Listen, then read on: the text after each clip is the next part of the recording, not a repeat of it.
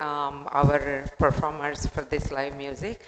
We decided this just a week ago, and here we are. They graciously accepted to come and perform. Thank you. Thank you to Fanisha who coordinated all this. And then let me introduce the artist. So Geeta Shivashankar, who is a Veena player today. And Geeta Shivashankar is a working mother with two children and a volunteering teacher at Missouri Tamil School. And Geeta is a student of Guru Nitya Sai Ganesh and has been learning Veena since 2018. She's a passionate musician. Welcome, Geeta. And our Ramesh Cherupalla, who is the violin player today. He's a IT professional based in St. Louis, having a great passion for music. The journey started with the Carnatic violin lessons at the age of 12 in Chennai, India. And then his gurus are violin teachers were Sri T.H. Gurumurthy, Sri T. Keshavulu, and Sri M.S. Anantaraman. And he has been performing for a lot of Arangetrams, Karnataka Classical Music Organization in St. Louis and the Hindu Temple of St. Louis. And he also performs at Missouri Ganesha Temple, Surya Performing Arts, and Faith St. Louis, and so on. Welcome, Ramesh sir. And our Abhinav Sundar Venkatakrishnan, he's our tabla player today, an accomplished IT expert and solution architect at CDW. He's deeply devoted to the art of percussion. As a passionate tabla player, he has been training over a decade under the Tuli under the tutelage of Guru Sri Sandeep Pawar, immersing himself in the distinguished traditions of the Farrukhabad Charana. His musical foundation was laid in childhood through the study of Mridangam under the guidance of Guru Sri T.S. Nandakumar. Welcome, sir. And then we are going to um, do the Anapanasati meditation as let me, most of you might know, but I will guide you. So just relax, sit back, close your eyes, clasp your hands like this. And since you're all sitting in the chairs, just cross your legs at the ankle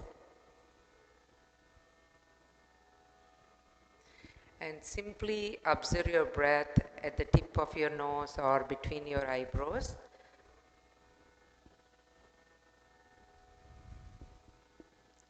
Just simple, natural breath. And we'll have this meditation for 40 minutes with the music.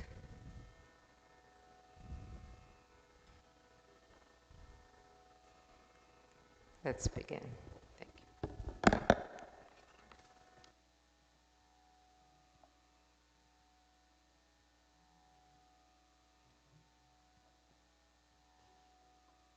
Thank you.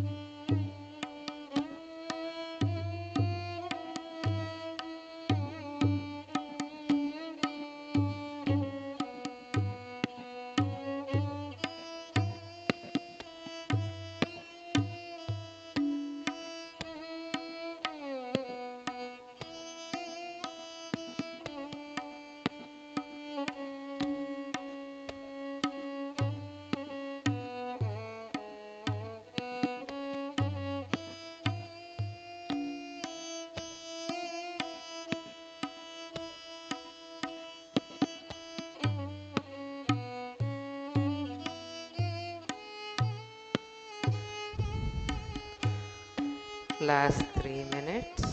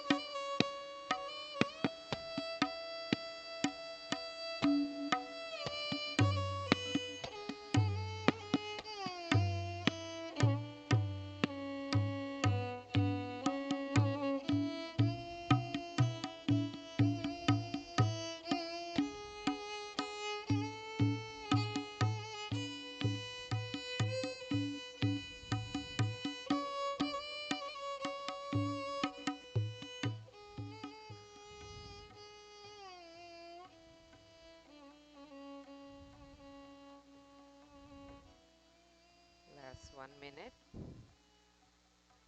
Last 1 minute.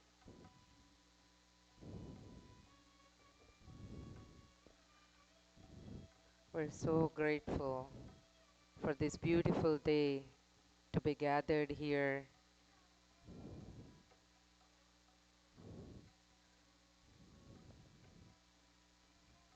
to go inward and to be with all the great masters' energy.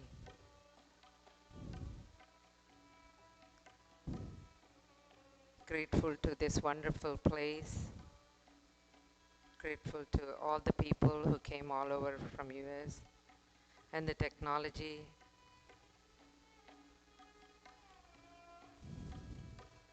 And to our parents. To our parents, teachers, masters, and friends, everyone around us.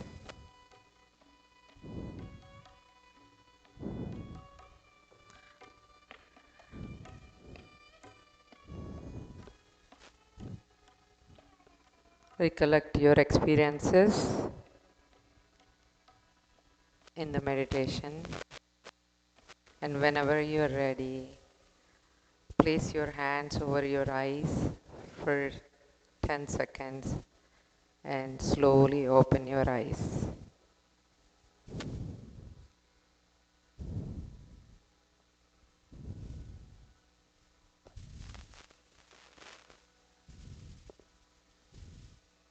Can a big clap for this wonderful pre-conference meditation to start the whole day with meditation practices.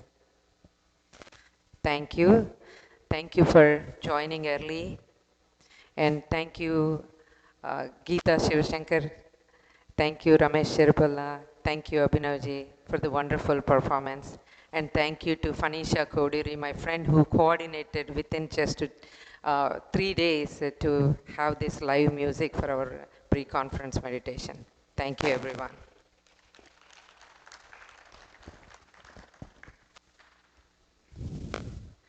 Yeah, and now we will, for felicitation, we will invite Sheetalji and Shankarji and Sridevi, please. Madhavi madam, please come on.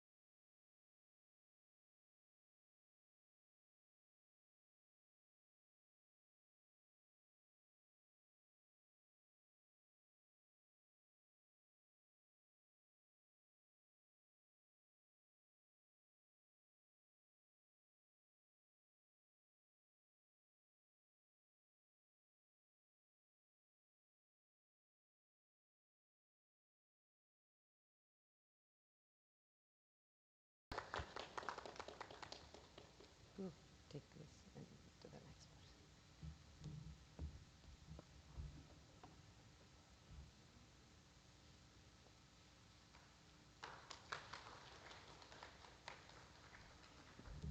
And come into the front. Yeah, all of you. So that, please, both of you. Yeah. And Phanisha, please join. And there's one more for Phanisha.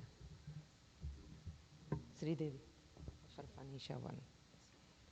Yeah. Come here, Phanisha. Yeah. You go and stand in the between. Have a picture. I'm also coming here.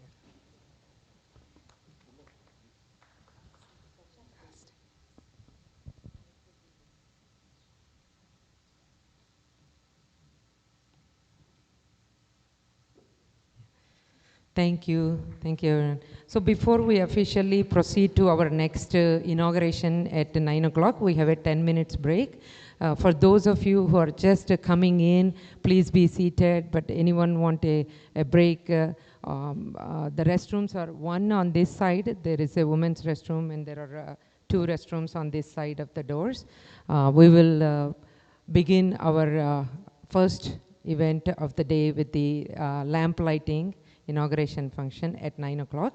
So please make yourself comfortable, be seated.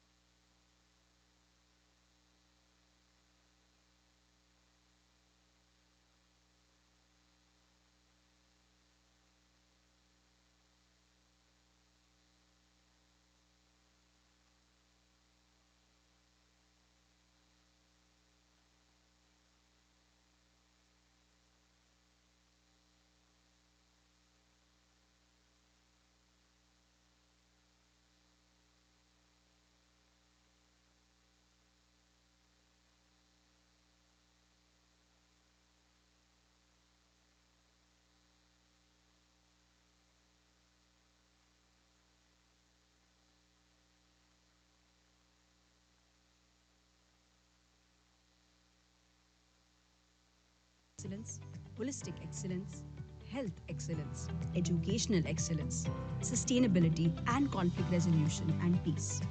With renowned speakers, interactive workshops, research paper presentations, and real world solutions, the conference offers actionable takeaways, empowering you to create impact at every level of your life and work. New Delhi awaits, offering the perfect blend of tradition and modernity for this landmark event. Let us unite in celebrating December 21st, declared by the United Nations as the World Meditation Day, and continue the journey towards global mindfulness. Be the change, lead the change. February 20th is the Buddha CEO Vision Day. February 21st and 22nd are the main conference days, and February 23rd features deep dive workshops. Register now and be part of this revolutionary journey. Empower the next generation through mindful education. The Educational Excellence Track reimagines learning by integrating meditation into academic and personal growth. Learn from pioneers who have successfully introduced mindfulness practices in schools and universities, enhancing focus, creativity, and emotional intelligence. This track offers actionable insights to create nurturing learning environments where students and educators thrive together. Shape the future of education. Discover the path to excellence.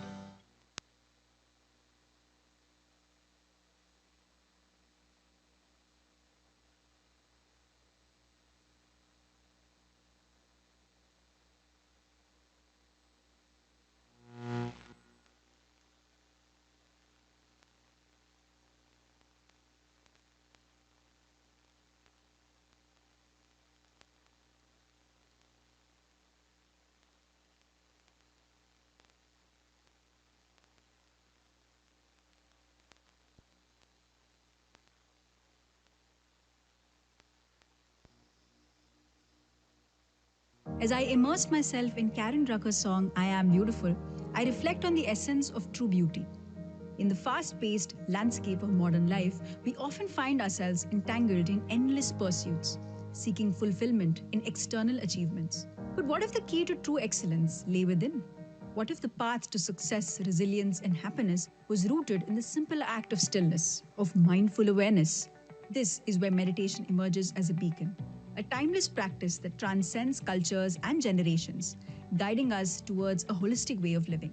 Today, we embark on a transformative journey, exploring how meditation fosters holistic excellence. Through the inspiring experiences of remarkable individuals, we uncover the profound impact of mindfulness in shaping lives and unlocking the highest potential within us all. Recent developments worldwide highlight the world's commitment to integrating meditation into organizational and societal frameworks. Honorable Prime Minister Shri Narendra Modi ji inaugurated the world's largest meditation center, spanning 300,000 square feet with the capacity to accommodate 20,000 individuals. This monumental structure, Swarved Mahamandir Varanasi, symbolizes India's dedication to promoting meditation's benefits on a grand scale. Center of Excellence in Meditation and Wellness, established by the Pillai Institute of Management Studies and Research, this initiative fosters meditation-based stress management and well-being among students and faculty. The United Nations General Assembly, with India's leadership, officially recognized December 21st as World Meditation Day, reinforcing meditation's role in mental health and well-being. Ramesh Kondamutti from USA suffered from severe migraines and a C6 and C7 disc bulge, but meditation brought a profound shift in his health and overall well-being. His relationship with colleagues and clients improved, bringing greater happiness and harmony in the workplace. Today, he is deeply committed to service and uplifting others. I started this meditation with my severe migraine headache. After I started few days of practicing this meditation, I see significant change. And also I have a pre-hypertension. After practicing of 3 weeks of this meditation, it became normal. Vinny Kishore, a homemaker from Mumbai, struggled with an autoimmune condition that left her body stiff and unmovable. Through 3 years of meditation, she not only healed completely, with doctors declaring her disease free, but also developed emotional intelligence and balance. Meditation opened new doors for her, making book reading a daily habit and deepening her understanding of neuroplasticity. Today, she enjoys trekking, something she once thought was impossible. एक still disease auto immune disorder है, मैं उससे जूझ रही थी, तो मेरी पूरा बॉडी स्टिफ रहती थी। मेजर मैंने ध्यान किया, सुबह 1 घंटा, शाम को 1 घंटा, और बुक रीडिंग मैंने स्टार्ट कर दिया। फिर पत्री जी का एक वर्ड मुझे मिला, न्यूरोप्लास्टिसिटी। वो न्यूरोप्लास्टिसिटी में का मतलब ही ब्रेन की रिवायरिंग करना, न्यू ब्रेन पैटर्न्स क्रिएट करना। Suma Reddy, once a homemaker from Karnataka, turned to meditation while her husband lay in a coma after an accident. She held a 41-day meditation class by his bedside, and miraculously, he began to gain consciousness and eventually walked again. Realizing the power of meditation, she continued to serve her community and took on a significant role in a political party after impressing them with her dedication. Today, she is a leading woman figure in a political party, spreading the transformative power of meditation to party members and the public. Shakti Kumar, a CA student, once struggled with low confidence and poor concentration, believing he couldn't excel in studies. Through meditation, he gained accountability and focus, achieving an unexpected 80. For more details about Project Excellence, write to us at Learned to face challenges with clarity and resilience. Meditation has empowered her with inner strength, acceptance, and the right mindset to navigate life's difficulties with peace and confidence. So I've gone through brain stroke and my son has some heart problem. The counselor told me to do meditation for 6 hours. It started with meditation, vegetarianism. The experience was so good in a week when I did meditation. My journey has changed a lot with all this. And I'm so happy. I want to add, because I joined because of my son. So I learned parenting also with it. What I was then and what I am today is two different persons. Dr. Harjinder Kaur, a cognitive psychologist, always felt there was more to life. After learning meditation, she made the bold decision to dedicate herself to spreading meditation across Punjab. Guided by self talk and nature, she follows her intuition, and through this shift, her life has become a beautiful journey of purpose and fulfillment. अपनी श्वासों के साथ होती हूँ तो मुझे एक आवाज़ सुनता है कान में टी की तरह, तो उसके बाद मुझे ऐसे अपने आप से कनेक्शन हो जाता है कि ये मेरे लिए गाइडेंस है।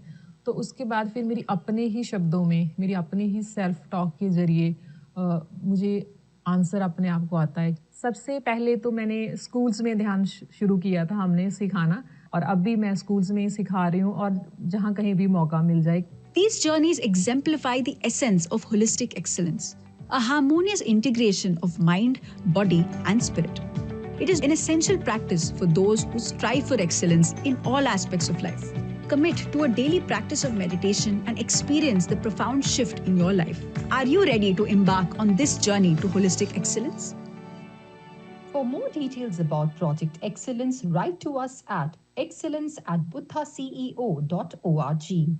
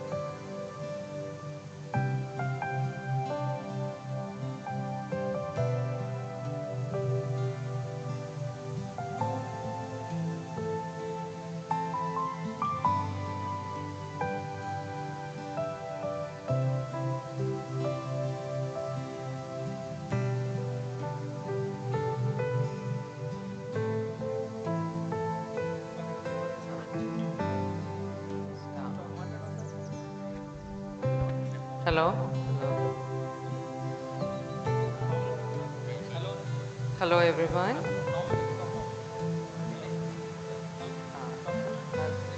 Hello. Hello, can you hear me okay?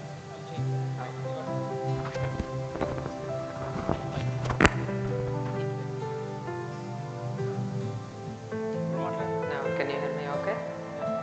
But, yeah.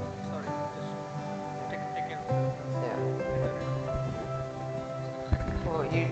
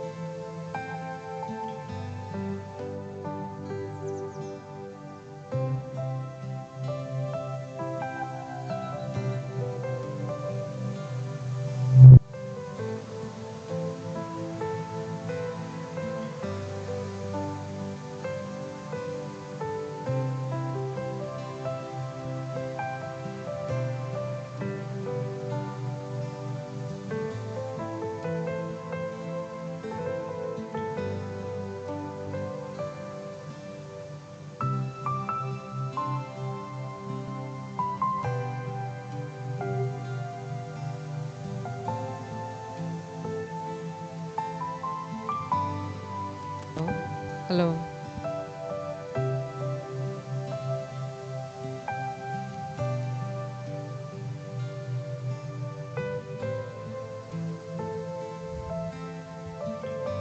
Hello, everyone. A warm welcome to everyone. Please be seated. We will be starting our inaugural official proceedings of the day with the lamp lighting ceremony.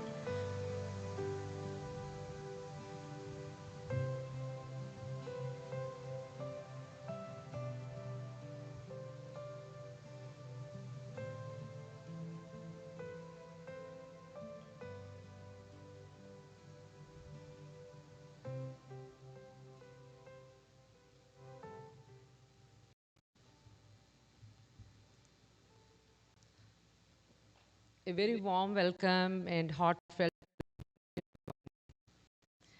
What a joy it is to be together today in this beautiful place, in presence, in purpose, and in possibilities.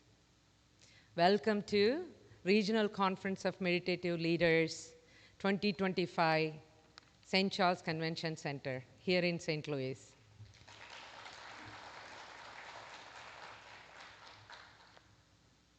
I'm Sridevi Srirangam. I'm a senior IT professional at Siemens Digital Industries. And I volunteer at and a member and a coordinator for education at Sri Sathya Sai Center here in St. Louis. And I'm proud to say I'm a proud volunteer for Buddha Siva organization since 3+ years volunteering in several events the foundation is conducting. And I'm also a certified coach, meditation coach through Buddha Siva Quantum Foundation. But above all, I'm a fellow seeker, like many of you here, committed to a lifetime of stillness,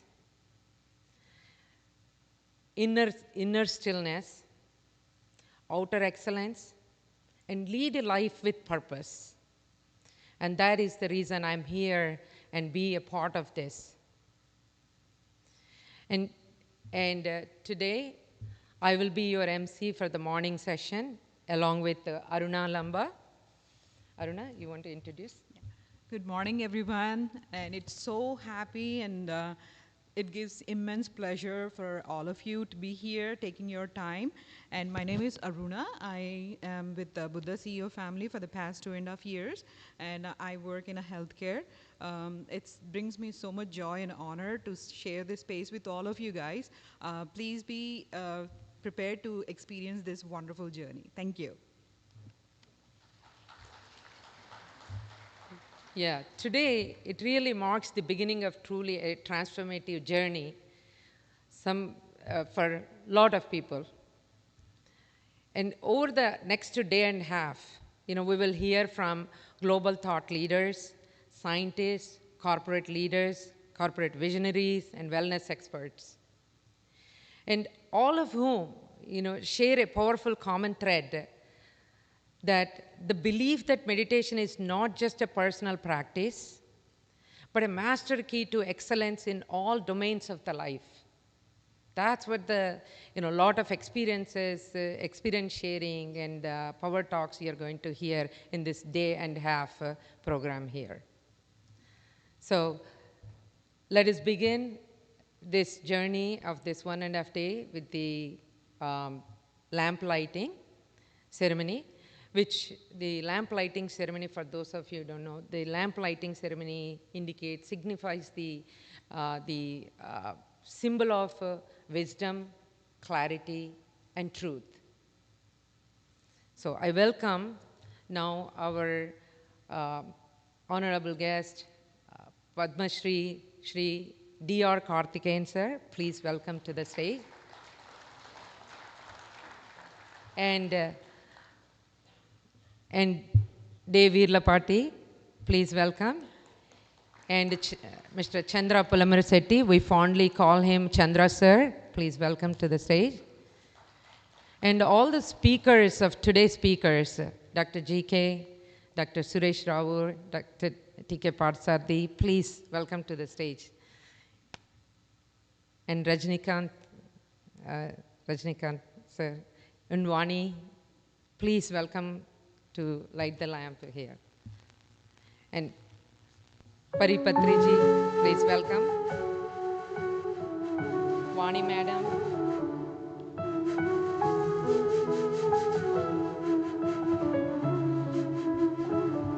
And Gary Budar. Venu Chilakala. Please.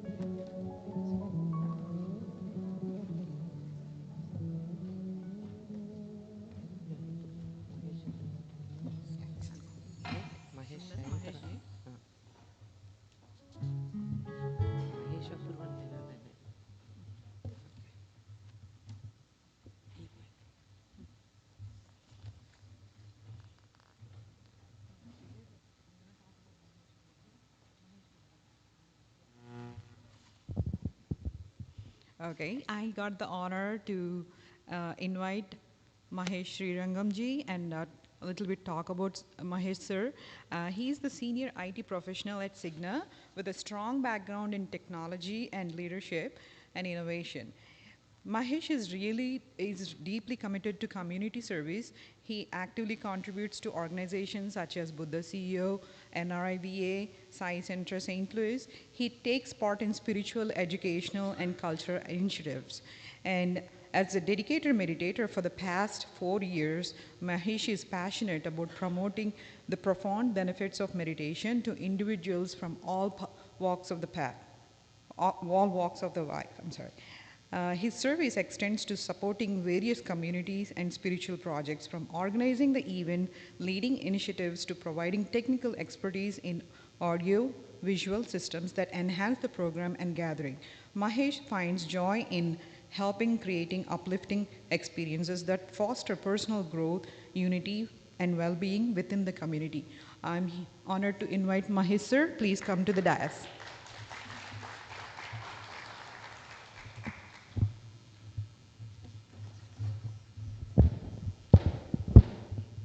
Thank you, Arna. Thanks for the brief intro. I'm really still trying to see, is this dream come true? Is this happening? When we initially started to do a meditation conference, usually somebody says, yeah, okay, we'll do it. But we really wanted to bring it to the main stage and make this happen. With all the delegates here, it seems like it's real and unbelievable. Welcome, everybody. All right, Om Sri Sai Ram and warm greetings to all. It's with immense joy and gratitude and a deep sense of purpose that I welcome each one of you to the 7th Regional Conference of Meditation Leaders, which is RCML 7, here in the beautiful city of St. Louis. This gathering, a convergence of hearts and minds, it's not just a conference. It's a call to collective consciousness, to leadership guided by wisdom, peace, and inner stillness. We are deeply honored to be in the presence of renewed spiritual leaders, scientists, educators, and change makers who have traveled from far and near to share their journeys, insights, and practical wisdom. I extend my heartfelt gratitude to our distinguished guest, fondly called as Spiritual Ambassador of the World, Padma Shri D.R. Karthikeyan, for gracing this event with his presence. We welcome you, sir. Thank you so much. Thank you, sir. In a time where the world faces unprecedented challenges, ranging from mental health crisis to leadership burnout, this conference offers a timely solution. A return to stillness, clarity, and mindful leadership. We are here because we believe that meditation is not just a personal practice, it is a leadership tool, a transformation catalyst, and a foundation for societal well-being. Our theme for this year, Social Change and World Peace, invites us to look inward and realign with the highest values, inspire our communities through mindful action. Today and tomorrow, you'll experience guided meditations, transformational talks, case studies, and panel discussions on how meditation is revolutionizing businesses, education, governance, and personal growth. As the convener, I'm humbled by the support of countless volunteers, partners, organizations, and the entire Buddha CEO Foundation team, USA team, and India team who have worked countless hours bringing this event a reality. This event is a reflection of our shared intention to build a better world by nurturing the inner self. This conference would have not been possible without the dedication of countless volunteers and the collaborative spirit of our partner organizations and the generous support of our sponsors. At this moment, I would like to specially thank Mr. Dave Virlapati for his wholeheartedness, support, and sponsorship. Degar. And Shanta Garu. Mr. Day's generosity and commitment to spiritual, community, and upliftment have played a vital role in bringing his vision to life. On behalf of the entire organizing team, thank you for believing in this mission. Let us make this Day and a Half conference a powerful journey of self-discovery, connection, and awakening. May we have here not only rejuvenated but also committed to being beacons of light and leaders of compassion in every corner of our lives. Thank you and welcome to RCML 7. Let the journey begin. Thank you.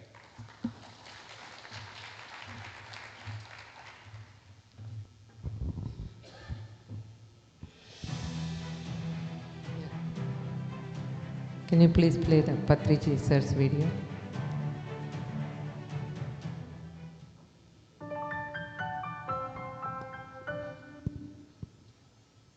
Whenever you want to get charged, you must go into meditation. In your worldly activity, in your physical activity, in your mental activity, in your intellectual activity, you have to expend a lot of energy to get the work done. When you are doing work, the energy is getting discharged. And gradually you will come at a low point of energy. Then that is the time for you to recharge yourself through closing your eyes and observing your breathing. Normal, natural, easy, soft, simple, tender, peaceful, tranquil breathing.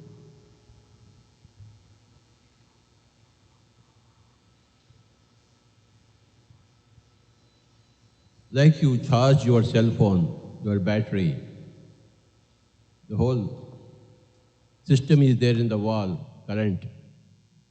Then the socket is there, then you plug in, and the energy gets into your system in the cell phone. Similarly, there's a whole cosmic web of energy is there, and this breath is the socket. The mind has to plug in. When the mind gets plugged into the socket of the breath, then it is connected to the whole energy grid of the whole cosmos, and you get energy, all the energy, whenever you want.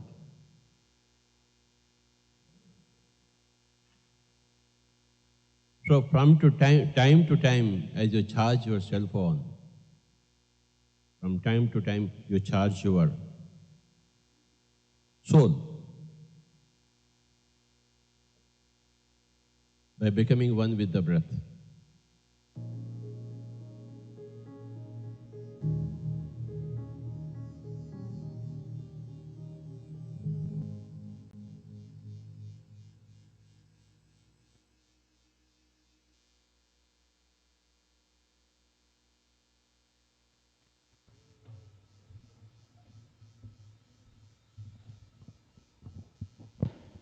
So welcome again, dear friends and masters.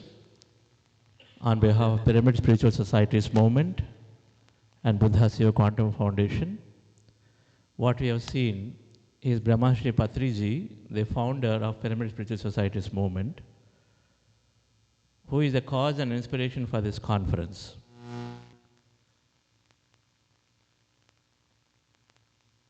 He started as one master in the year sometime in 70s, and 74 is when he was enlightened. He understood the power of meditation, spiritual science, and all of it. Since then, he was dreaming that meditation must reach every individual in the entire planet should become meditators. And 40, 50 years later today, we're all here, and through his efforts, millions and millions and millions of people have been practicing a simple technique called breath meditation, or called Anapanasati meditation, that he inherited from Gautama Buddha, inherited as a deeper meaning from a spiritual science perspective, where he always used to say they worked and he was in the clan of Gautama Buddha, then 2,500 years ago. And so with Patriji's relentless efforts, worldwide, many spiritual societies, we call them pyramid spiritual societies, many meditation centers, we call them pyramid meditation centers, have been formed around the world. A lot of work has been done in India, southern states of India where it started with, and then extensively it spread all over the world. Now, most of India through PMC Hindi, PMC Telugu, he established a channels called Pyramid Meditation Channels, which are there in about 30 languages, beaming 24/7 meditation information. He believed that meditation is very, very scientific. So the scientific process of meditation, he felt that must reach everyone. And this technique is so simple that we are all going to practice during this day today. That those of you who are new, welcome, that you will absolutely find this a joy to practice and easy to take it and then give it to everybody that you meet. And we will, during the course of the program, we will listen more about Pyramid Spiritual Society's movement, Buddhasiya Quantum Foundation, Patriji, as we go along.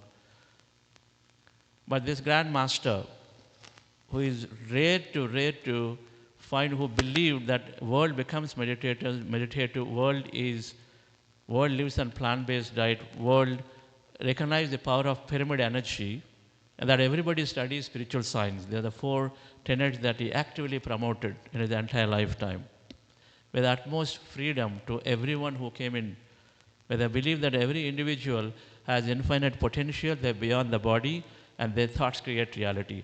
There are 3 core principles that he taught, with a fundamental understanding that there is no death, life is only continuing ever, with that fundamental understanding.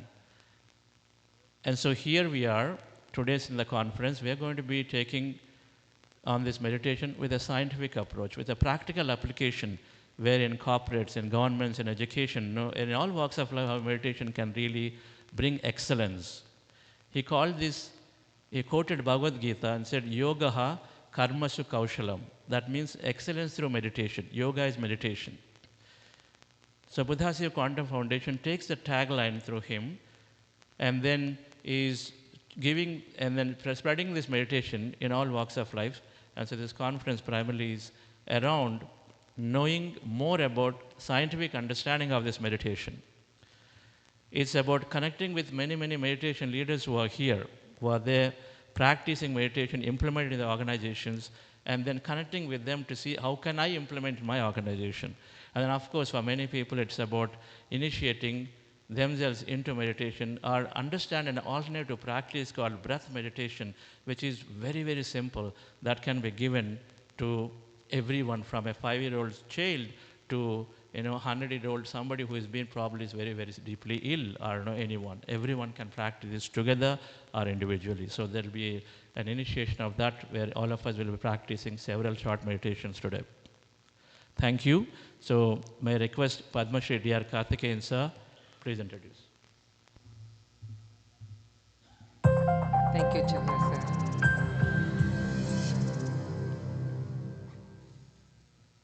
Meet the man who anchored India's premier investigative institution, where decisions shaped destinies. Born on October 2, 1939 in Coimbatore, India, his life mirrors the values celebrated on that day: truth, courage, and integrity. Padma Shri D.R. Karthikeyan, a highly respected Indian Police Service officer, served as Director CBI and later as Director General of National Human Rights Commission, among other top roles, including diplomatic postings in Russia and Australia. In recognition of his immense contribution to public service and national leadership, he was awarded Padma Shri in 2010 with one of India's highest civilian honors. And yet, beyond titles and honors lies a seeker, a meditator, a quiet warrior of light. Dr. Karthikeyan is on the board of dozens of non-profit and for-profit organizations. He is closely associated with many spiritual organizations including Art of Living, Isha Foundation, and Brahma Kumaris.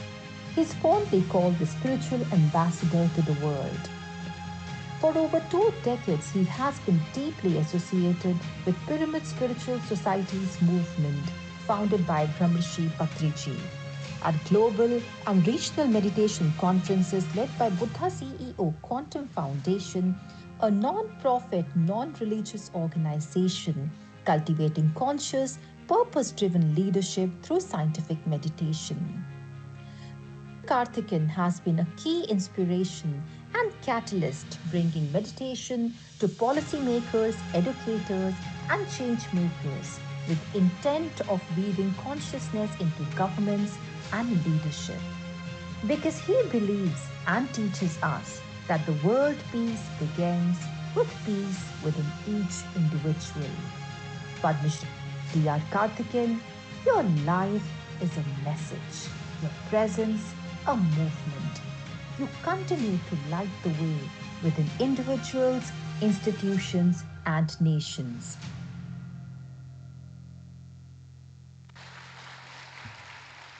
Now we welcome Padma Shri D.R. Karthikeyan sir.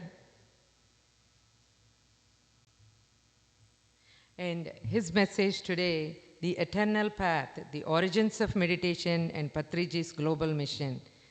It reflects the deep roots and far-reaching impact of this movement.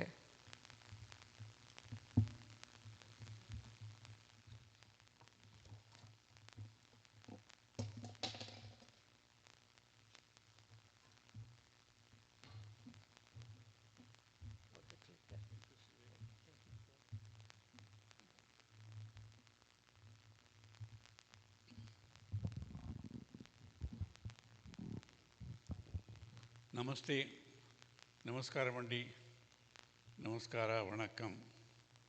Good morning to all of you. Masters, as Patriji always addressed,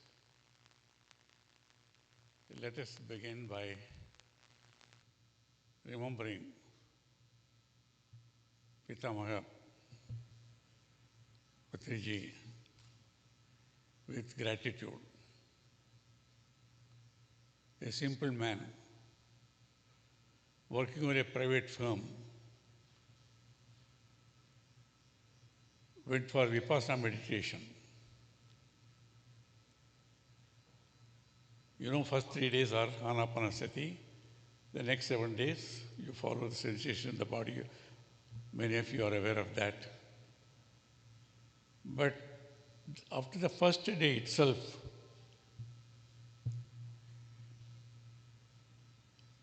he realized there is no need for him to continue the next 9 days.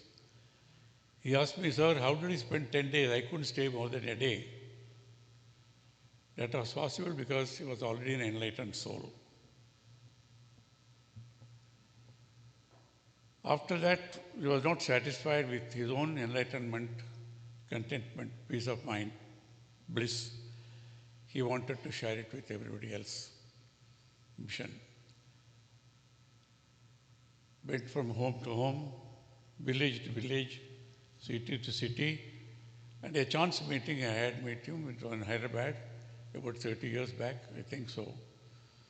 When I took Reverend Alex Orbito, the world famous psychic surgeon, to Hyderabad, Patriji was there on the stage.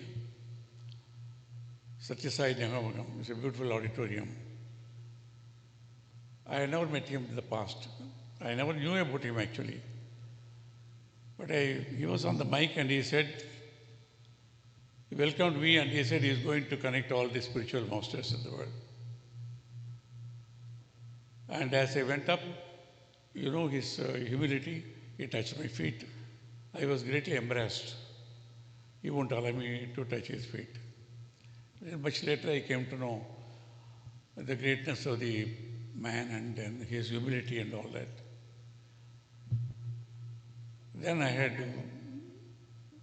he was very fond of me. I had the good fortune of enjoying his goodwill, affection, and friendship. He used to call me, but those days I was very busy with various other things. If he called me 10 times, I used to go once. I would tell him, Swami, you tell me really when you want me, I will come. He will say, no, this is an important function, I want you to come. And whenever he went, very often, he was there to receive me. I'm talking about as they say, you higher you go, you humbler you become.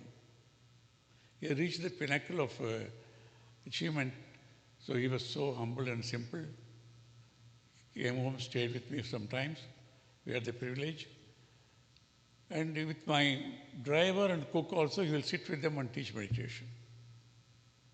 He had that compassion for everybody. You know the great Mahavakyas, Aham Brahmasmi Tattvamasi. That he believed in. He found the divinity in each human being, whatever may be the status of your life.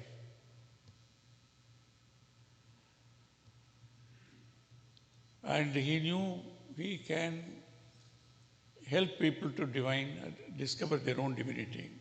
He believed in it. So he said, I want to create Dhyan Andhra Pradesh, then Dhyan Bharat, then Dhyan Jagat. I used to admire his sincerity. I was wondering what was happening really, because you all know very well, tirelessly he traveled. Any walk-up, bus, auto rickshaw, anything, he doesn't care. And he transformed. He believed in plant-based diet, vegetarianism. Totally believed in it. So meditation and the plant-based diet are his core philosophies. Then he found the power of meditation in pyramids. He had taken me to Cairo, where we meditated in the Giza pyramid also, where I have seen even the burqa-clad women used to sit and listen to him and all that thing. He traveled all over the world actually, a simple man. Wow, how much restlessly he was traveling. I used to even advise him, I said, please take rest. I had the liberty of talking to him. He said, please you advise him, others will say that. Once he was not well, tall body, human body. Then we requested him not to travel.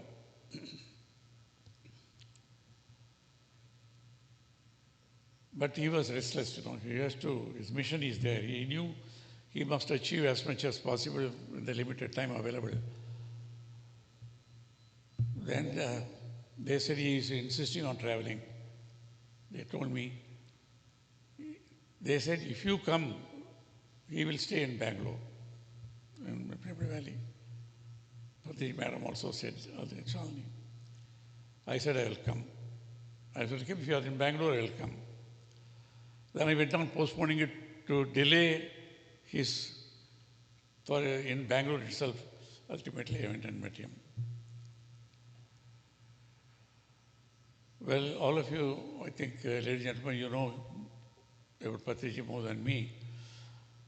But it's too early. 40 years is maybe another 50 years later, people will realize what a great service he has done to humanity.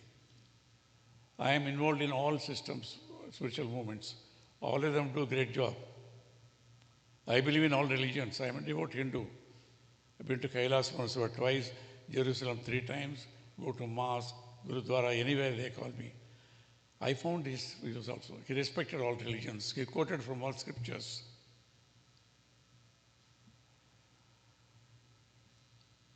And, right from Adi Shankara, Swami Vivekananda and Patiji also recognize the divinity of every human being. And oneness. So that's why you can relate to everybody. So that's why this movement has spread so fast, such a short time. He did whatever he could, physically possible in his time. But in the history also, whenever the great masters, everybody has to go, even Hatha, Mahavata or something, they have to shed the body sometime. But when they train Samadhi or shed the body, their, energy, Atma, spreads much wider. Being released from the confines of the physical body, they become more powerful. They can spread everywhere. It happened, in history everywhere now. Now you see in the last 3 years how much of expansion of this growth, PSSM, and we call it by any name, Buddha Institute Quantum Foundation, or various foundations and all that thing.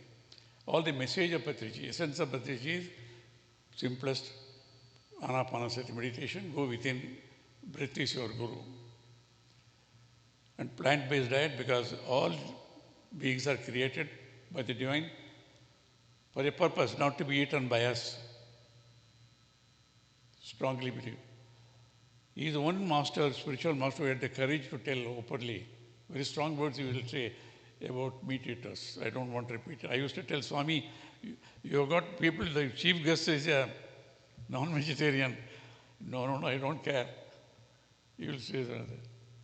Such firm commitment, That's why I'm telling, apart from the lakhs and millions of people who owe their enlightenment, peace of mind, good health of the body, mind and spirit, good relationships within the family, between the families, millions and millions of birds, animals, they all are grateful to him. Because of him, they have survived, other been eaten away and all these things. And I just want to, yes, sometime back, yes, after the, whenever Patiji invited me, I was taken good care by two of his favorite disciples, Chandra and Vani. And when pandemic came, Chandra said, sir, now we cannot meet people, so I want to do it on Zoom platform. So please inaugurate it. Out of gratitude to them, I was not used to this. In high positions in the government, you learn nothing because there are people to do for you. Secretary for this and that and all that. So I had to learn all this, how to operate this and all these things. First day, I stayed on because formality, but I found it interesting. Though we are not new to spiritual movements and all this, say that. Then I continued for a few days, though it was the beginning. Today he has mastered the subject, art of teaching, learning. He himself learned a lot from the scriptures and science, psychology, everything. Then I shared with few of my friends telling this, I'm involved, I'm going through a process which is very interesting. Some people who had faith in me joined. They are also not new to spirituality. And it was it's a free meditation. Free because I used to ask Patyanand Goenka ji, who brought Vipassana back from Burma to India. I said, 10 days of meditation, you give food, accommodation, you no charge. Same thing Patiji said. He said, it's priceless. This meditation, this knowledge, spirituality is priceless. How can we put any price on this? Life transforming. So it's a free meditation. But one of my friends sent 10 lakhs of rupees to them. He didn't even tell me that. He said, I found it interesting. Like that, few more people came forward and all that. That every 40 days, Chandra's presentation improved. I have no hesitation in endorsing it, recommending it to everybody. So thousands and thousands of people joined. And I saw the reaction of people, responses from the children to the eminent doctors. I found that so much impact on them. Then I wrote one of my newsletters, DRS newsletters. He said, meditation is medication. I wanted a message of great masters like Sadhguru Jaggi Vasudev, Gurudev Shri Shri Ravi Shankar and others. Ravi Shankar ji said, no, Karthikeyan, meditation is better than medication. So I had to give, my paper was ready, research paper about 25 pages. So with hesitation, I said, okay, meditation is miraculous. I thought I was exaggerating, but subsequently when I heard the response of people who attended, I was fully justified. Meditation is indeed miraculous. So, we have heard all that, and we had a global conference on meditation with the Vice President of India and many eminent people, but various other traditions. We are not promoting only Anapanasati meditation or pyramid meditation. We thought, meditation is a technology, should be spread. So people following various traditions came and joined us. First time, this global conference could bring people together on the same platform, agreeing, yes, meditation is miraculous, meditation has to be taught for the health of the body, mind and spirit, harmony in the family, harmony in the society, caring for the world, environment, creating a world without war, where there is full justice, and everybody came on the line. So that gave us a lot of hope. We should pursue this matter. Then we wrote to The resolutions were, I have done a lot of research on this. We found all the religions, it's not just India or Hinduism or Patriji alone. It has been there time honored. All religions have followed some sort of a meditation. Every religion. On that basis, now we have written to everybody, telling please introduce meditation. Secretary General UN, World Bank, everywhere. It is simplest meditation, doesn't follow any particular religion or anything. Observing your breath, simplified by Patriji as the simplest technology, surest technology we are putting. So we have only begun a long way to go because there is so much of negativities and all this. Even you see, even UN has not been able to do it in the last couple of years. How many thousands and thousands of women, children getting killed? They have nothing to do with the war.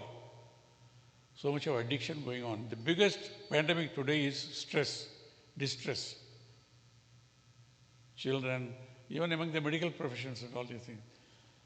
We have said these only technologies, surest technologies on meditation. Introducing. We are working on it. We may begin is the first step. But as they say, when a long journey, we have to stop with the first step. So I'm happy. I'm congratulate all of you who are already fortunate enough to come on the path. I have seen last 3-4 days how much of dedication you have got. Wonderful families. I have written back. These families are so harmonious, successful, happy because they are following the meditation. So let us all make an effort. Before I conclude, I must compliment Mahesh, Sridevi, and I've been meeting a lot of wonderful people last few days' time for the initiative. It is their persuasion. I agreed first, and thereafter I declined because everybody said don't go. 20 hours of flight and all that. But the pressure came. Chandra and Ronnie were also keen I should come. Then one morning it happened. You can call it a vision or a dream or imagination. I saw Patriji telling, please go. So in morning I said, I'm coming. I came now. I have no regrets.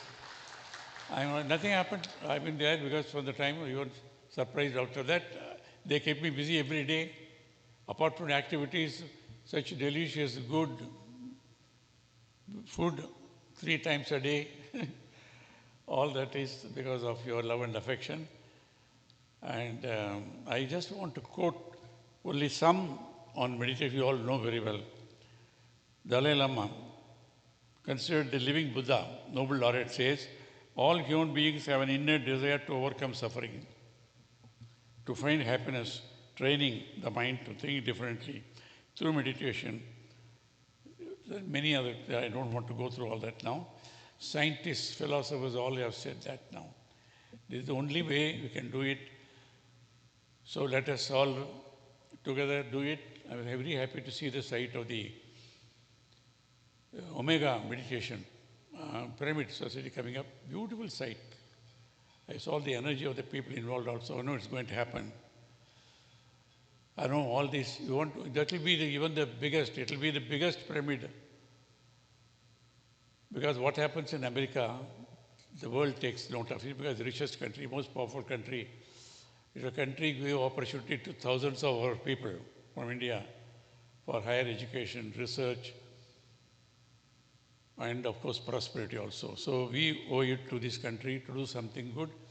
As a gratitude, when you do that, it will transform the whole society. The world will look at it. So Patriji's vision of Dhyan Jagat will be fulfilled. I have taken the liberty of saying,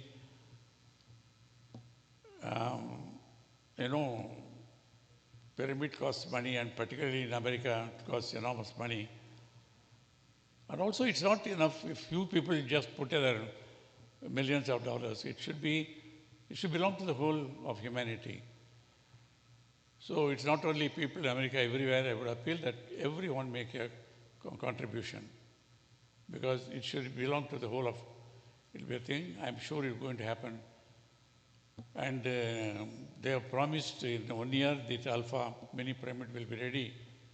Please dedicate it on Patriji's day. We remember him in 3-4 years because the Omega pyramid should come into being. That will be a huge contribution of, it's the biggest tribute to Patriji. His vision will fulfill it. Thank you very much. Namaskaram.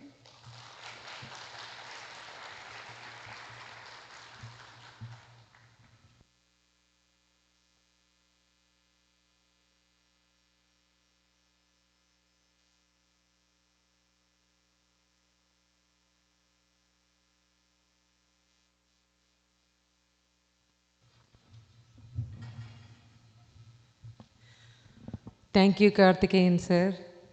It is just your presence energizes us.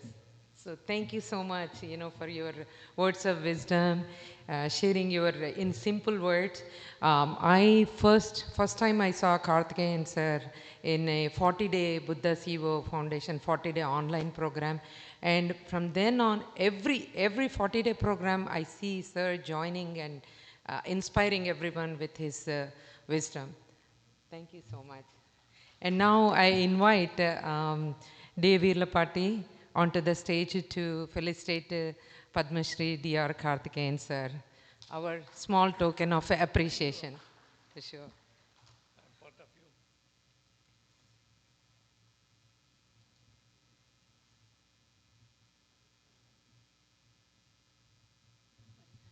Do you have a music? And we invite Paripatriji too.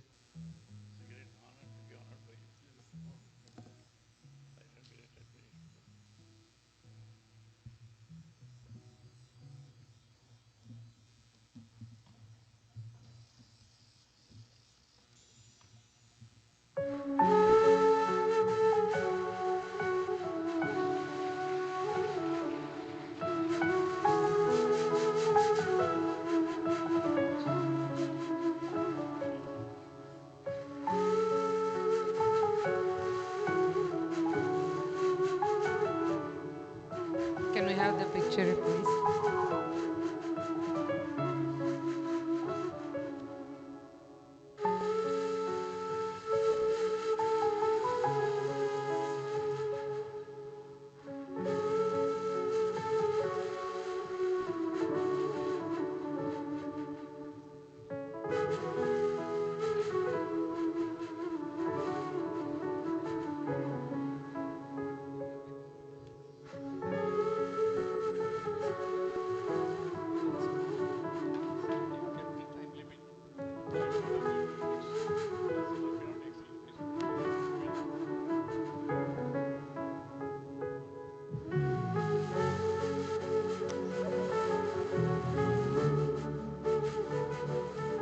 Now we move into our heart of our conference.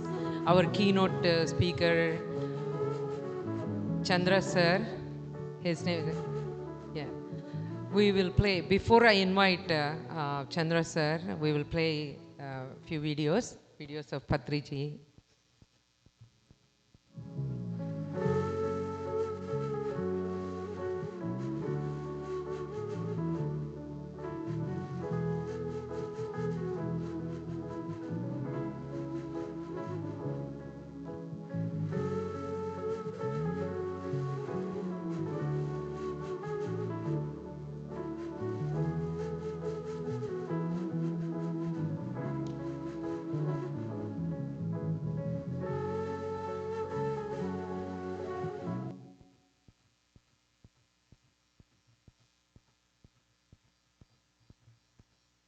So, Mr. Chandra Pulamarsetti is our keynote speaker for today. Let's watch how leaders are benefiting from meditation. That is one video, and also Patriji's video.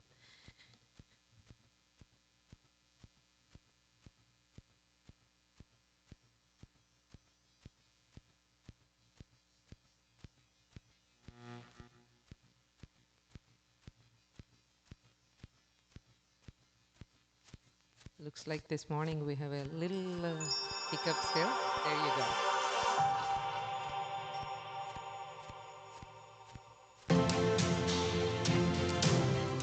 What happens in meditation? That is the question. Two things happen. One is change, another is growth. You change something in your system. In your system, something gets changed. Your personality gets changed. Your body gets changed. Your mind gets changed. Your lifestyle gets changed. Many things automatically change as you do meditation. And change is called as progress. What is the definition of progress? Nothing but change. What is change? Change is a different perspective. When you change one perspective, you see something else there in the same situation. So, through the change that you obtain in meditation, you obtain a different perspective about life, about your people, about your circumstances. And that is progress. Without meditation, you are stuck up in the limited groups of perceptions. But you go from one group to another group of perception. There is called a change. Change happens when you do meditation. A lot of change happens. And the second thing is called a growth. If you are at ABC level, you go to ABCD level. If you are 1, 2, 3 level, you go to 1, 2, 3, 4 level. That is called a growth. You have grown a little. So when you have change, you have growth. When you have growth, you are satisfied. When there is no growth, you are not satisfied.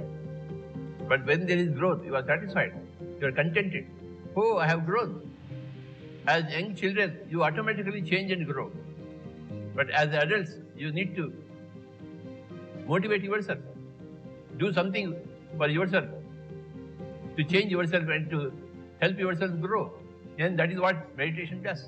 When you do meditation, when you close your eyes and sit silently with your breath, then change happens in the body.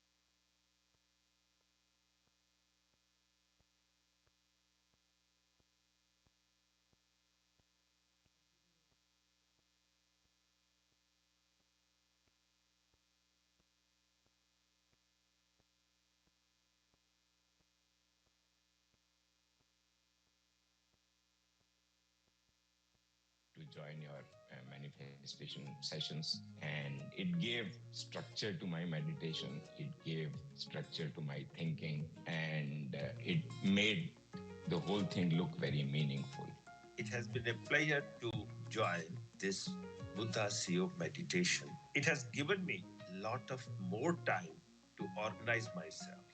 It has been a pleasure to enjoy the life that I'm leading now because it gives peace of mind. So one of the great thing happened after meditation, practice regularly after practicing meditation was I was able to do everything that I intended to do for a long time. I started seeing my energy source. So whenever I feel like tired, low energy, or confused, kind of vague scenario, I know my medicine at that time. Like I just take a break and do some mindful breath meditation. And that gives like instant energy.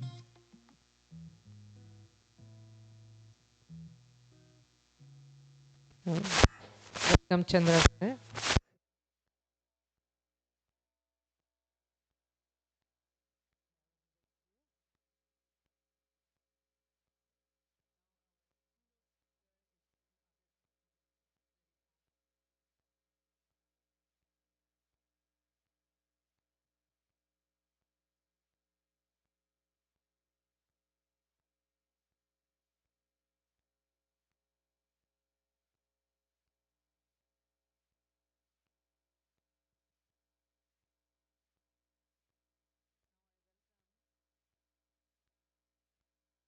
Fix the mic, sir. Okay.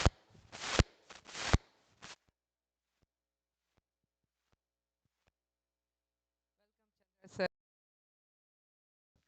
Let me read he's our Mr. Chandra Pulamar Setti. We fondly call him Chandra sir. Is the founder of Buddha Siva Quantum Foundation. Chandra Pulamar Setti, the founder of Buddha Siva Quantum Foundation, is a successful entrepreneur and former vice president at IBM Corporation, meditation coach, and board member and advisor of Pyramid Valley International Quantum Life University and others. He attributes a lot to his success, including the acquisition of his software company, to the powerful techniques based on meditation and manifestation. Inspired and deeply transformed by the teachings of Brahmarshi Patriji, he has studied several masters from East and West, including Dr. Joe Dispenza, Swami Rama, Neil Donald Walsh, Seth, and many more. He has been practicing meditation for over 22 years now and teaches regularly to leaders and professionals and conducts multi-day meditation retreats and participates in several meditation service activities.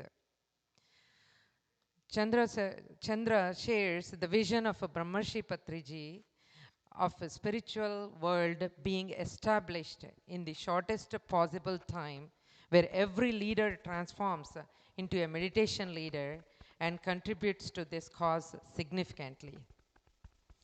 Welcome, Chandra sir. Give a big applause.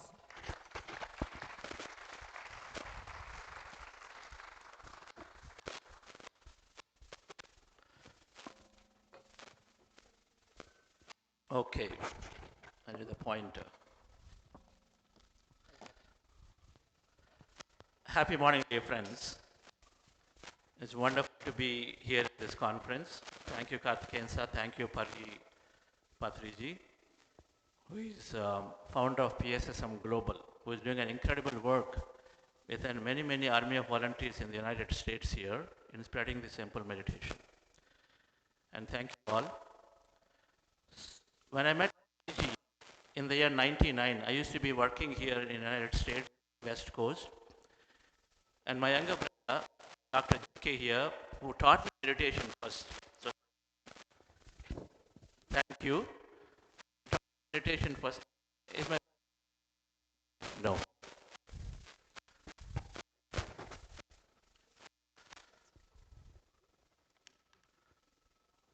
Is it okay? Better? Okay.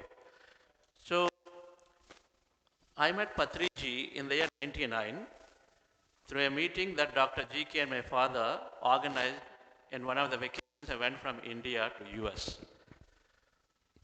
And when in my first instance, when I met Patrisa, not good, madam, audio? Audio not good. So can you just give me the hand mic? I'll do the hand mic. Lot of echo is there. Can you tune a little bit of that echo?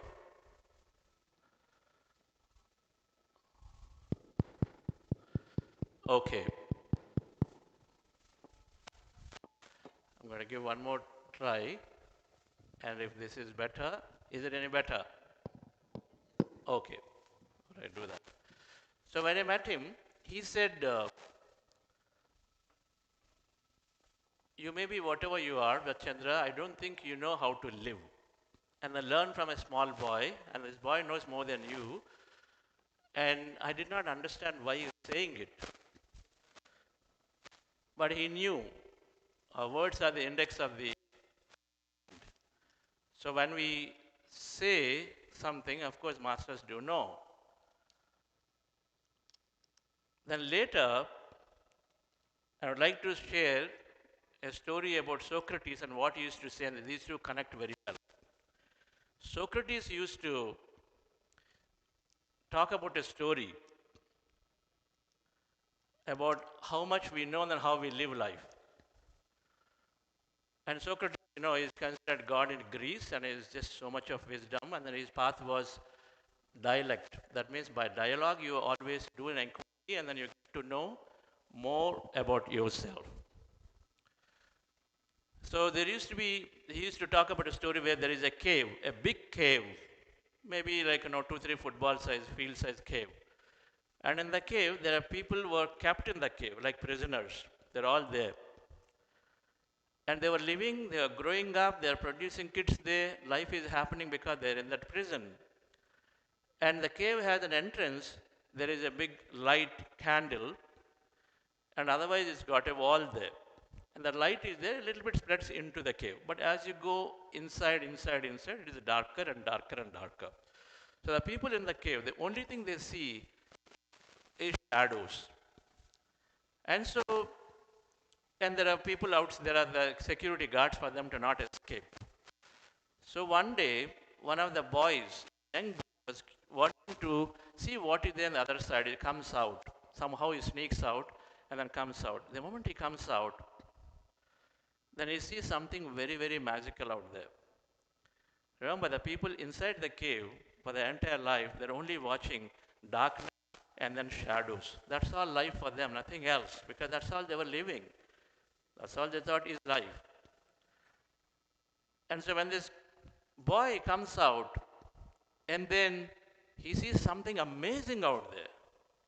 And this is a cave at the top of a mountain somewhere in the middle.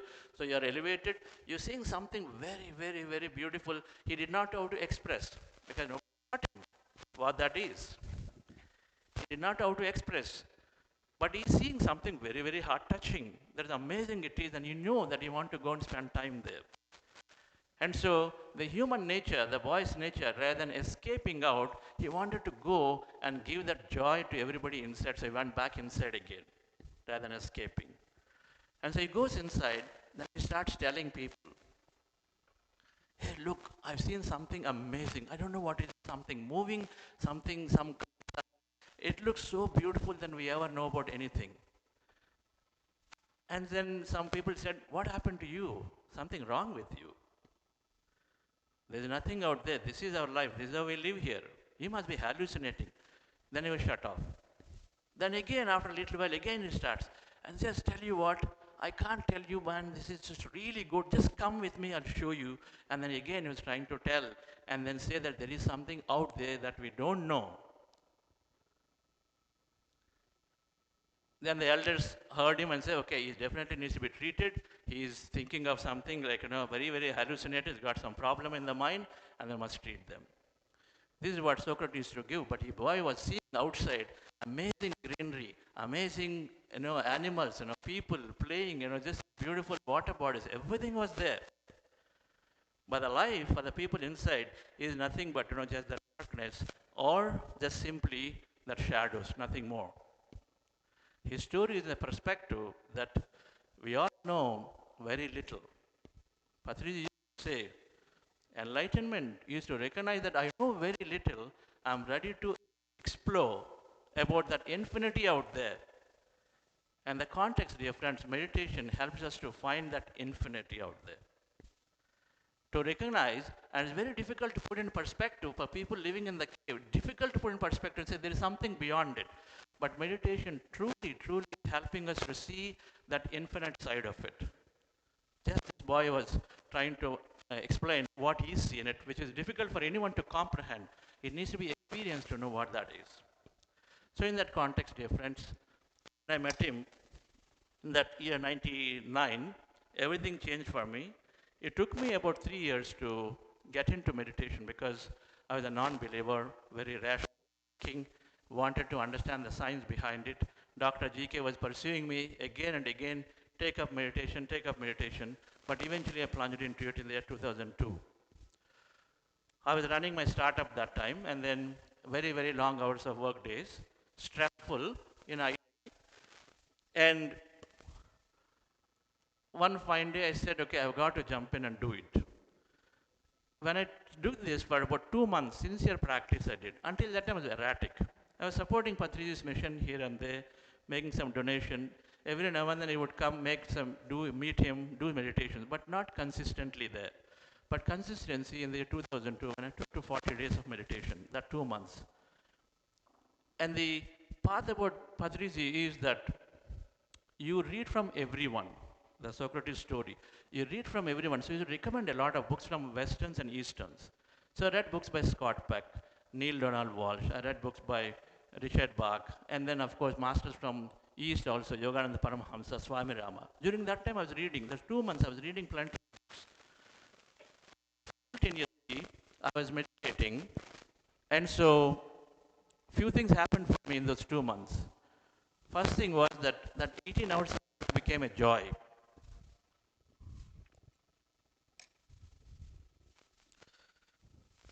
Can you put this mic?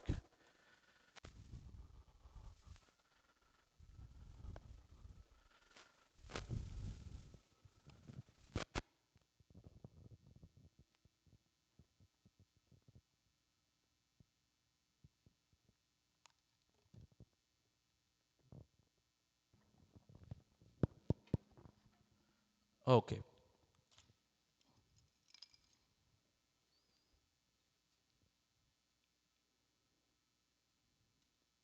Can I check to see this pointer? Naresh? Okay.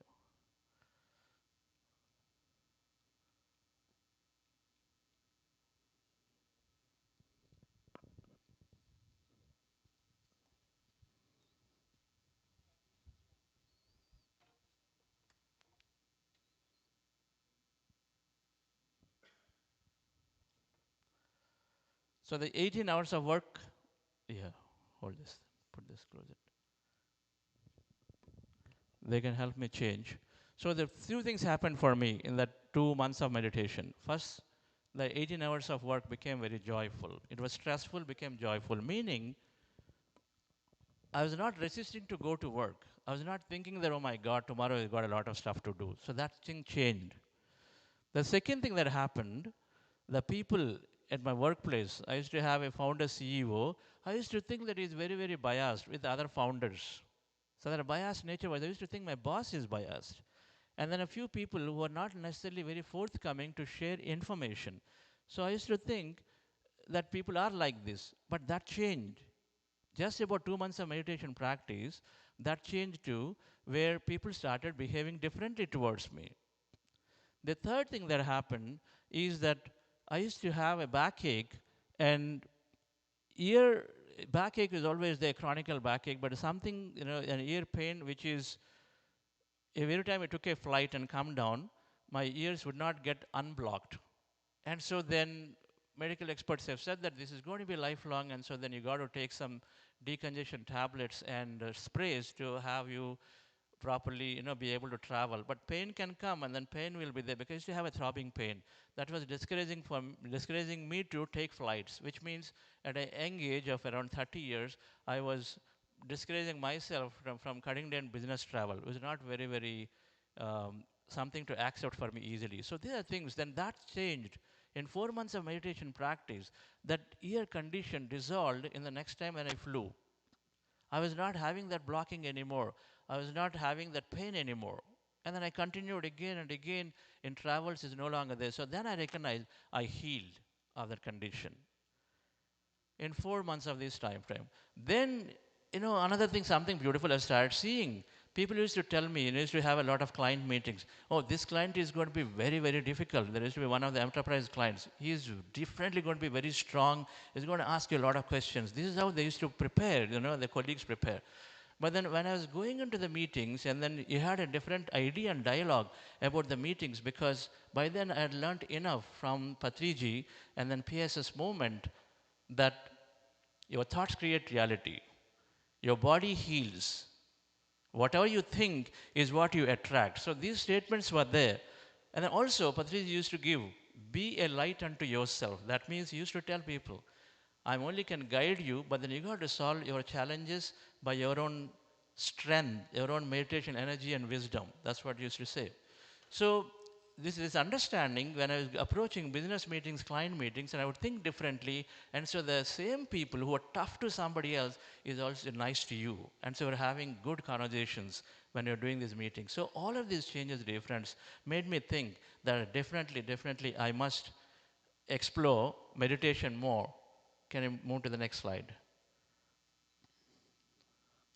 And so the meditation, next slide. Next slide. Next slide. Yeah, give them a working.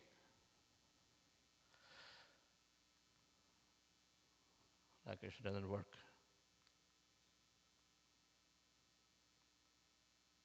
So I just need to come to the next previous slide. Put it on Patriji's slide. Previous slide. Previous. So I wanted to explore with Patriji meditation continuously, so I decided to serve the organization. So that's how I came into PSS movement and saying that what I benefited, I must give to everyone. And so then through Patriji's recommendations, I was able to go in and start working for a project called Pyramid Valley International. The Pyramid Valley International is a beautiful center. So here is Grandmaster Patriji, whom I really, really cherish and then deeply respect for everything that is done to not only to me, for millions of people. And then next one. And so Pyramid Valley International is an amazing meditation center, in Bangalore, where Patriji encouraged pyramids to be built significantly as energy devices, where meditation can be a lot more times faster, better. That means you go into empty states much, much faster. So beginners go into empty states of the mind faster. Advanced meditators have deeper experiences. So this pyramid energy, the energy that flows and facilitates deeper meditations. And so this is one of these meditation centers that Patriji built, and several others are there to date. More than thousands and thousands, maybe 30 to 40,000 pyramids all over India, and then a few countries are also built. And one that is coming up in Dallas here through our community. And so having done this and then continuing my work life, which is running a software company, and then as I continued, then a company got acquired by IBM Corporation, and then I attribute a lot of manifestation aspects of meditation to the success of this success of my company getting acquired, in spite of several odds. Cap table rewritten twice, and the CEO changed 3 times, and then a startup getting acquired in respect of all these odds was phenomenal when you apply manifestation science, which is an integral part of meditation. When you base manifestation through meditation, there is a great amount of success and consistency that we can gain into our daily life. And so with that understanding, sometime during 2015, where I started, the call was coming to me that we need to introduce this meditation. Purpose of everyone's life, as Patriji used to say, is to give enlightenment, entertainment through our mind, enjoyment to the body, and enlightenment to others. And so which means that share this knowledge that we have. And so purpose is to express uniquely what you have in service of others. And so then I recognize that having been in the corporate life, that we take and then start Buddhasiya Quantum Foundation as a way to talk about this beautiful understanding of meditation to many, many leadership across the corporates. And so sometime in 2019, I left my job, and then after encountering with Patrisa, and he always do a great mentor to me and throughout my entire lifetime. And then he said, time is there, so you can start the foundation. Is how we started Buddhasiya Quantum Foundation, doing several of these programs and our conferences. This conference is part of that initiative. While we do many, many programs to the organizations, but we are looking to work very closely with offices and governmental institutions and education institutions to bring the scientific meditation to the mainstream in a way that can scale, in a way that can rapidly be adopted. And meditation is very, very holistic. It helps in all areas. Contrary to the myth, and that's the myth that I had too, which delayed me entering into meditation for couple of years at least, where it's not time for me.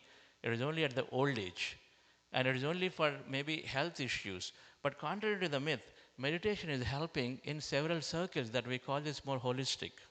There's a physical body, your mind body, where your mind abilities are growing.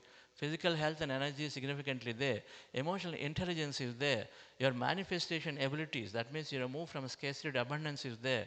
And then most importantly, the green circle in the middle, which is saying you will find and move towards purpose. Purpose means that we are deeply satisfied at the end of the day, every day, and say, my day has gone really well. And then purpose means that every day when you wake up, you're looking for the day to say, of course, I've got so much to do, and then I'm joyfully looking forward to it. That's when we are truly aligned to the purpose. And so that was what happening to me, and then we see that it happens to everyone who takes on meditation. And meditation is a very scientific process. It's not some belief system. It trains the mind. And then mind, the way to look at it, there is first aspect, which is the limiting mind, which is about conditioned body. It's got beliefs and perceptions. I can't do this. The people are like this. Government is this way. I don't have resources. Many, many times, all the time, this person will never support me. And so the belief system that's called limiting mind that are there in the mind, and then the research shows that 90% of our life is driven through these beliefs that are there. Now, the beliefs are sometimes limiting. For a few times, it is expansive. So maybe leaders like Deji, who have an expansive belief, and so then things grow.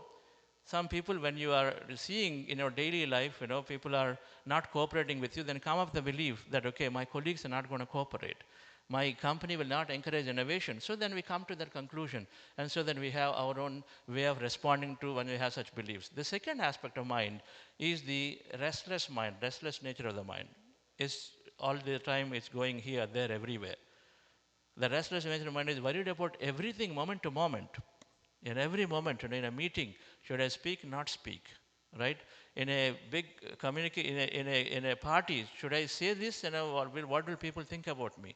So constantly we are, thinking and worrying about, will my child find the right seat? Maybe it is 2 years later, but we start worrying about it from now, all right? So the worrying mind is there. What will happen? Should I speak on all of it? So this is an average human being has got daily 50,000 thoughts, 85% negative in that. Right? So that means it puts a lot of stress.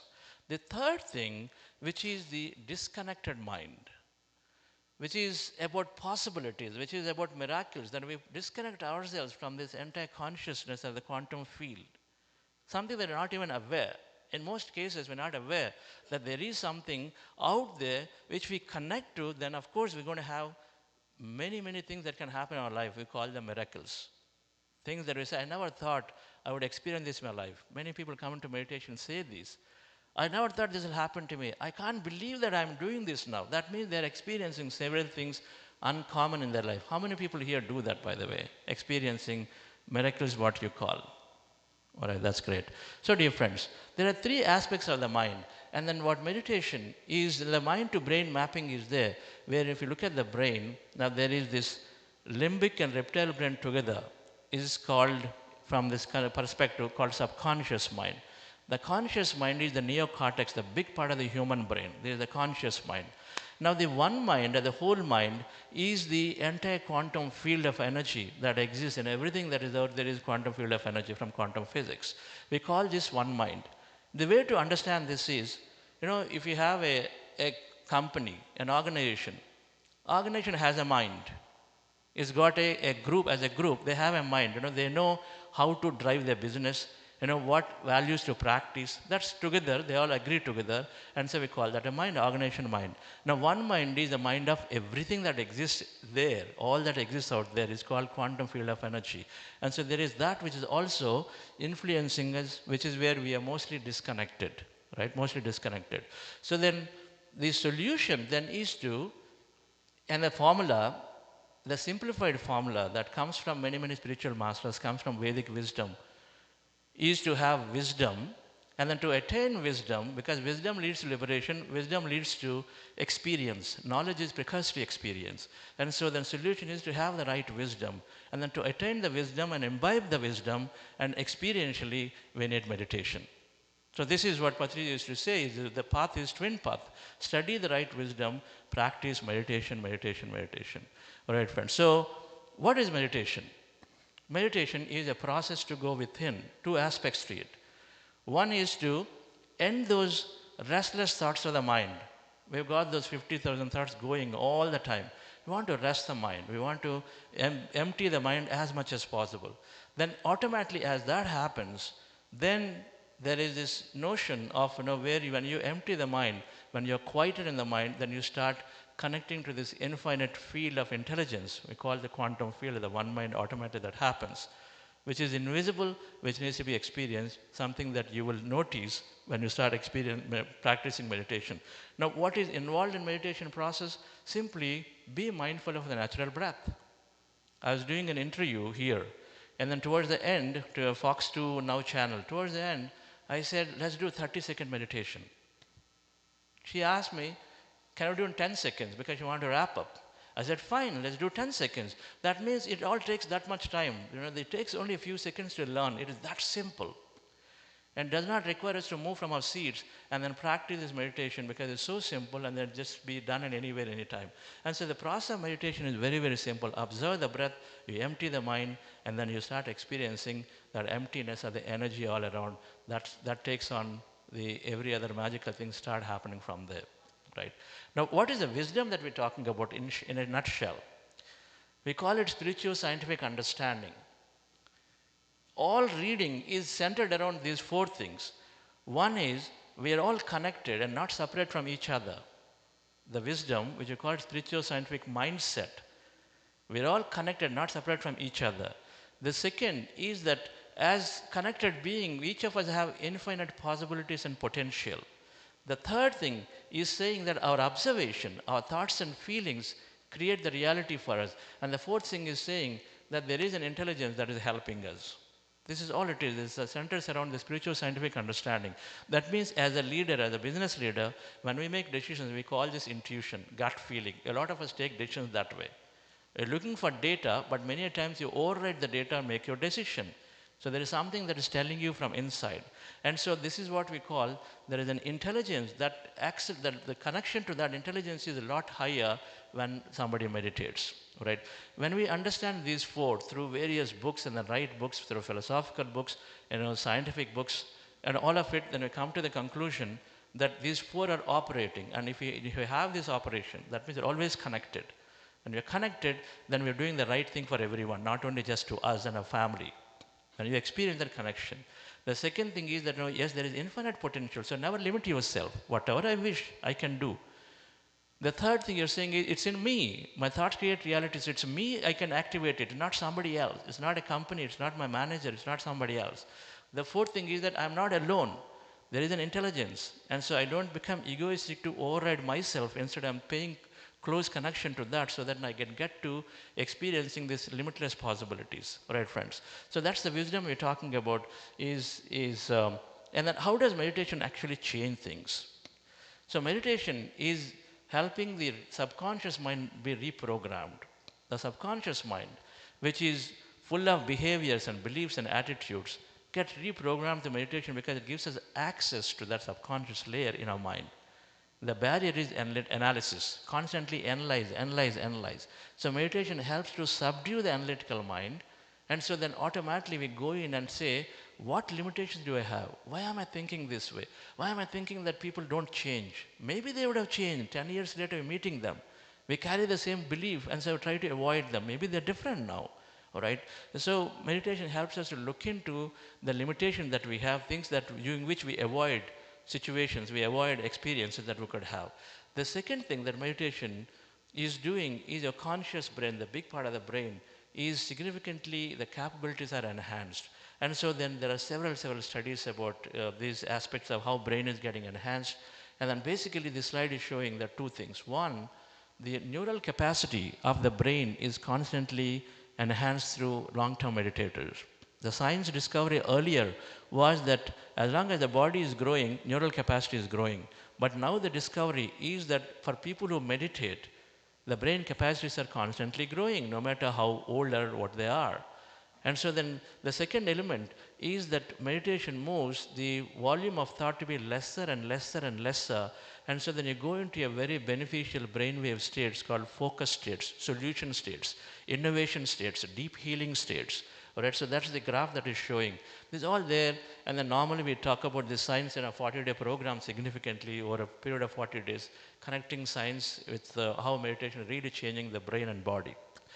And the third thing, dear friends, is about the one mind is quantum physics. Now, quantum physics, and this is 100-year-old science, is saying that 99% of what is out there is emptiness.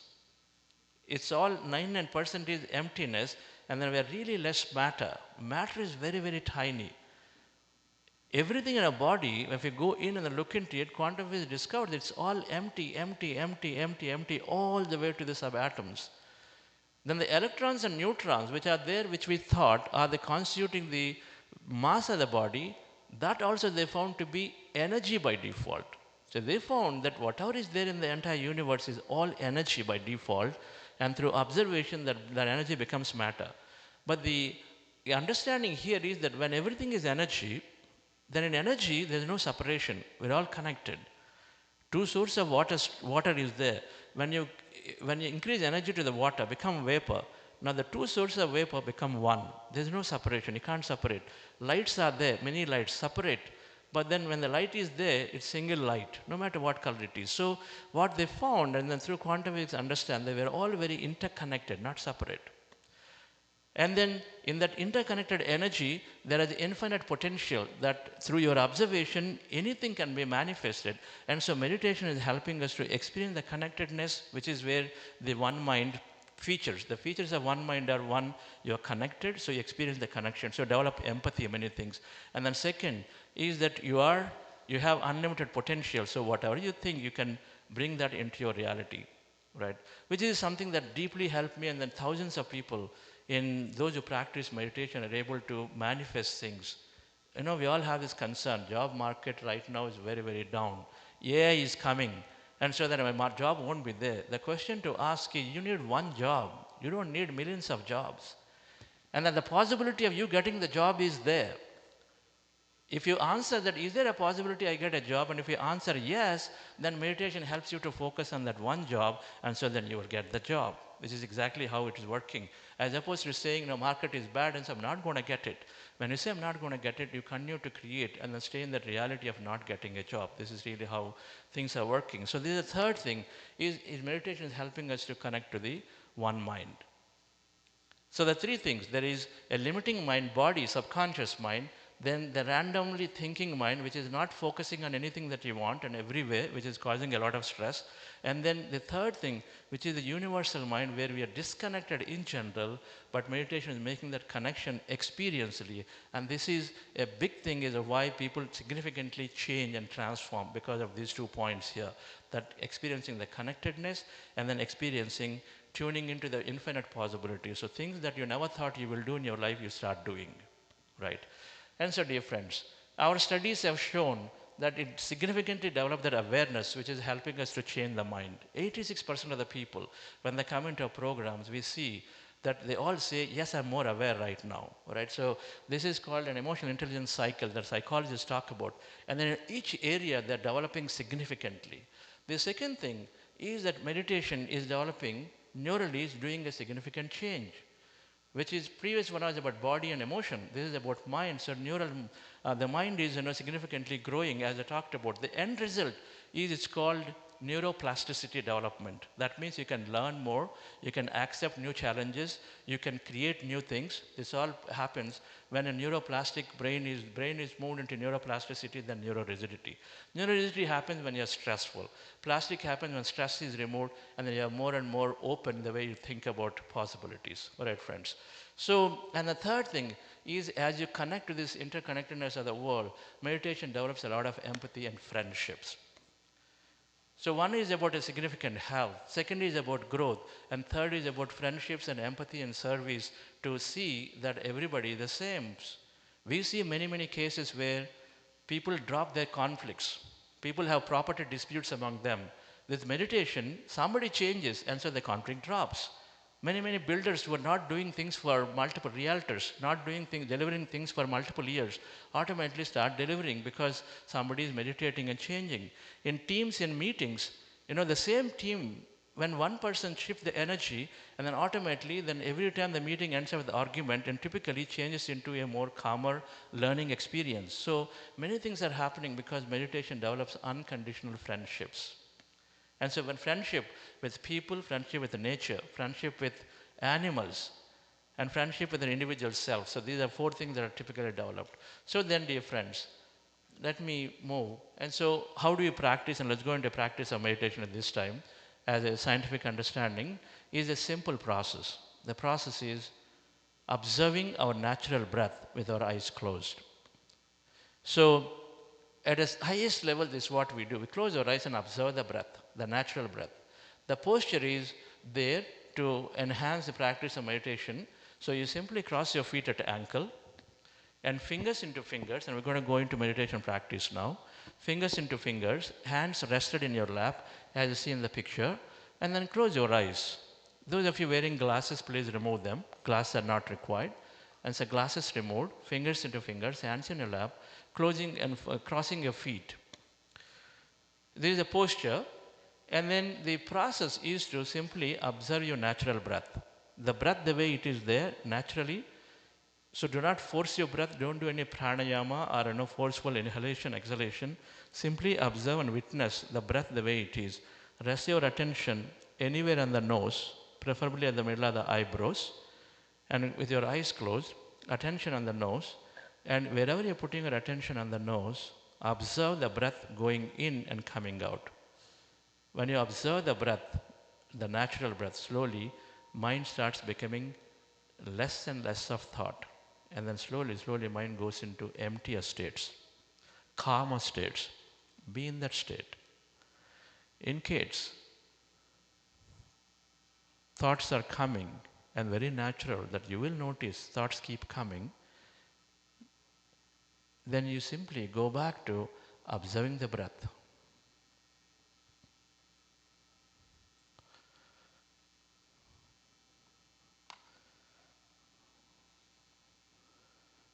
I'm going to play light music.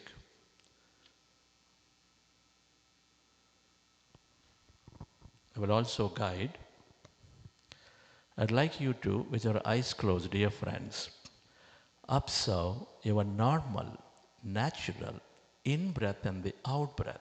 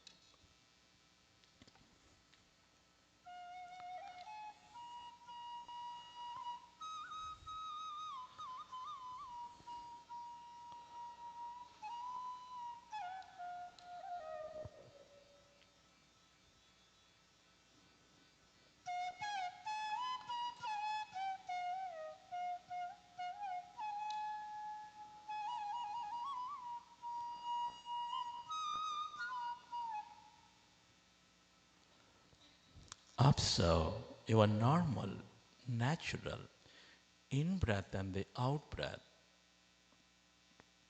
When you observe your breath, your mind is becoming less and less of thought.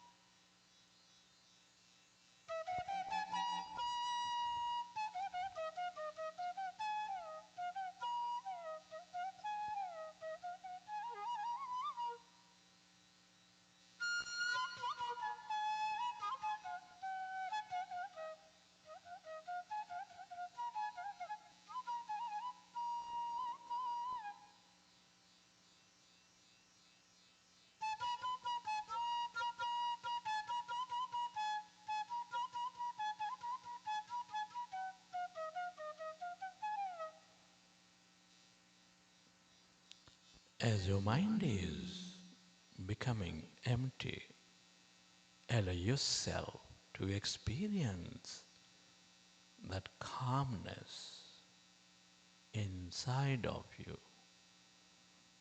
emptiness all around you.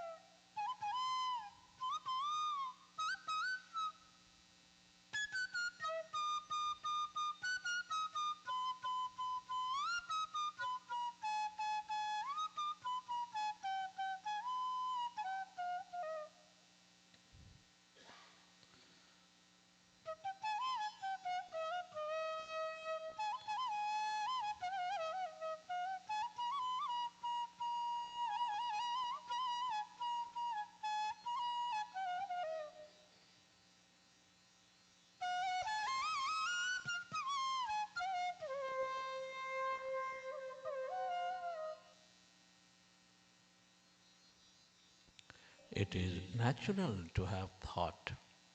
When you recognize you are thinking, go back to observing the breath.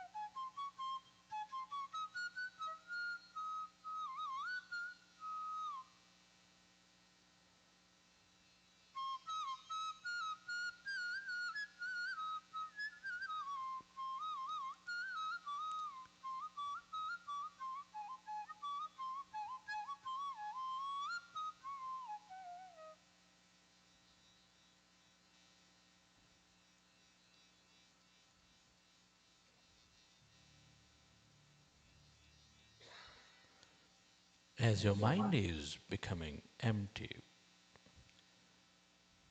allow yourself to experience that calmness, emptiness.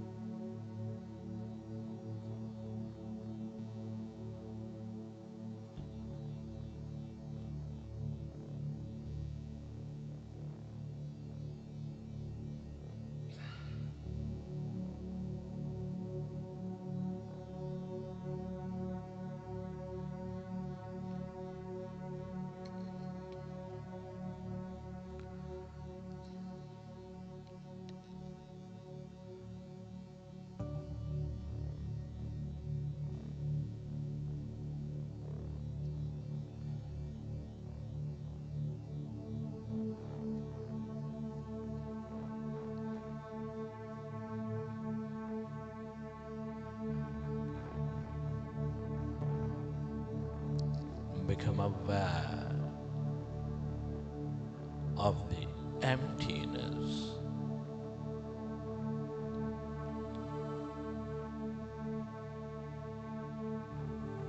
Inside of you, all around you.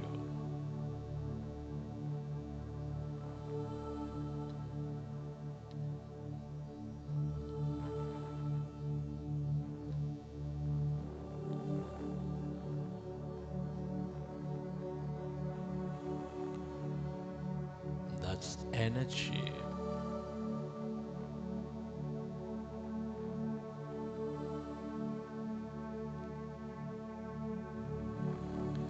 All emptiness is energy. The quantum field of intelligence.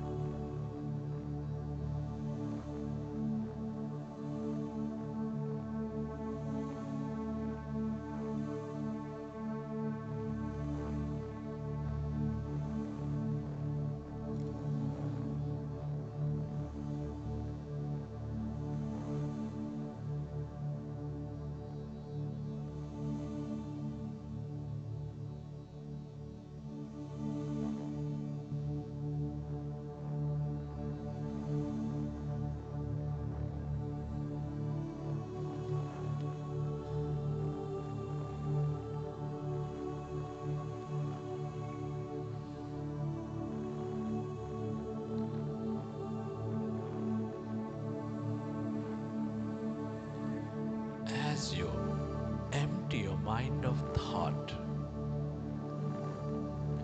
you move away from matter. You experience that vast, endless depth of that emptiness, the field of energy.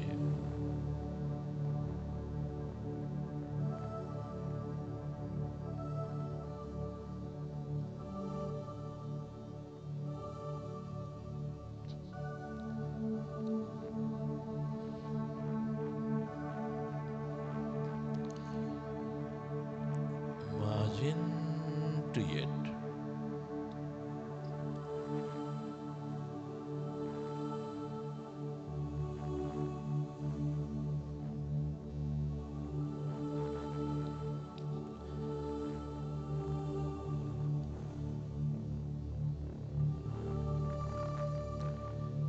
If you find yourself distracted in thought, go back to observing your breath and allow yourself to slowly and slowly go into that calmness.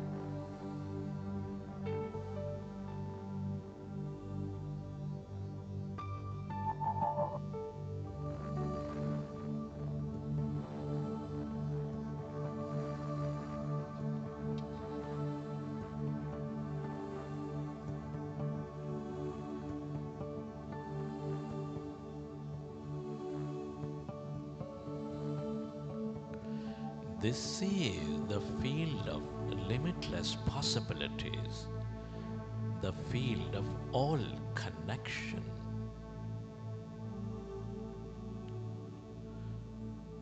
The longer you stay aware of this emptiness,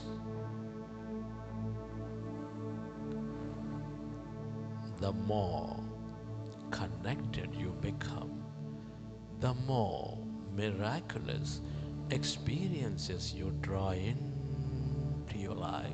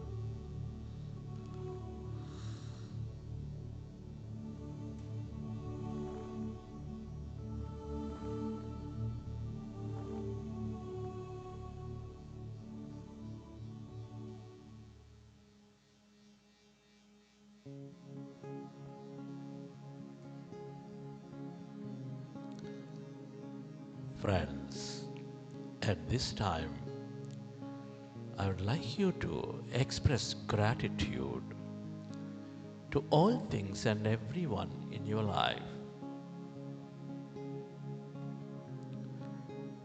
It's truly an honor and privilege to be experiencing this life at this time of history.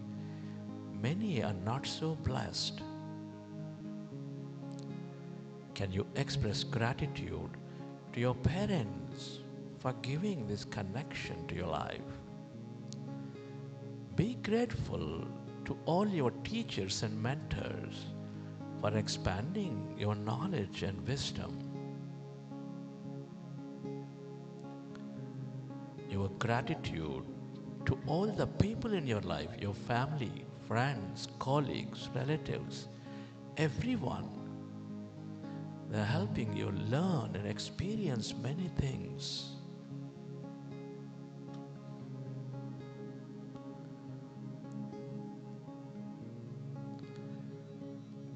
Give thanks to this grand nature, the bird, the fish and the animals, the planets, stars, the Mother Earth, for filling our lives with beauty, energy, mystery and more.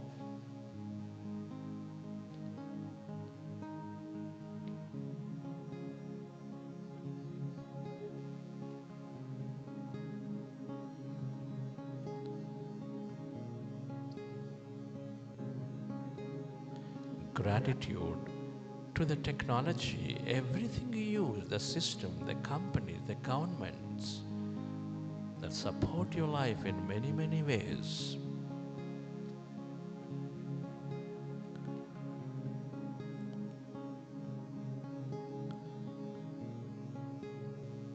Gratitude to yourself for caring for you, for caring for others, and to this intelligent universe, the quantum field, for helping us experience this life.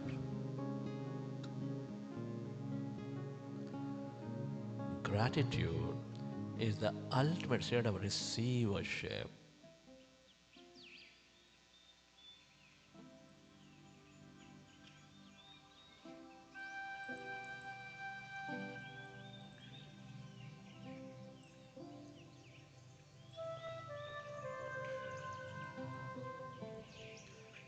recollect your experiences from the session. How did you feel? What did you see? Whenever you're ready, you can keep your hands on your eyes for 5 seconds and then may open your eyes.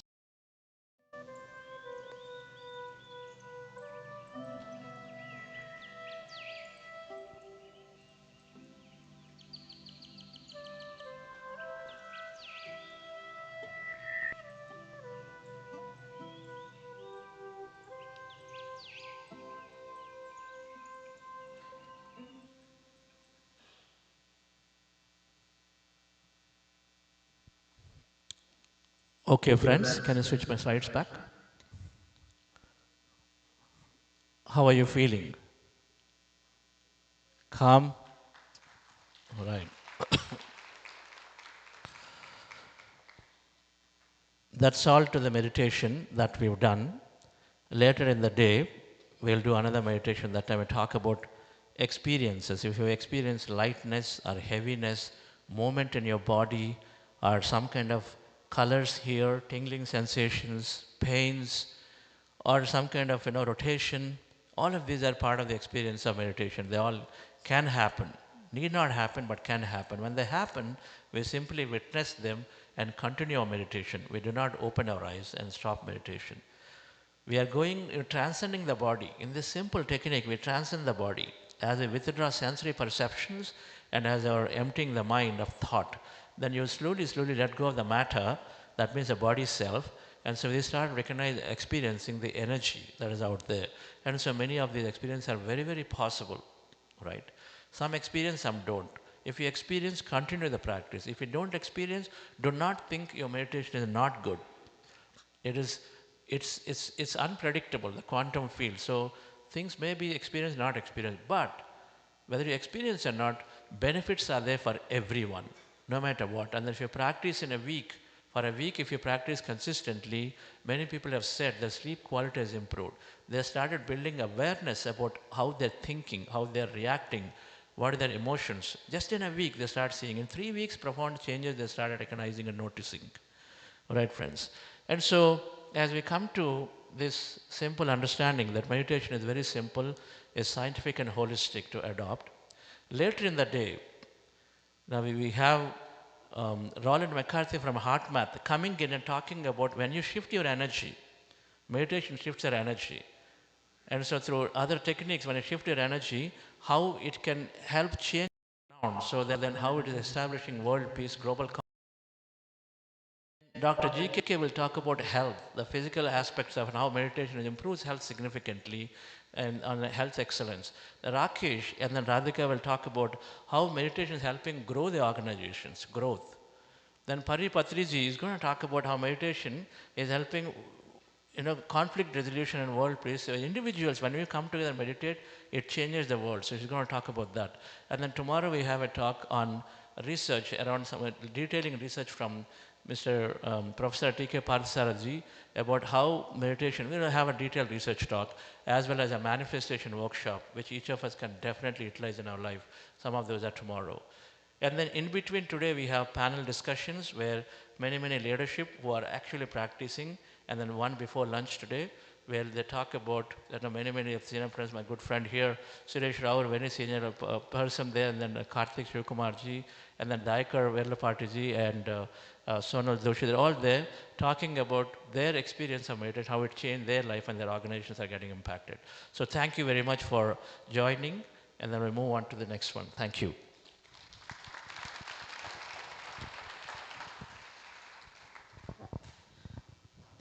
Thank you, sir, for the wonderful group meditation.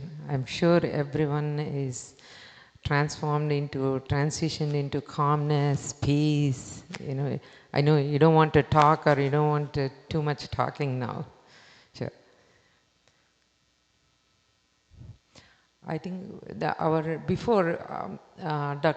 Roland McCarthy is online already, but before that we want to invite some guest of honor, some guests to say the reflection. Do we have Riz Khan?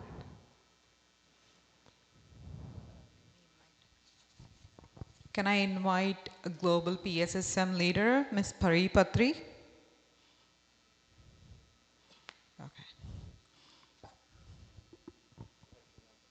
Okay. We are going to invite Mr. Gary Budor. Hi. Yeah. Okay.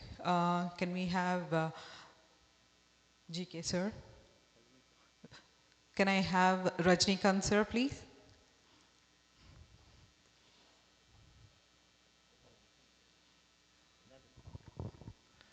Yes, sir. Shri Rajnikantji, please come over to give you a brief message.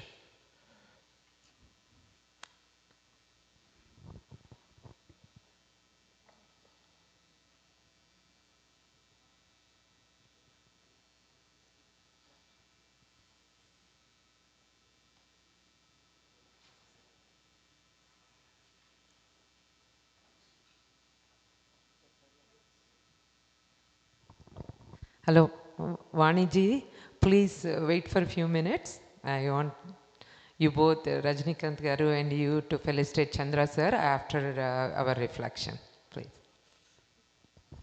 Please come. Please come. Yes, sir. Few messages from you. My salutations to Brahmarshi Pitamaha Patriji and the iconic leader who have given his heart and soul to India, Dr. Karthikeyan Padmashri. And then Chandra, sir, pleasure was mine meeting you. For the last 3 days I was traveling with you, at least trying to know what is meditation and how I can really be calm and stable. Definitely I'm witnessing some change, some calmness in me. Trying to avoid the thoughts, I couldn't, but maybe one day I will. But post that 25-minute transitional journey, but definitely there is some energy within me, or maybe trying to see within me. That is what I was undergoing for last 3 days. I personally felt when I met Karthikeyan sir and Chandra sir, Vani, this is like a more of a satsang, right? You learn from others, you observe things from others, and bring those observed skills into your own life of engineering and apply those in your daily routine and then excel and upskill and upscale as we grow. So that's what I personally felt post meeting with these leaders who are influencing around the world many people. Sridevi Mahesh, I know from 2003 or 4. Sonal Raj Doshi, I know from 2004.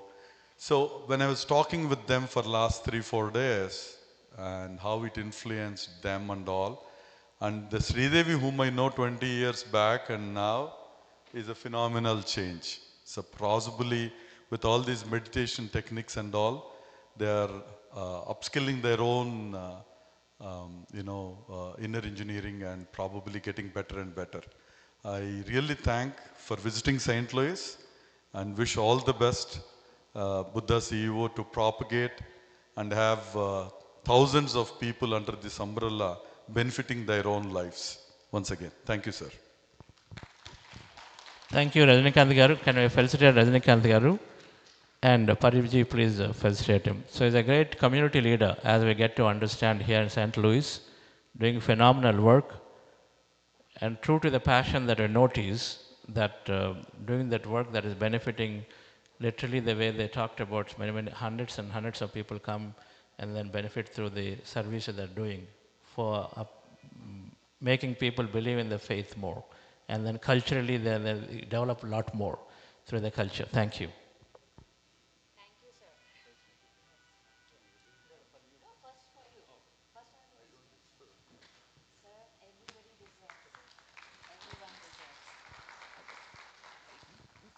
Please come here. Please come here. Yes.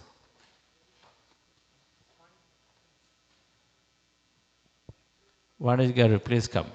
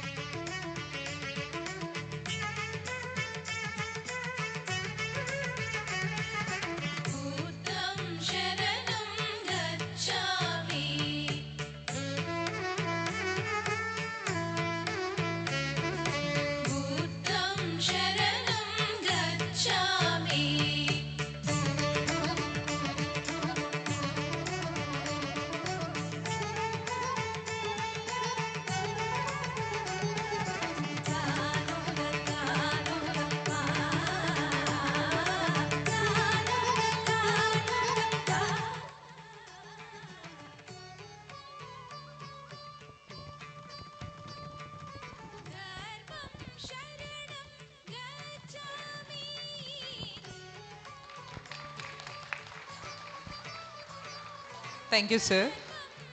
Pari ma'am, would you like to share?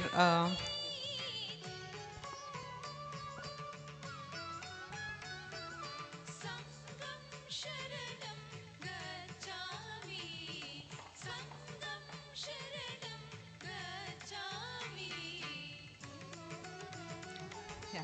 Can you please share your reflection? It's just a joy to be here, and hearing Chandra is amazing. How he weaves in spirituality and science together is so amazing, and especially catering to our logical brain. So thank you, Chandra, for that amazing talk. And I loved what Karthikeyan sir spoke. It's so from the heart. Beautiful, sir. And I just want to say thank you to all the St. Louis masters. Please, let's give a big round of applause to them. To St. Louis, really grateful to St. Louis for having this kind of conference here. And sir, we want not thousands in Buddha CEO, we want millions in Buddha CEO. In St. Louis. Yes, sir. Thank you very much. Thank you.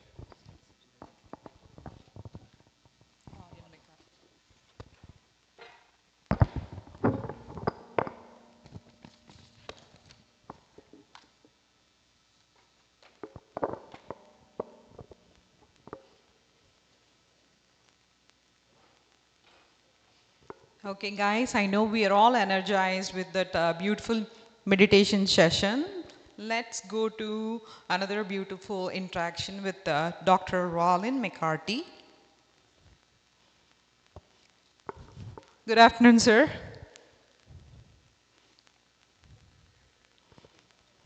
I think we are having a little bit glitch in your audio. Just give us a second.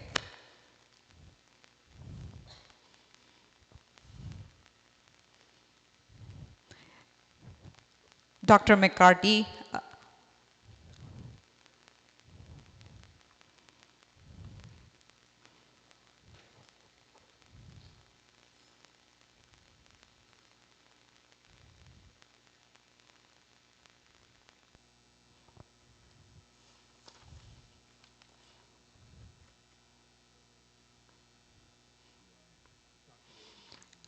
I'll give a brief introduction about Dr. McCarthy. Dr. McCarthy is a director of research at the HeartMath Institute, and he's a professor at Florida Atlantic University, and he's a psychophysicist.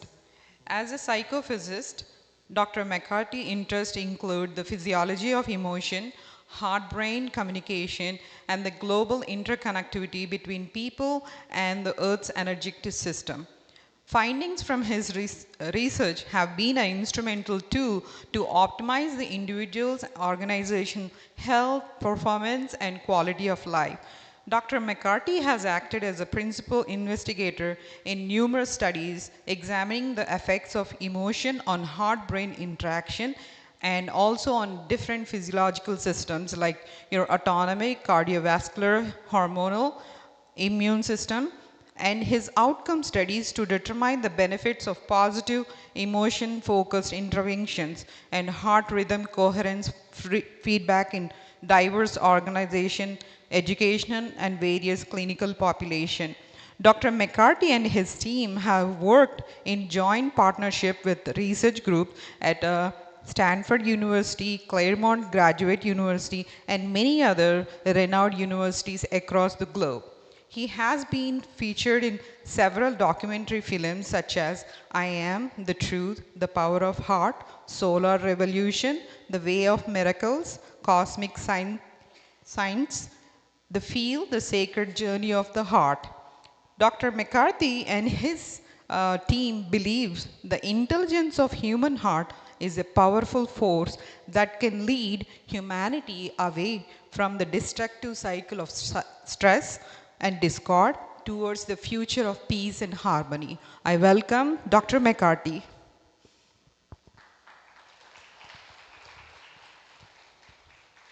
I think we are having a little bit problem, guys. Just hang on.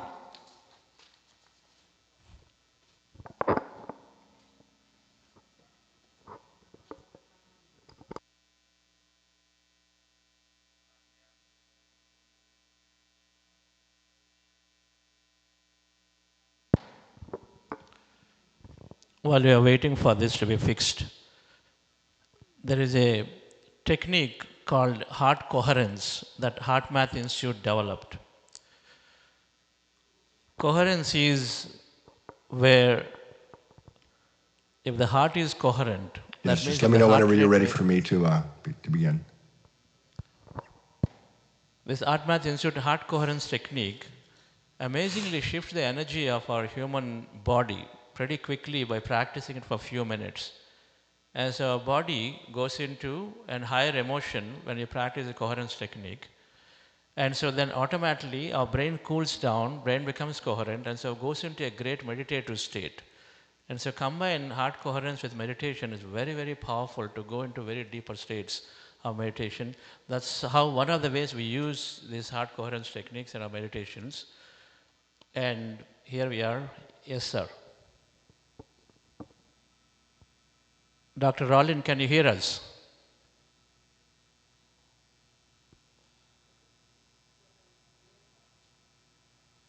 Can you hear us, Dr. Yeah. Rollin?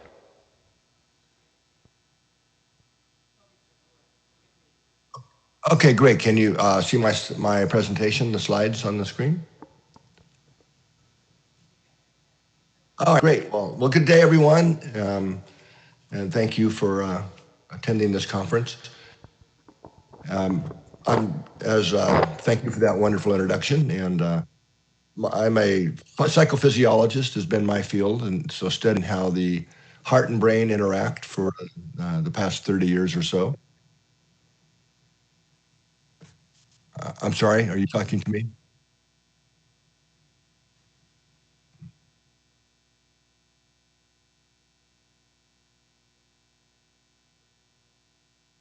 Okay, great. So I'd like to start with this perspective, and that is that we are multidimensional beings, and we operate in different vibrational frequencies, and I'll actually show you how we measure that. So I mean this quite literally. And these frequencies are expressed through the qualities, thoughts, feelings, attitudes, and fears. Now, a key understanding is that it's emotions that really run the show in terms of our physiology. And this is so easy to prove here in the lab. We can have you hooked up to all the stuff we measure, brain waves and the heart, of course, and many different measures. And thinking and all this, yes, you see changes, but once you trigger an emotion, you feel something, big changes happen in our body, changes in our blood pressure, hormonal flows, neural activity, and so on. And this is something that a lot of people don't really understand because a lot of times it's really the mind that's driving our emotions, what we would tend to call depleting emotions, or as we'll talk about more, it can also be driven by the heart, which leads us into more regenerative vibrations. Now, the second statement on this slide might be surprising to some of you, but it's actually been known since the late 1800s, and that is that the heart sends far more information through the nervous system up to the brain than the brain sends to the heart. And these neural signals and the patterns in them on the bottom statement here go to every major brain center. and they have profound effects on how we're perceiving the world, how we're perceiving others, our emotional experience. I mean, after all, we say, I love you with all my heart when we fall in love with someone, not I love you with all my brain. That probably wouldn't go over very well, because we instinctively know there's something more about the heart. But it profoundly affects cognitive functions, our ability to think clearly, make good decisions, reaction times, and especially our ability to self-regulate. Now, what wasn't known when a lot of these earlier discoveries were made about the neural activity of the heart affecting brain function was that the heart has its own literal brain, and that was the name coined, the heart brain, by a field called neural cardiology. Technically, it's called the intrinsic cardiac nervous system. So the heart literally has its own intrinsic brain with the same kind of Recording in progress. you would find up in the head. So the heart, these neurons in the heart have been proven to have long-term memory, short-term memory, neuroplasticity, all of these functions to literally say that its own functional brain. I don't have time to go into a lot of detail in the 30 minutes I have, but this interaction between the heart and brain is what underlies our heart rhythm. And in reality, what was believed for a long time, and that's called heart rate variability. But we'll just keep it simple for today and look at the heart rhythm. And these two graphs that you see on the screen now are from the same person. On the left, with where it says incoherence at the top, this is the heart rhythm pattern, or the messages that the heart is beating out when we feel things like irritation, impatience, frustration. If we get angry, it's way worse, way more chaotic looking. And this is reflecting that the activity within our higher brain systems and within our nervous system is out of sync. It's like driving your car with one foot on the accelerator and riding the brake with the other foot.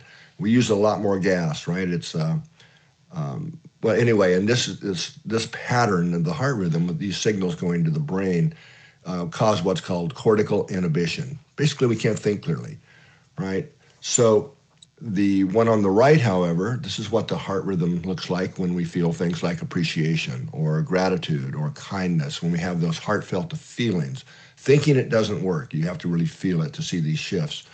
And the coherent rhythm you see on the right, many hundreds of studies now have shown is really the optimal physiological function for optimal performance, for thinking clearly, better reaction times, better sports performance.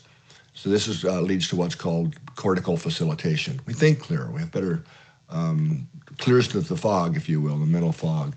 And this is the natural rhythm that happens, that emerges when we feel good, like when we feel things like appreciation. You know, you walk out the door in the morning and it's just one of those beautiful days. The blue skies and the perfect temperature, and you just have that feeling of, aha, God, what a beautiful day. Well, you're feeling appreciation, even though you may not think that. You're more than likely you're in this coherent rhythm pattern. So what we want to be able to learn how to do is shift from incoherence or out of sync to coherence or in sync, or you could say from a dysregulated nervous system to a regulated nervous system. Now, the reason that this is important, these rhythms are going directly at, as I mentioned earlier, to all the major brain centers. And one of those, we don't have time today to talk about all of them, but is the thalamus. So these neural patterns go directly to the thalamus, which has a lot of important roles. But one of its most important roles is to literally synchronize the neural or electrical activity globally of all the neurons in the brain. So the brain has to be able to synchronize its own electrical activity for us to even be awake, let alone perform well. So when we're in this incoherent state, those rhythms are going directly to the thalamus, and they inhibit or interfere with global neural synchronization. And this is easy to measure in many ways: reaction times, coordination, these types of things. But most importantly, it's affecting the frontal part of the brain, it's called the prefrontal cortex. And if you think about what that part of the brain gives us as human beings that our beloved pets don't have, they have great memory of the past, hindsight, but this part of the brain gives us what's called foresight, the ability to understand how our actions and behaviors in the now are going to affect the future. So many things come from that: goal setting, planning, abstract thinking, but especially our capacity to self-regulate. Not a good idea to yell at the boss if you want to keep your job, right? So foresight. And this is the essence of our capacity to really self-regulate, to be in charge of ourselves. So when we're in this incoherent state, heart rhythm-wise, that goes to the thalamus and it interferes or inhibits its ability to synchronize the brain. So that reflects in us. Well, this explains why when we get angry at someone, we tend to blurt out or say the thing that we regret later, or we do stupid things, just to say it bluntly. Whereas when we're in a coherence rhythm, heart rhythm, now it has the opposite. It's actually increasing the thalamus's ability to synchronize all the neural activity above and beyond our normal walking around state. Because normally we're somewhere in between these two types of rhythms. So there's a lot of important reasons we want to get the heart and brain in sync. And this is something we can actually measure quite easily these days. Now, as it turns out, we as humans, and most animals too, have what's called a resonant or a coherent inner frequency. And the most common, look, this is actually data from 1.8 million people practicing a coherence technique. I'm going to share. The most common globally across all the world frequency is at what's called in frequency language 0.1 hertz. But that translates in time to a 10-second rhythm. In other words, one cycle every 10 seconds is the body's natural resonant frequency. So this is where the heart, lungs, brain are all working together harmoniously and in sync. That gives rise to this optimal state of coherence. That's the actual frequency of it. So we know that. So how do we get there? How do we make that shift? There's here at HeartMath, we've developed many techniques, about 8 core ones, but that help us shift from incoherence to coherence. And we really focus on being able to do that in the moment. How do we navigate life in this more coherent state where we're more composed, more centered, able to make better decisions, which results in a lot less stress. So the first step in this technique, it's just a simple technique, but a very powerful one in terms of being able to get into coherence, is first we need to be more self-aware and identify a feeling or attitude that we want to replace with a new one, such as could be calm, inner stillness, patience, kindness, compassion. Or you can just simply identify an uplifting or positive attitude you want to reinforce and strengthen that we're working on. So it's not just about when we're triggered or these kinds of things. So here's just some examples that you might choose. Kindness, compassion, might just want to breathe a feeling of clarity or confidence depending upon the situation. Patience is a key one. Courage, if you're in law enforcement, these types of things. So the second step is called heart-focused breathing. And here you focus your attention in the area of the heart, quite literally right here in the center of your chest, and imagine your breath is flowing in or out of your heart or chest area. And we sit here breathing a little slower and deeper than usual, but find a rhythm that's comfortable, an easy and comfortable rhythm. Now, as I just showed you, for most people globally, that's going to be a rhythm of about 10 seconds. So 5 seconds on the in-breath, 4 or 5 seconds on the in-breath, 4 or 5 seconds on the out-breath. But don't be stuck in your head counting, but just to know that's the rhythm. Just find that natural resonant frequency. It's going to be somewhere around that. Okay, now as you continue doing heart-focused breathing, that breathing rhythm, you want to drawing in, breathing in, and then a feeling or positive attitude or feeling that we talked about earlier. So if you find yourself in a traffic jam and you're feeling frustrated or impatient, right then and there, that's not going to make the traffic. Getting frustrated is not going to make the traffic move any faster. We all know that. And we're studying in motion at least 1,400 biochemical changes that deplete our energy. So instead, you just choose heart-focused breathing. Breathe in a feeling of patience. Right? Now we're starting to shift the energetic system in our body as well as we do that. So this is something that you can do anywhere, anytime. So you want to practice that as you move throughout your day. Just continue that breathing pattern. We have to breathe anyway, right? So this doesn't mean you have to take time out, and you can actually do it you can learn to do this with your eyes open while you're in a meeting, while you're driving, while you're on a phone call, Zoom call, whatever. And here's an example of that. We do a lot of continuous heart rate variability recording from people, in their normal lives and days. And actually, we do this all over the world. Here's just one of an example of real data. And this is from someone that's going through their day, and you see on the left kind of what a normal, busy, active rhythm looks like. And then a little bit in before you see the red, they started getting frustrated with a coworker. They were having one of those not so healthy interactions. So we see that the rhythm's getting more coherent. But they remember to use a technique like I just shared with you. So you see the red getting very incoherent, the heart rate's getting high. So they used hard focused breathing, breathed in a feeling of calm or patience, whatever they chose to do there. And you see they shifted right into that coherent pattern, right in the middle of their busy day. And then after that, they were able to maintain that calm and composure while still being active. So this is something that you can think of more as a walking meditation, something you can do anywhere, any time, which is a huge way of reducing the amount of stress we accumulate throughout the day. Now, it takes practice to really establish coherence as a new familiar internal rhythm. Then it becomes, this is when this work becomes transformational in people's lives, when we retrain our brain and nervous system to coherence as the familiar state or rhythm. And there are various technologies that make this very easy and very inexpensive to do, in some cases even free.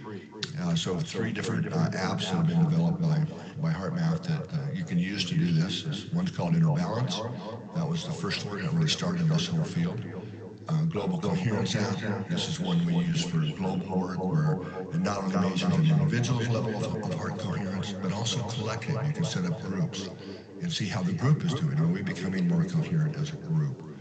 And then the latest one is just simply called the HeartMath app, which is probably the best one to start with. You can download these apps from the Google or Apple Store, either one, quite easy to get. And the Inner Balance app requires a sensor, but both the Global Coherence app and the HeartMath app, you can actually, if you want to start learning this, you can use the phone's camera as your sensor to sense your pulse and determine your heart rate variability and your heart rhythm.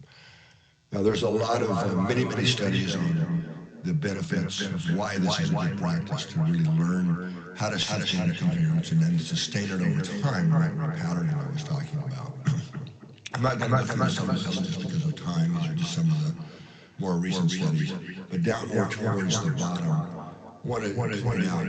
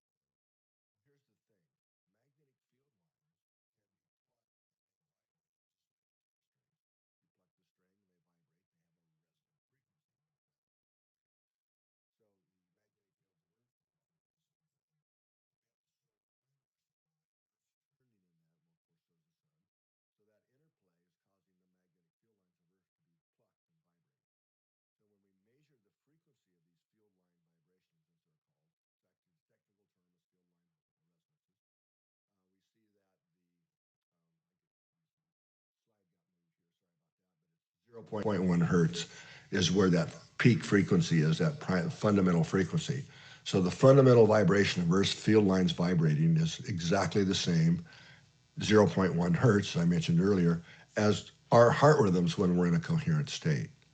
Now, of course, this is important through what's called resonant coupling. When frequencies vibrate at the same frequency, you can transfer energy and information between them. Like the tuning fork example. Two tuning forks, you tap one. If it's the same frequency, the other one will start to vibrate in unison with it.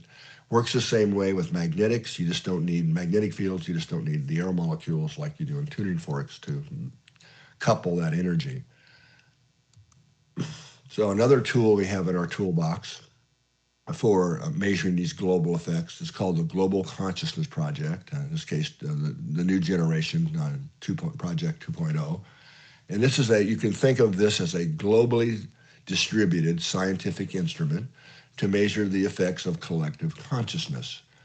And this project is really all about helping us learn to get along better together by showing that we are truly, well, all these projects and fundamentally interconnected in very rigorous.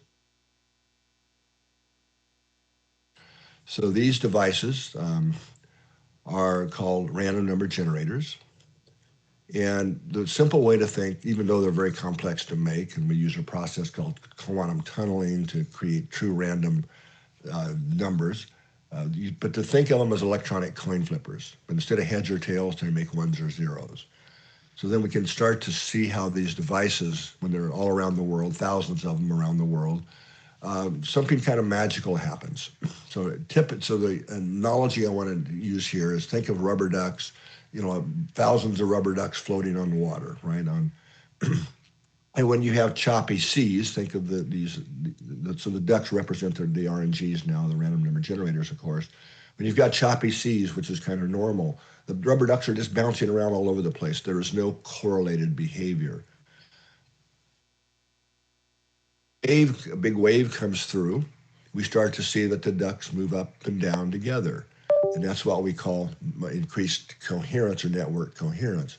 What this means is that these devices, which are very rigorously designed to never to be completely random, something magical happens. They change their behavior to where they start, when they're going up and down together, means they're making ones or zeros at the same time.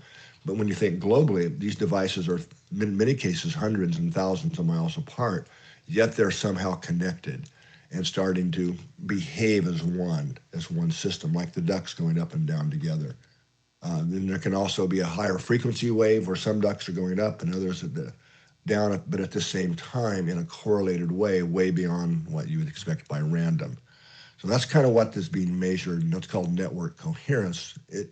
So think of this as a measure of the global consciousness field that we're all contributing to, we're all interconnected with.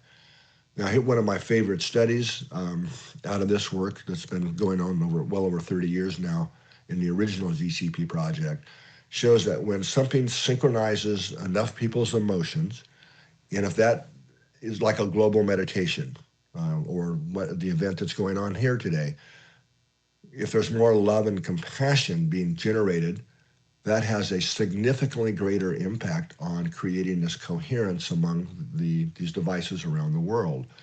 And it's clearly emotion that's the main factor here. So the medium that you see here, these are events that create a lot of emotion, but not a lot of love and compassion. Super Bowls, World Cups, big sporting events, things like this.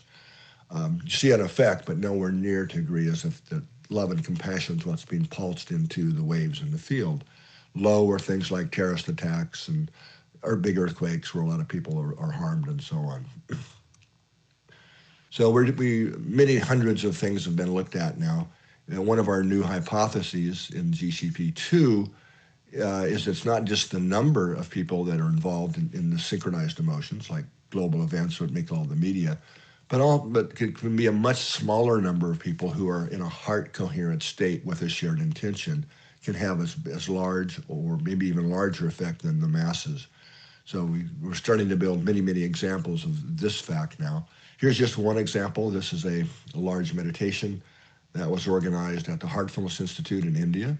I was actually in attendance of this. It's the largest meditation center in the world, over 40,000 people here, and another 20,000 online. So this was a very hard-focused meditation. And over on the right, so the red line is the measure of what I was explaining earlier, network coherence, how synchronized is the activity of this global network of devices. And we see right as the meditation begins, the red line starts to go up. Now, the blue line is what's called an envelope that shows the significance level. So if the red line crosses the blue line, this means that this is happening above and beyond what could ever happen through random chance. So that it really shows us that these people coming together, this amplification effect, is pulsing the global field in a measurable way to create more coherence in the global field. And in the last example, I want to show you another part of this work is we also have a global project measuring the electrical activity of trees all around the world. We're suggesting that the fields we live in connect all living systems, not just humans, but animals, nature, trees, plants, and so on. So this is a project where we've got, we got trees all around the world, but in this case, these are 4 trees here on our property that are maple trees that were all planted at the same time, I don't know, 25, 30 years ago. And so these are 4 trees looking at the electrical activity. So the blue, red, and green on top, in this case, are acting as the control trees. They're all in a line, pretty close to each other, actually on the other side of this wall from me. And the black one on the bottom is a tree that was chosen, randomly chosen, and a group just went out for 10 minutes a day, got into a heart coherent state and focused sending love to that tree, the black tree you see on the bottom. So you can see that this happened for 6 days, for 10 minutes, just sending love, heart-focused love to the tree. And you see this huge, huge response from that tree, the black tree on the bottom. So what this is really showing is that love matters, that not only humans, but nature also responds in a very measurable way. So my main takeaway message for you today is what we feed the field matters. So my call to action for you would be to pause as often as you can throughout the day, tune in, and just ask yourself, what am I feeding the field? Am I feeding the field maybe fear, or am I feeding the field, vibrations of kindness, appreciation, loving type of vibrations? And if you find yourself that you're more in that vibrational state that's feeding the field those disruptive vibrations of impatience and so on, remember the attitude breathing technique that I shared with you. Just focus your attention in an area of the heart and breathe a feeling of patience or appreciation or kindness. And let's all come together and feed the field with more of those uplifting vibrations. So thank you for your attention, and I hope this has been a meaningful presentation for you.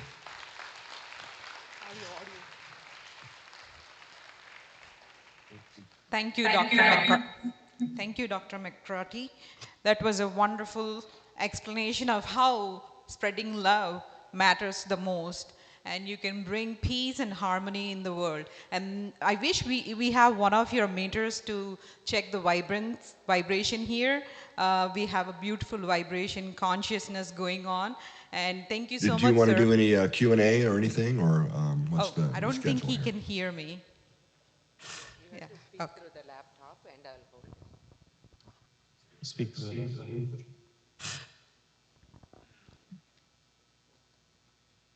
Thank you so much. Thank you so much, Dr. McCarty. Bring love is the most important thing in the world. And I wish we have one of your meters to check the vibrations we have here. We have beautiful vibration, and the coherence is, I think it is increasing exponentially as we go by the day. And thank you so much. I'm honored to see you and listen to your speech. And yes, do you meditate, sir?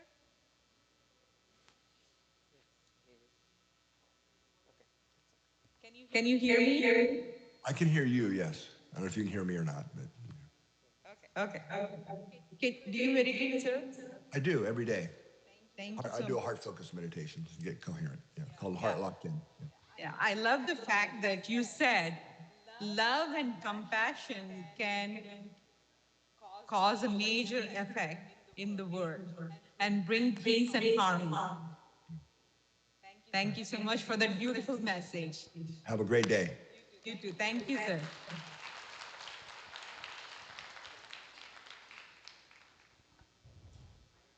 Thank you, Aruna. So now we'll bring our next segment, our panel discussion. We have a dynamic panel today. Our moderator is going to be Karthik Sivakumar. Welcome, Karthik Sivakumar. Welcome, sir.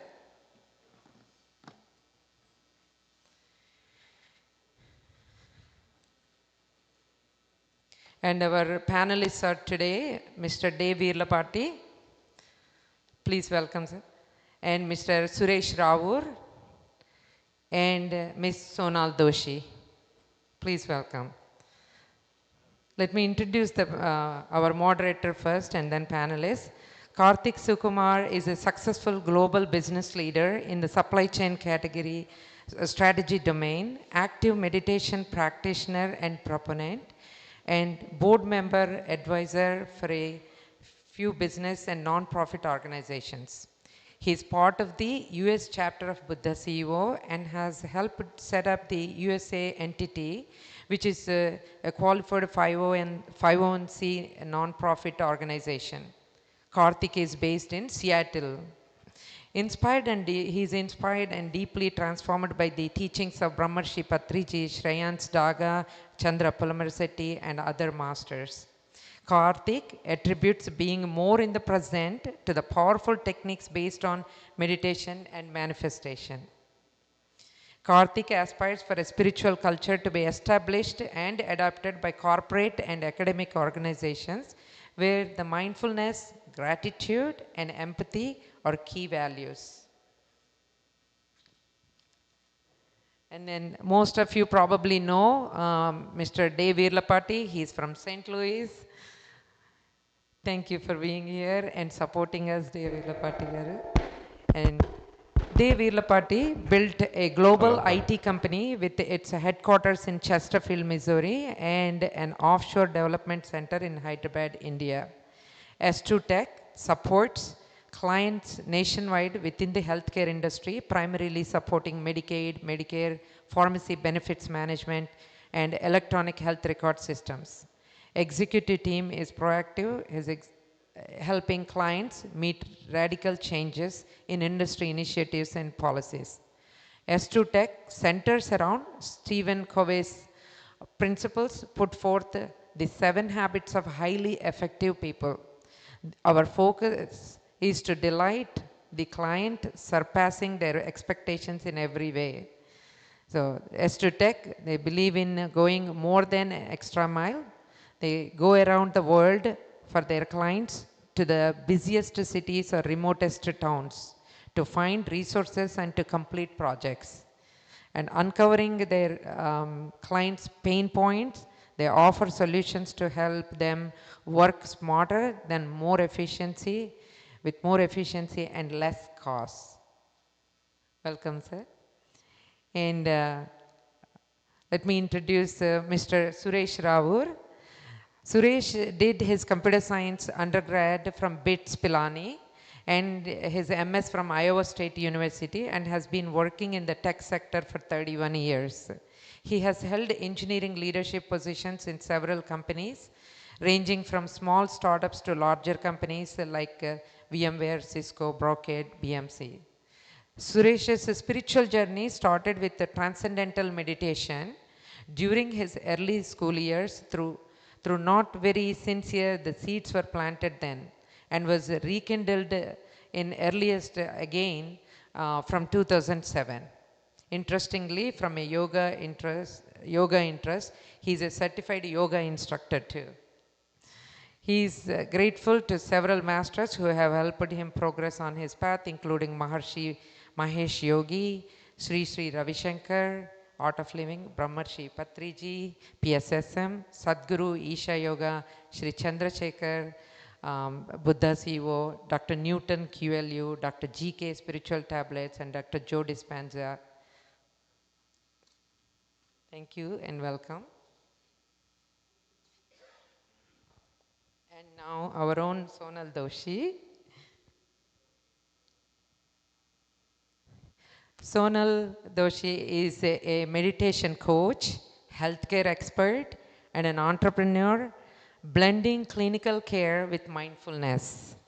She specializes in pain management, co-founded multiple service-driven ventures, and actively volunteers through medical camps and food initiatives, promoting meditation as a tool for resilience, emotional well-being, and collective upliftment.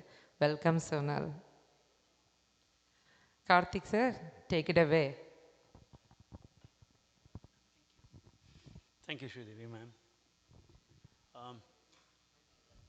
Yeah. Good morning, everyone. My name is Karthik Sivakumar, and the topic we're going to cover today is holistic excellence, or excellence within, and how we can use meditation as the key to achieve holistic excellence. Before we get started, I want to offer my deepest tributes to Brahmashri Patriji, as well as to a lot of our big masters who are here, Mr.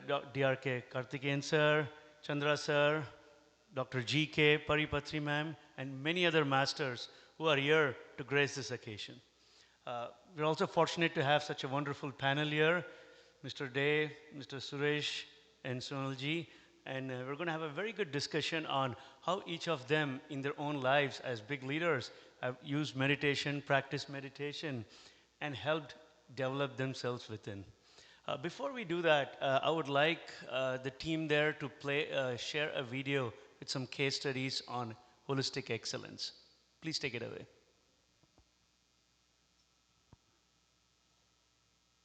I reflect on the essence of true beauty. In the fast-paced landscape of modern life, we often find ourselves entangled in endless pursuits, seeking fulfillment in external achievements. But what if the key to true excellence lay within? What if the path to success, resilience, and happiness was rooted in the simple act of stillness, of mindful awareness? This is where meditation emerges as a beacon, a timeless practice that transcends cultures and generations, guiding us towards a holistic way of living. Today we embark on a transformative journey, exploring how meditation fosters holistic excellence. Through the inspiring experiences of remarkable individuals, we uncover the profound impact of mindfulness in shaping lives and unlocking the highest potential within us all. Recent developments worldwide highlight the world's commitment to integrating meditation into organizational and societal frameworks. Honorable Prime Minister Shri Narendra Modi ji inaugurated the world's largest meditation center, spanning 300,000 square feet with the capacity to accommodate 20,000 individuals. This monumental structure, Swarved Mahamandir Varanasi, symbolizes India's dedication to promoting meditation's benefits on a grand scale. Center of Excellence in Meditation and Wellness, established by the Pillai Institute of Management Studies and Research, this initiative fosters meditation-based stress management and well-being among students and faculty. The United Nations General Assembly, with India's leadership, officially recognized December 21st as World Meditation Day, reinforcing meditation's role in mental health and well-being. Ramesh Kondamutti from USA suffered from severe migraines and a C6 and C7 disc bulge, but meditation brought a profound shift in his health and overall well-being. His relationship with colleagues and clients improved, bringing greater happiness and harmony in the workplace. Today, he is deeply committed to service and uplifting others. I started this meditation with my severe migraine headache. After I started few days of practicing this meditation, I see significant change. And also I have a pre-hypertension. After practicing of 3 weeks of this meditation, it became normal. Vinny Kishore, a homemaker from Mumbai, struggled with an autoimmune condition that left her body stiff and unmovable. Through 3 years of meditation, she not only healed completely, with doctors declaring her disease-free, but also developed emotional intelligence and balance. Meditation opened new doors for her, making book reading a daily habit and deepening her understanding of neuroplasticity. Today, she enjoys trekking, something she once thought was impossible. एक still disease auto immune disorder है, मैं उससे जूझ रही थी, तो मेरी पूरा बॉडी स्टिफ रहती थी। मेजर मैंने ध्यान किया, सुबह 1 घंटा, शाम को 1 घंटा, और बुक रीडिंग मैंने स्टार्ट कर दिया। फिर पत्री जी का एक वर्ड मुझे मिला, न्यूरोप्लास्टिसिटी। वो न्यूरोप्लास्टिसिटी में का मतलब ही ब्रेन की रिवायरिंग करना, न्यू ब्रेन पैटर्न्स क्रिएट करना। Suma Reddy, once a homemaker from Karnataka, turned to meditation while her husband lay in a coma after an accident.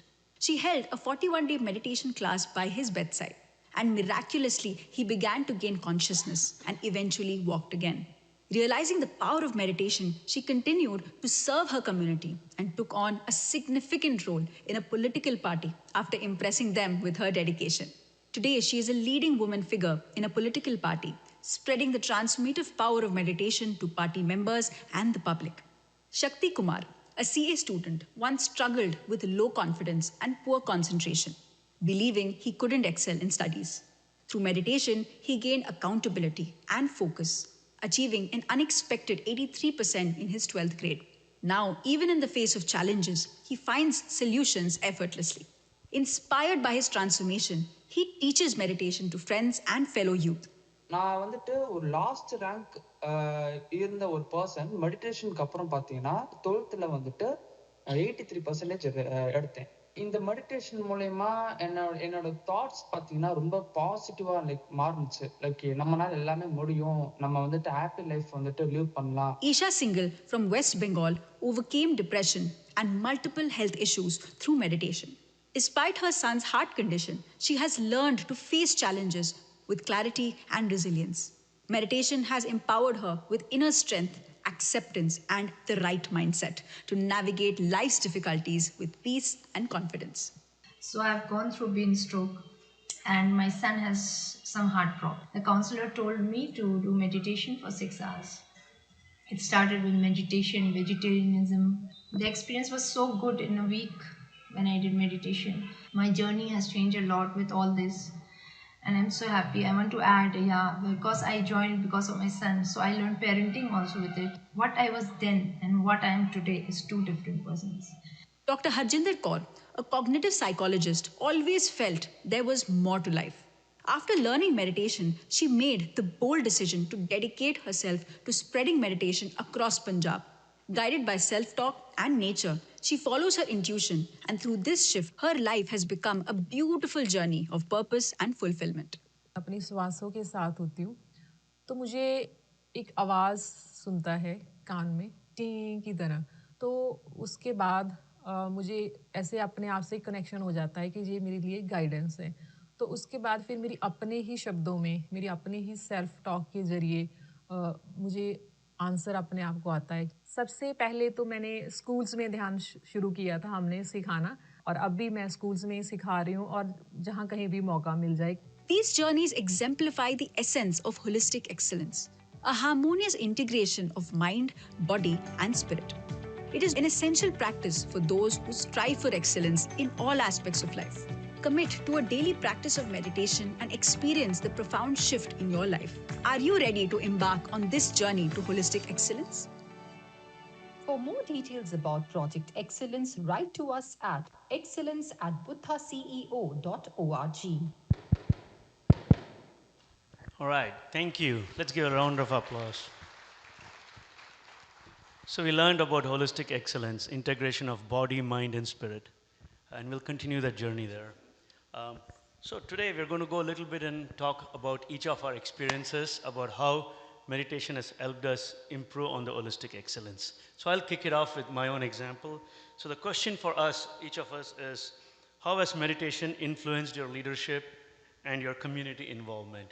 And I'll start with my own story. Till about the pandemic, I was engrossed just in work. I'm not in the IT sector, I'm in the supply chain world. And before all these tariffs came in, my world used to be chaotic for the last 20 plus years. So every day I would get up, look at commodities. It's almost like a stock trading, but for the work I do. I look at how can we get products in and out of US, in and out of China and other countries. And every day would be like, can I get my products to my customers on time? If a customer doesn't get a product, they would write to us and be upset. So how do we take care of them? So that was my life in a simplistic way. So as you can imagine, I would bear the stress. I would be stressed out, and my family would tell me that I'm so engrossed that I don't have time for them. So that was my world prior to pandemic. During pandemic, I had the fortune of attending an online session of Buddha CEO's 40-day meditation, and that really changed my approach. What it did was really help me go inner within and start thinking about what does life mean? It's not just work. It's much more than that. It's not just about the stress we all create. Make no mistake, the world hasn't changed. There's still the stress of customers calling us. There's still the world of tariffs and ships getting delayed and weather concerns and geopolitical issues. But the key is, how do we approach this? And that's my journey been. Like, with the situation being what it is, how do I respond, not react? Meditation has really helped ground me, helped me take a deep breath from time to time, and be able to have the right tools to be able to compose myself and think more calmly. And what it's done for me from a leadership is, my team has seen a profound change in my approach.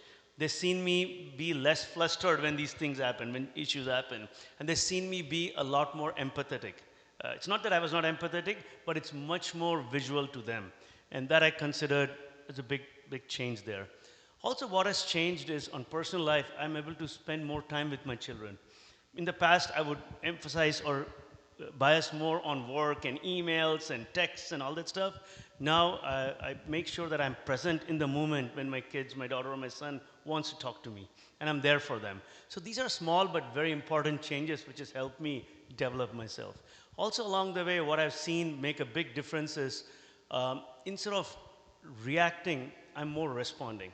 A great example is, 3 years ago, I realized that the company, that a brand I work for, all our factories are only in China. Since then, I decided to really take the initiative, go to our board, and start moving some of these factories to other parts, including possibly bringing back to the US one of these factories, and also to other countries. So this was prior to the tariffs. So we had a plan, and we were moving very quickly in 2022 and 23.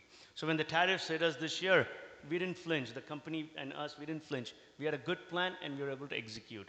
So as you can see, meditation helps us almost think in advance and be ready and act in a calm way. So that's been my experience. It's been a wonderful journey in the last 5 years, and it's certainly enabled me to grow as a human being and be much more empathetic and collaborative with each other. So that's my experience. With that, I'm going to turn around and ask the same experience with this panel. So we'll start with you, Mr. Day. Okay. Yeah, 2018, going back to probably 7 years ago, I was in a big mess. By that time, my mother passed away, father passed away, and now on the business side, 75% of our business is going to go away. And I have lots of employees, both here and also in offshore. And so then on the top of it, I have severe back pain. Anytime I travel, I lift the suitcase, I just get the back pain. And but luckily I got a chiropractor who treats the Blues team and Rams team, the football team and all that. So he used to get me fixed in one day, but still the severe back pain. And so that those are the kind of situations I was in. And so I attended a Guru Puja at Chakka's family, actually. And then there is a little meditation, and it made me very calm. And that made me to seek the answer of who am I, why am I here, and what should I do, all that. And then I did my inner engineering and then Shunya meditation, and I've been continuing those. So after the meditation, what I noticed is, after this inner engineering and Shunya meditation, I've noticed that my back pain is completely gone. And I could lift suitcases and no problem. And my blood sugar also, the fasting blood sugar which I count, is also gone down significantly. So having my health in control now, and then I became very, as Karthik sir said, I became very calm and non-reactive. So what that means is, even if you have storms brewing and floods happening, fires happening around you, you are calm, because you get a different perspective of the world. And so that calmness helped me, you know, in terms of investments, whatever the investments I made, they became 14 times. I couldn't even imagine that a $300,000 investment can become 4.5.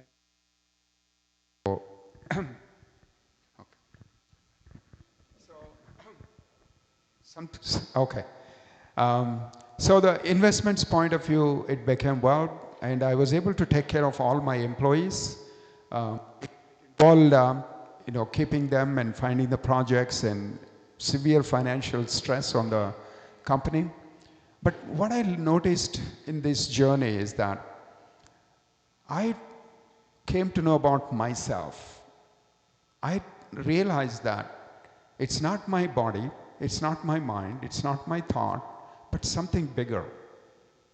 And then I can connect with that bigger consciousness.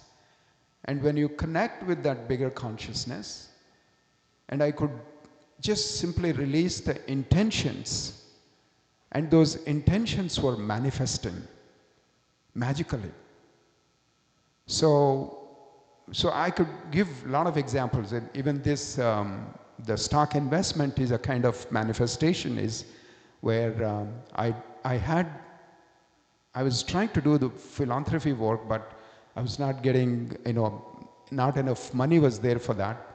So just that, you know, started investing in the Tesla stock, and it was going down. Because my mind was calm and I also know the product, I kept on putting more and more. And what started with a $1,000 investment, it went into 300,000, and when it went into S&P 500, it gone up by 14 times. So that's one. And then my wife was nagging me that why did we come to United States? We have 2 daughters, and one got married, one is not married, and she was in the early 30s. And so I couldn't answer that. But I just said I went into the meditation and I wish this is taken care of. And I was so shocked. I do a lot of rural development work. I help the villages, all that. And here is a boy from a small town called Bevier in Missouri. He gets attracted to my wife at the work.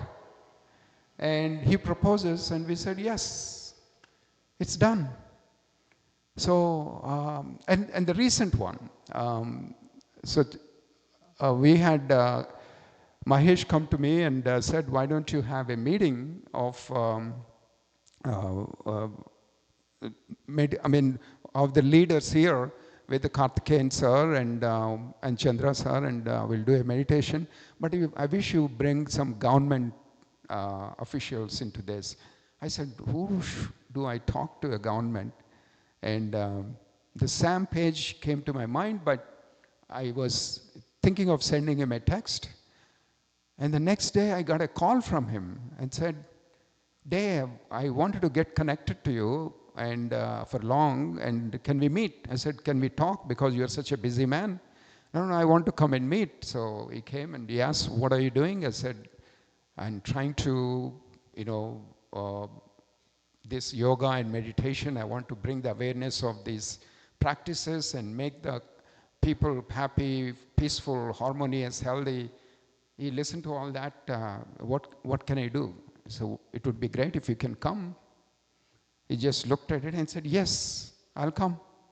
So I couldn't even believe that Dr. Sam Page, I didn't even send him a text, but he just called and he said he would come. So I'm just saying what we have seen, that in the Heartful Meditation one, that intentions and our heart, love, how it impacts the whole world. So when you keep your mind in calm, peaceful, you basically lose yourself. So we are basically consciousness, but we have this body and the mind, and because of that survival instinct we built into us, we try to protect the body. Suppose if there is a tiger, we immediately take the steps to, get out of that dangerous situation, whether climbing a tree or jumping into the valley or whatever it is. So that kind of survival mechanism is built into every cell of our body. So then we take identities, identity like a CEO, identity like a father, mother, or a car, my home, my daughter, my grandkid. All this becomes your body now. So your mind continuously tries to protect those things. Protects your body, protects the ones that you took it as part of you, whether your wife, your children, your business, your property, your cars. It tries to protect you, and it keeps running constantly to protect you. The way, what I found is to transcend those things is through meditation. You do meditation, you focus on one thought or one thing, and then slowly you melt, and there's no thoughts.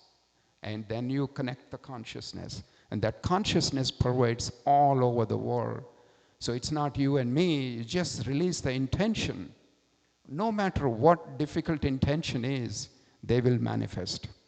So that was my experience. Thank you. What a wonderful experience.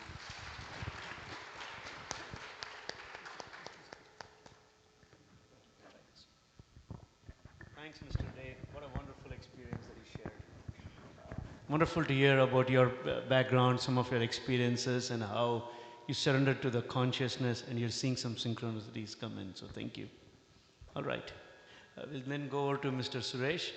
Mr. Suresh, we would love to hear from you on what excellence means for you in this journey. Thank you, sir. Firstly, dear friends, good afternoon. It's an honor and my delight to be here amongst all of you. I would like to maybe contrast over a larger time frame what I was like possibly 20 years ago to what I feel and I am like now. So one good saying that stuck with me for a while, and I hope I'm doing it justice, is, and my spiritual journey also has been along those lines, it's the progression of the self from being somebody, oh, I'm this, I'm that, I do this well, I'm great, I'm a great programmer, doctor, whatever it is, to being a nobody, where you realize the havoc the ego is causing with you and the monkey mind and the I attachment, and you use various techniques and spiritual awareness to overcome it, and and be away from that egocentric thinking. And then from somebody to nobody to associating with everybody, right? So that spiritual awareness of universal connectedness, that I am connected with everyone else. So coming back to the topic, there were two parts to it, if I recollect, community and professional. So on the community side, I'm very competitive. I still am. It doesn't mean I don't strive for high levels. But I remember way back in time, there's always this, I wouldn't call it sense of jealousy, but a sense of competitiveness. Oh, my friend's home is bigger than my home. That friend drives a better car than me. That neighbor's son is getting into a better college than my children, that sort of thing. And it wasn't a conscious change in thought pattern, it just naturally happened. I rejoice in the success or good things that are happening to everyone around me that I know. And it's an amazing freedom, right? So when you don't have to, when I don't feel that comparison, or a corollary to that is when I don't care too much about what do other people think about me, and that freedom is very, very liberating. So maybe that connectedness is the key point that comes across. So that's from a community perspective. On the professional front, I would build on that universal connectedness thing. So a lot of us have a lot of professional interactions typically with people in the same company. Of course, you deal with partners, customers, all of that. But oftentimes, the larger the company is, this is more evident.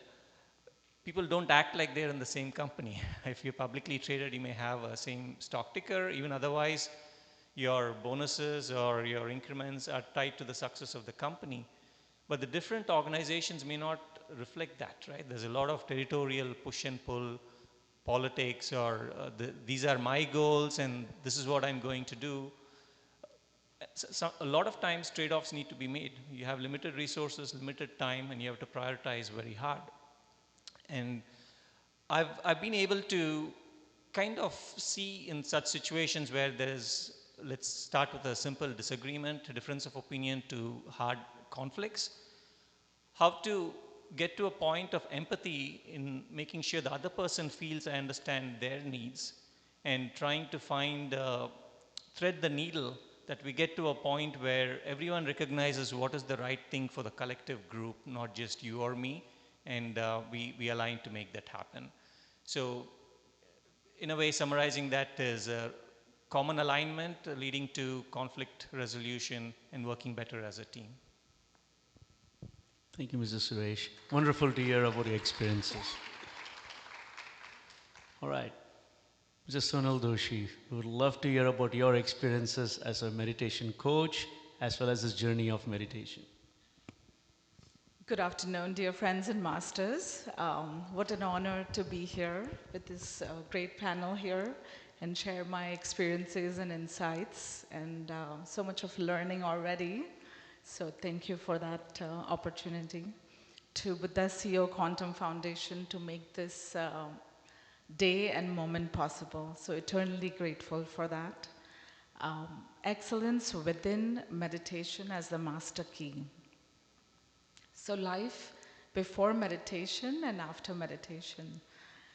What I understood excellence after meditation is not being perfect, but always being your best, and am I improving every day? Am I a better version of myself today than I was yesterday? So self-awareness came in life, self-improvement, how I could do better. And I think self-reflection, it was very easy to blame and claim. Going through life challenges, all of those roadblocks and challenges became the opportunities for self-growth, whether it was personal, in business level, or at a spiritual level. I found a better relationship with my own self, starting with my own family, and realizing that everything is cause and effect.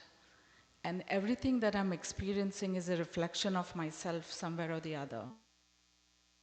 It brought these challenges so that I went from, closed mindset to growth mindset. We have a family business of hospitality management, where my husband and I own few, hotels, and learning about challenges. What I really want to be specific, because we hear these words like resilience, excellence, happiness, but I would like to be a little bit specific and personal, because that strength also I got from meditation. Instead of just covering everything under the carpet, and to be able to come and speak and say, you know what, yes, this is what happened. There were some loose ends I had to learn. When you face these deceits or any relationship challenges, there's a reason that comes in your life, because the universe is teaching you that where did you have your ends loose? When the foundation is loose, how are you going to excel and grow?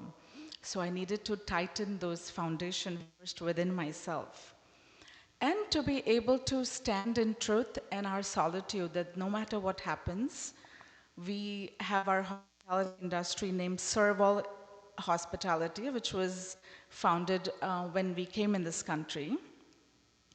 At the time, the intentions were to serve all in abundance and peace and happiness and love and light. So intentions were placed right, and going through challenges, we had to go through a lot of legal troubles. But again, intentions were always right, and we decided, my husband and I, that, you know, we all go through challenges, but we're always having resentments and blames and claims. What meditation taught me is how could I see others' perception? Because everybody is right in their own perception. And what am I to learn from here? How do I navigate these challenges and stay unaffected and still have a growth, become more creative? I think it's okay, right? So 3 years later, you know, when people think you are meditating, yeah, of course you're great, you feel amazing hearing that music, that 45 minutes, but then how are you doing other 23 hours tells you how good of a meditation you have done. So surrounded by great masters, mentors, my own parents, you know, was very blessed to grow up in a spiritual family. But when it comes to challenges, we do react. And, you know, before meditation, it was that way. You know, how dare they do that, you know, and how do I do this? But again, there is no second person. As Raman Maharshi says, you know, there is no second person. It's all you.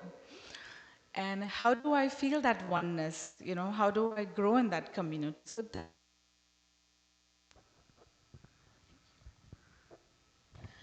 that immensely helped the whole mindset change to growth mindset. You know, I to we, now to he, you know, that we are all one. And that Buddha CEO Quantum Foundation 40-day programs truly transformed my inner being. We all have good intentions, good values, and good aspirations. But I think what we miss is the regular practice of everything that we have learned. So going through different programs, you know, I've done Kriya Yoga, I've done Art of Living, and very, very grateful to learn those techniques.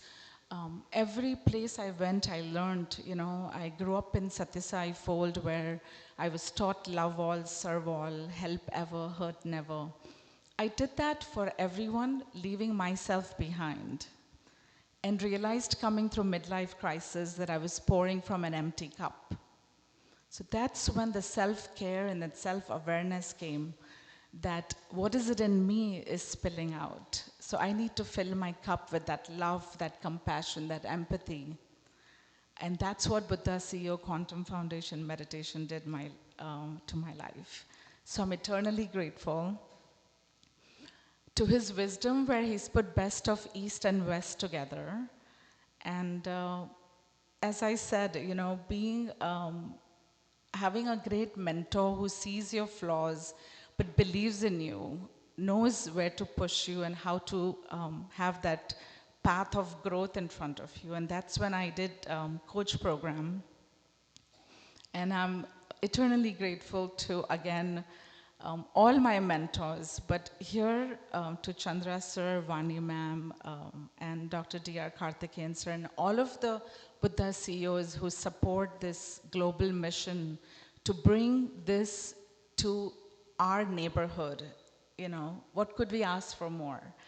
How grateful I am for this opportunity, and I could go on, but what my point was, coming back to the business, is not only after 3 years of legal trouble, we resolved, we acquired what we thought was right. And the challenges grew even bigger.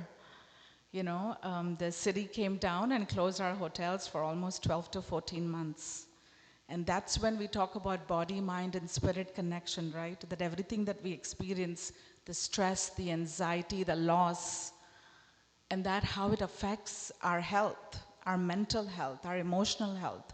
I work in pain management. There is not one patient that comes who doesn't have depression and anxiety, in addition to everything else. And by giving those medications, we're just masking, we're just taking care of their symptoms. Conventional medicine is great, but how do I empower them with more healing, which talks about body, mind, and spirit? So I truly could experience everything that I've learned in the text, what the knowledge base, the intelligence base that I have. Buddha CEO Quantum Foundation gave me that experience to, when I started doing daily meditation practice, I could experience and have plans that what could I do instead of belittling myself that, oh, I'm just a nurse practitioner, what could I do?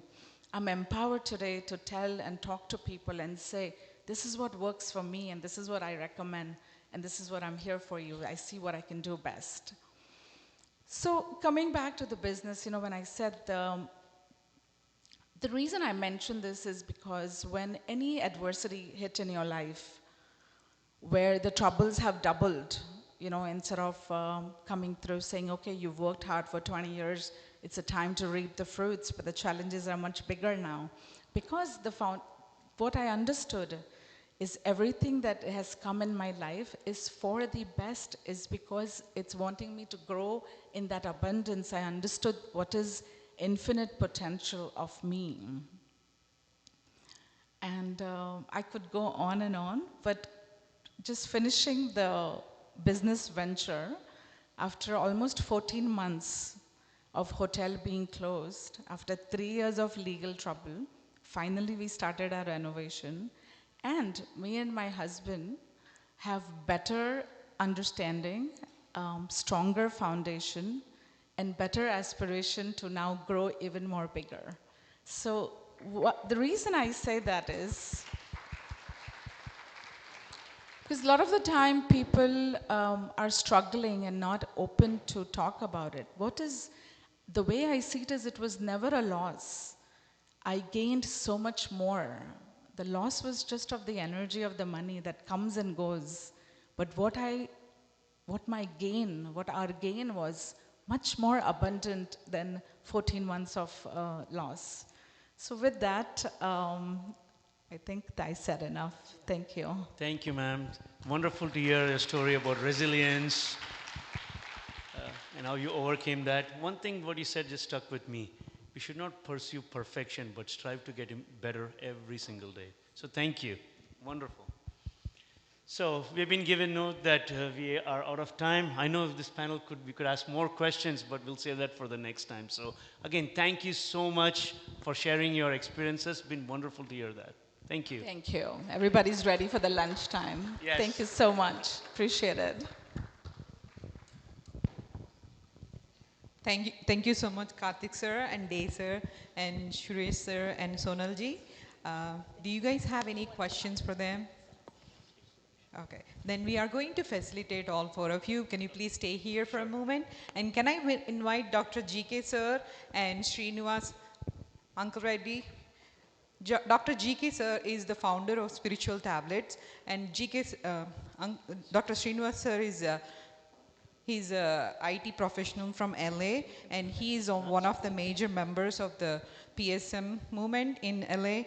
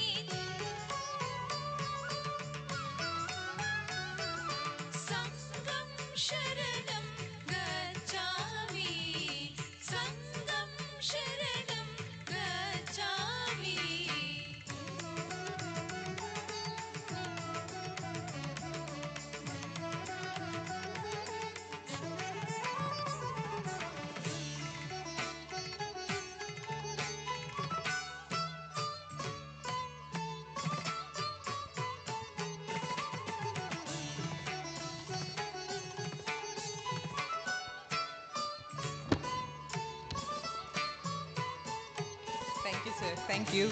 Everyone's journey is an inspiration to many people, and thank you for sharing.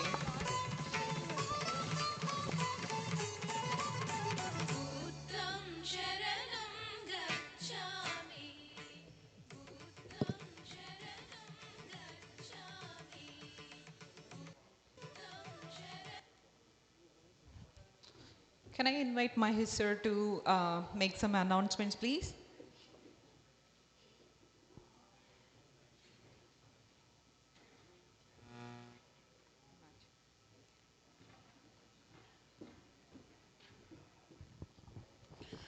All right, so hope you're all enjoying the convention so far and hope I get A's. If you're all really happy, can I get a shout out saying it's great? Yay, thank you, thank you. That means a lot.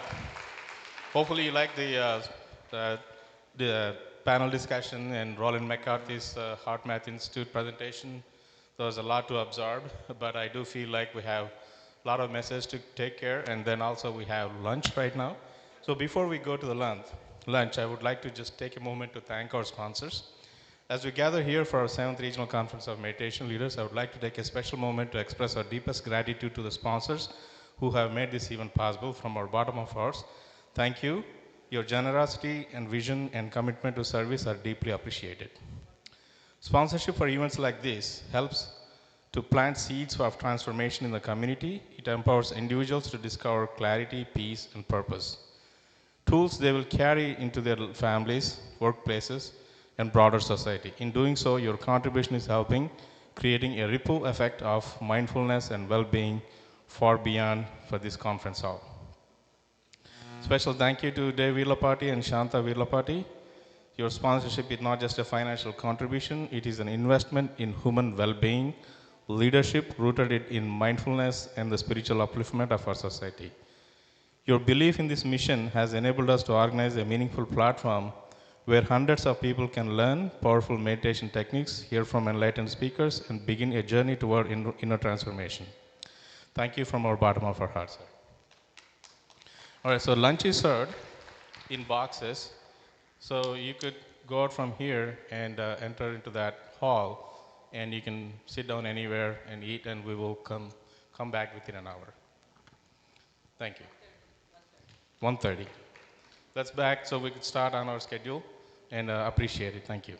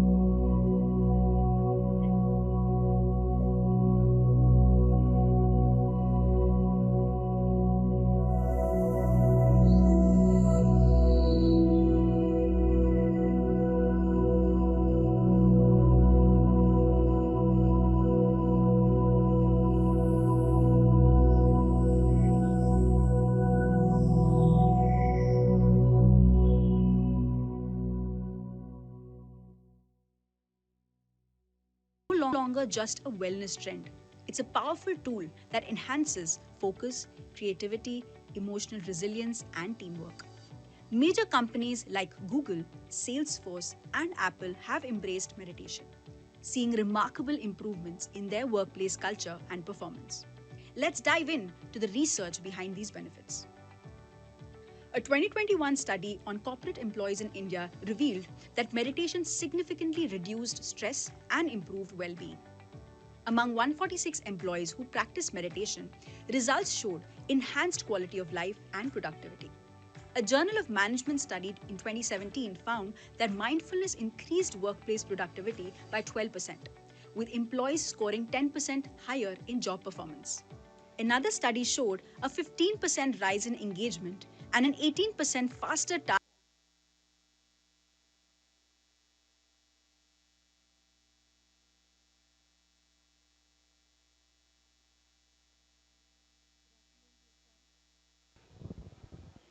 Hello.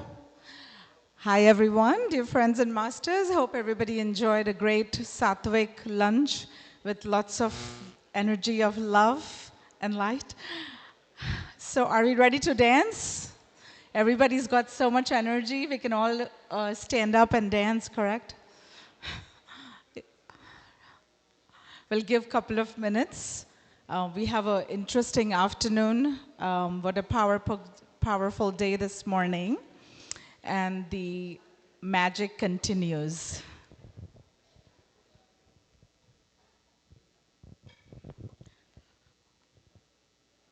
The next what we bring is meditation technology at the core, the quantum workplace. How do we take our inner excellence to our workplace? And for that, I am so honored to invite Mr. Rakesh Jalamuni, who's an entrepreneur from former delivery director at Cognizant and a trustee at Buddha CEO Quantum Foundation. He has 25 years of experience in technology industry, have done leadership roles around the world. Having learned meditation in 2020 with Buddha CEO Quantum Foundation, saw a significant transformation in his personal and professional lives. Sincere and extensive practice. He also shares the vision of foundation and joined the team immediately. He's currently the co-founder and CTO of a software technology company called Quantum Coherence Technologies that's building meditation software to accelerate adoption of meditation worldwide. Can we please have Mr. Rakesh Jalamuni on the stage here? Is Mr. Rakesh here?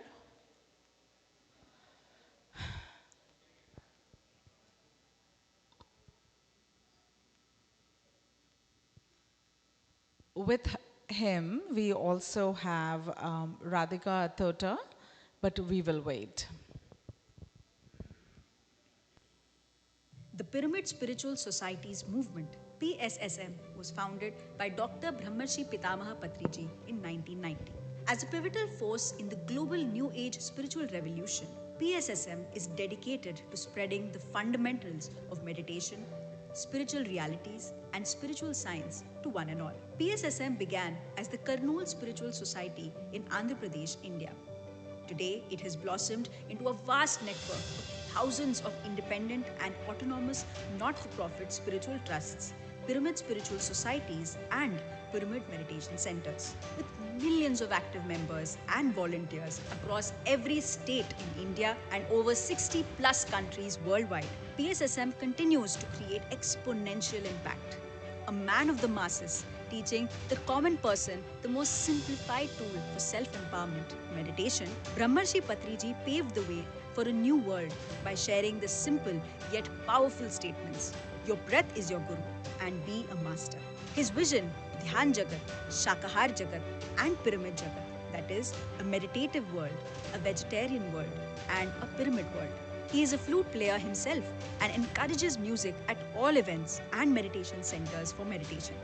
Demystifying the paradoxical and complex meditation sciences and karmic laws with simple, easy to adopt universal principles such as reading right spiritual books, Swadhyaya, sharing meditational and spiritual experiences with all those interested, Sajjan Sangatya, practicing ahimsa by adopting a plant-based diet, Shakahara. All those who interacted with him were transformed inside out by his presence. PSSM is a non-religious, non-cult, non-profit, spiritual scientific movement that welcomes genuine seekers from all walks of life. Its core message is profound. We are not merely physical entities experiencing random existence. We are eternal energy, consciousness, and wisdom, constantly creating and shaping our reality. We realize the divinity within us through 4 simple practices.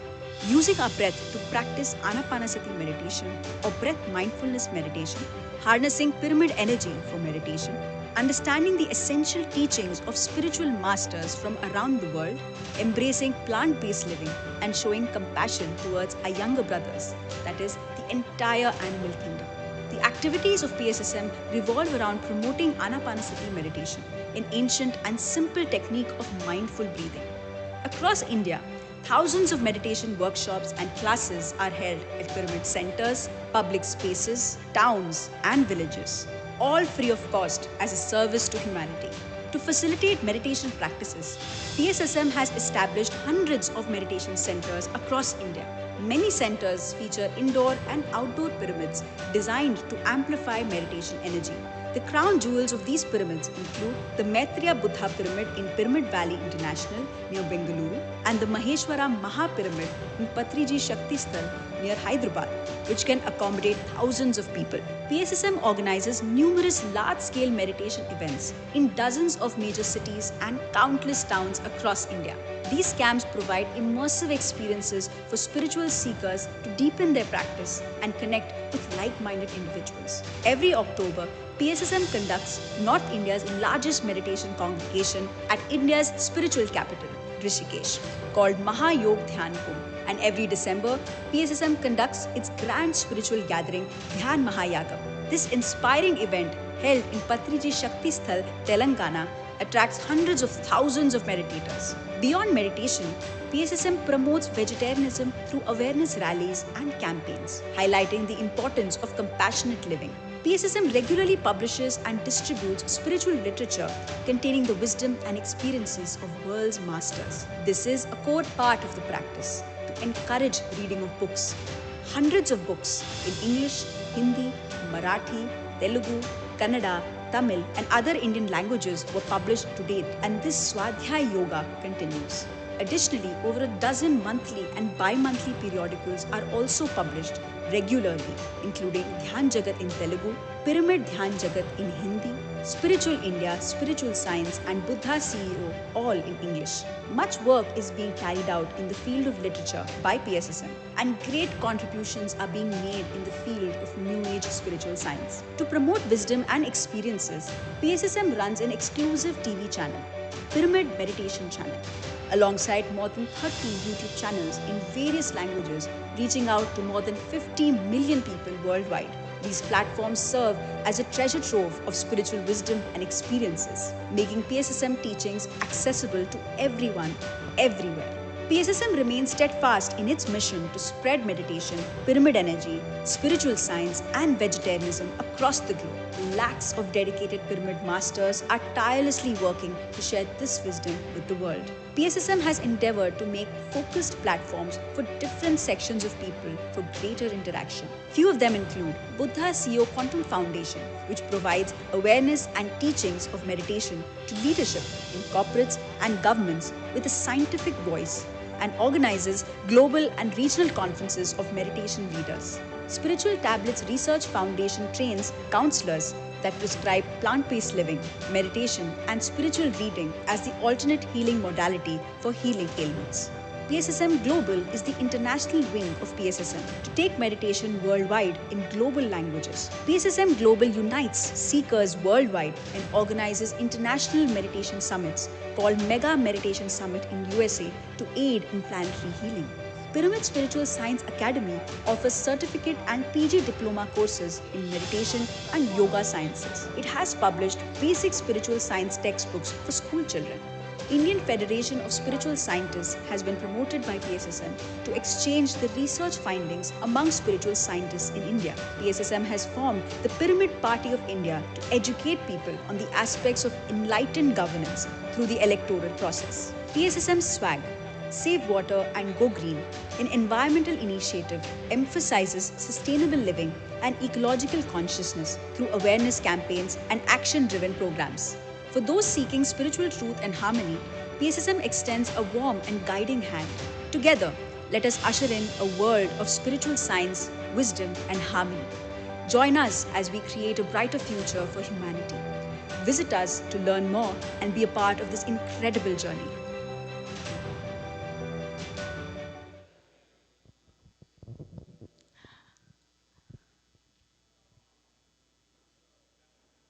We welcome you, sir.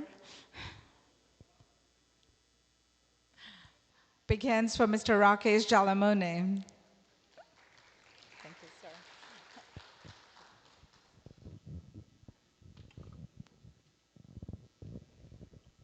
Hello, everyone.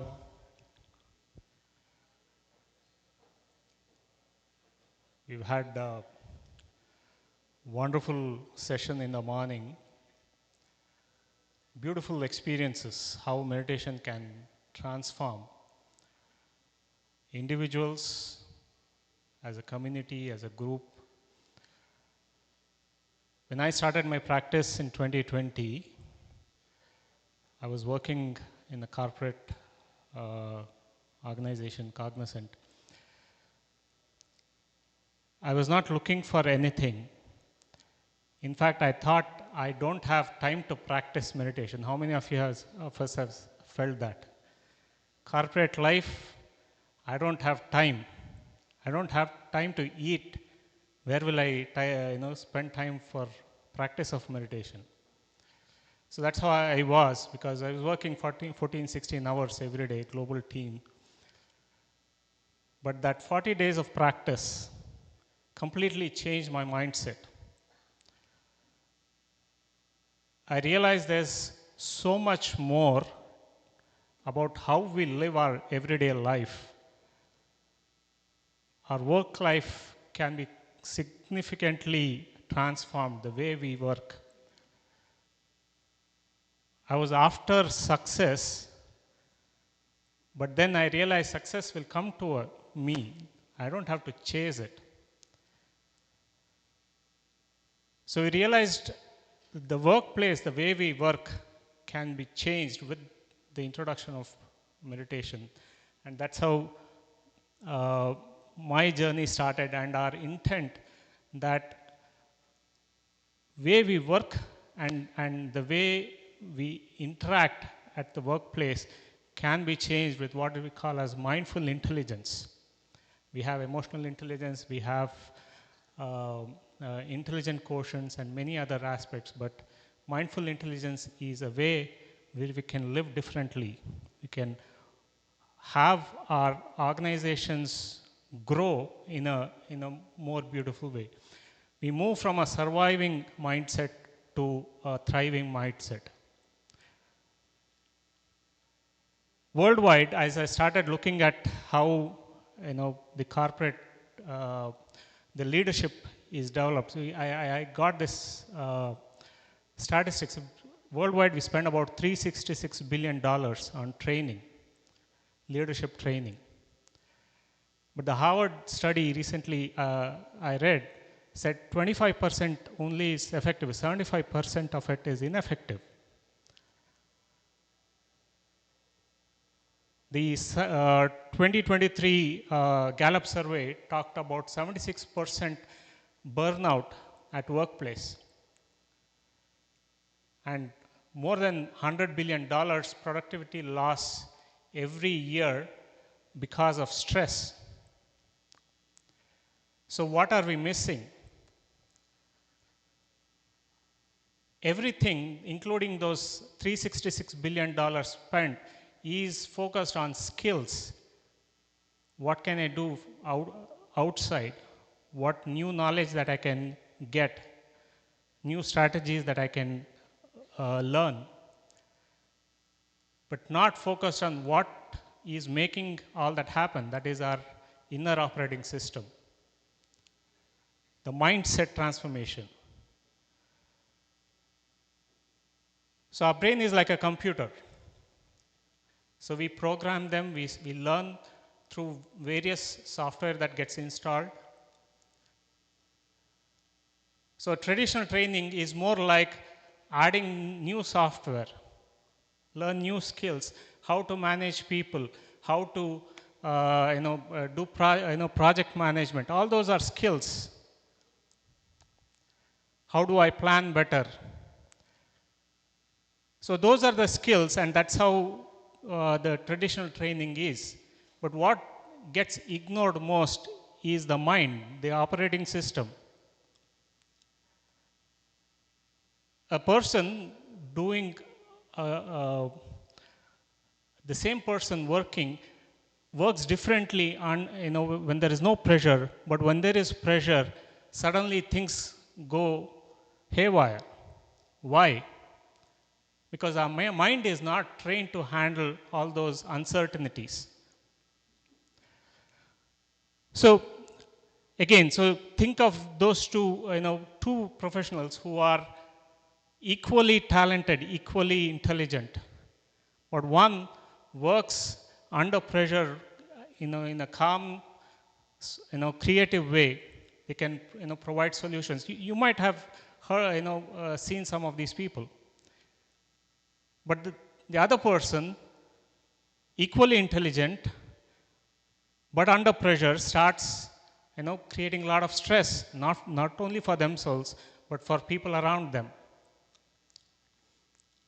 So the cause is not the intelligence. The growth in workplace is not intelligence, but how emotionally regulated you are.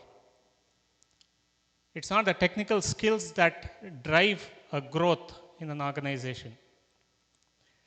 So the key is, how do we upgrade our mental operating system? The inner world transforming outside. So we start asking this question: how am I operating? What is the mindset that I'm operating? Am I operating in a survival zone? Everything, there's deadline, there's crisis. You run from pillar to post to see how do I fix things? How do I, get away from the situations all the time? Every project, every conversation is trying to fix a problem, not to create something new. So depending on what the situations is, we either are in a survival zone or in a striving zone. Striving zone, the performance, great performers at workplace.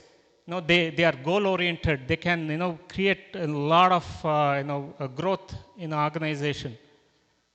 However, being goal oriented, everything is stressful because everything is hard work. You need to get things done. So while they can perform, they create a very, very hard environment for people around them. But there is a third set of people who can be in what we call as a thriving zone, where solutions are becoming effortless. We heard today morning, Mr. Dayakarji, growth is effortless. His intent was there was a growth. Mr. Suresh talked about how easily get engaged with the rest of the teams. So thriving zone means everything is effortless. People are more creative. Creativity is natural. Results becomes more effortless, not having to put a lot of stress around you. So how do we move to a thriving zone from a survival zone, right? And that is where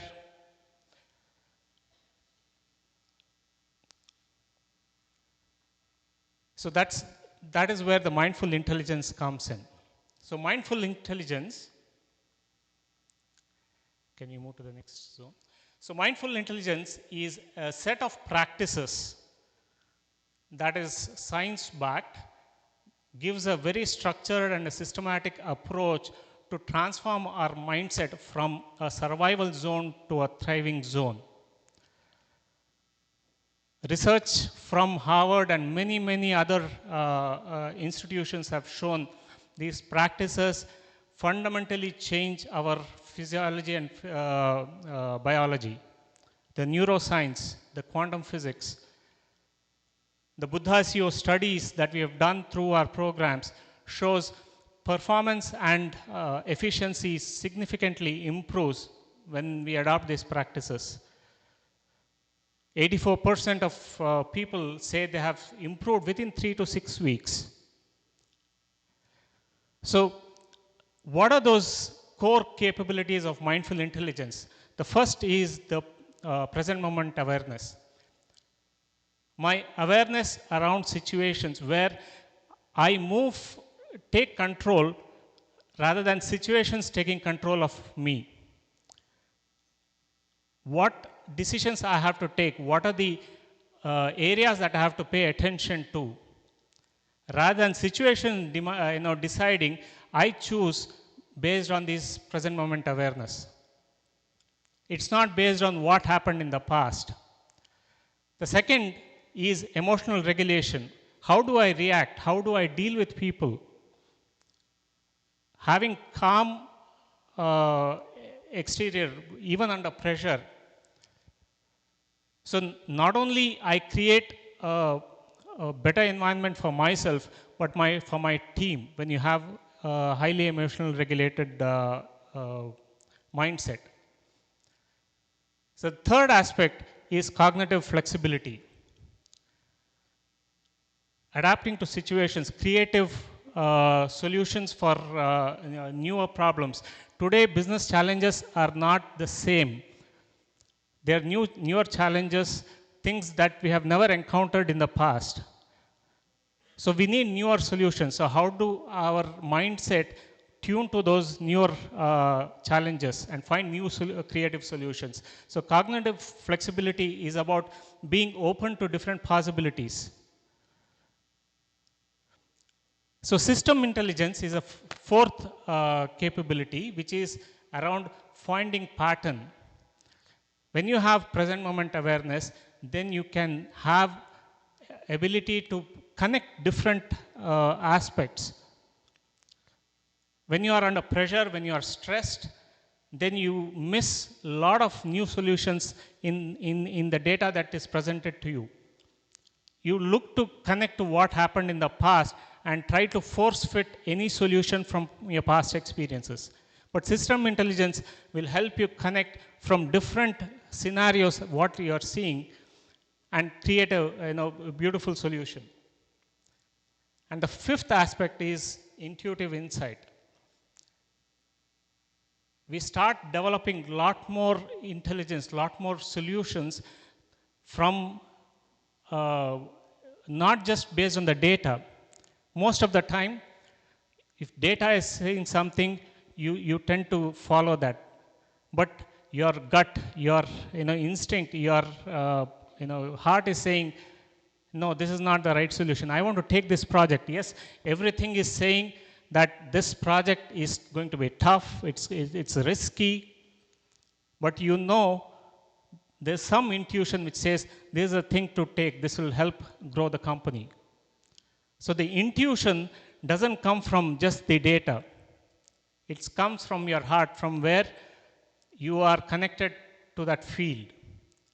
So these 5 capabilities is what we call as mindful intelligence. And to develop this 5 core practices that we have defined. 2 of them, the core is meditation. We've heard significant evidence of how meditation can truly help develop all areas of our life, all the 5 quotients. In our programs, we have seen within 6 to 8 weeks, significantly changes all the 5 quotients, the physical, mental, intellectual, and the purpose and meaning. So meditation, and there is a lot of science that we, is today, it shows that meditation is, helping grow. The second aspect, which is the wisdom, is understanding of the spiritual scientific mindset. That we are that energy, we are interconnected, we are all connected. Our thoughts create our reality. So these are the spiritual scientific understanding which will help us move from being a survival mindset to a more thriving mindset. And of course, there are 3 other practices which will supporting in terms of mindfulness, visualization, helping to imagine your future as if it's already happening, right? And the 5th, the gratitude. There's a lot of science which shows being in the sense of gratitude, you become coherent. Dr. Rollin McCarthy talked about it, how the coherence, when 3 people are coherent, even a 1 person who is not coherent, when they come into the same field, they are transformed. There is an impact that is created. So gratitude is one of those emotions which will help create coherence, right? So these are the 5 core practices, when developed, will help move from your survival mindset through a thriving mindset, right? And we have a lot of studies which, and of course, through the Buddha CEO programs, we have seen 93% of the participants saying they are moving to a growth mindset. When they are practicing meditation, when they are following these mindful intelligence practices, 93% are saying, I'm becoming more growth-oriented. I am no longer fixated to what was in the past. The emotional regulations, the health, the mental health, physical health, all of them getting transformed, right? So how do we bring mindful intelligence into corporates? What are the traditional barriers? Traditionally, practices like meditation was a big challenge to bring into corporate environment, because there is a lot of complexity. You need to have a specific time. You need to have all these prerequisites. You cannot, you need to learn so many other things. There's a lot of complexity in the practice itself. Limitations, access limitations. You needed teachers, trained teachers to learn, to practice. Physical presence of teachers was required.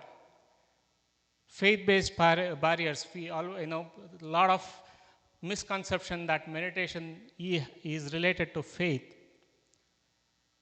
So how is Be Supermind? Be Supermind is a solution that we are bringing, which is breaking all these barriers. The first and the foremost, the simplicity of practice. How many of you came here today for the first time and practiced meditation, learned meditation? How many of you here? Wonderful. How simple was it? How much time did you take to learn the practice itself? Just 2 minutes, right? So simplicity of this practice. Second, technology-enabled guidance. You don't need to wait for a teacher. You don't need to find some physical teacher to learn or understand what's going on in your practice. With our AI-driven guidance, you'll have the knowledge and wisdom to take your learning practice forward, right? And the third thing is, as an organization, you want to have flexibility to have either as a group practice or doing things at your own pace.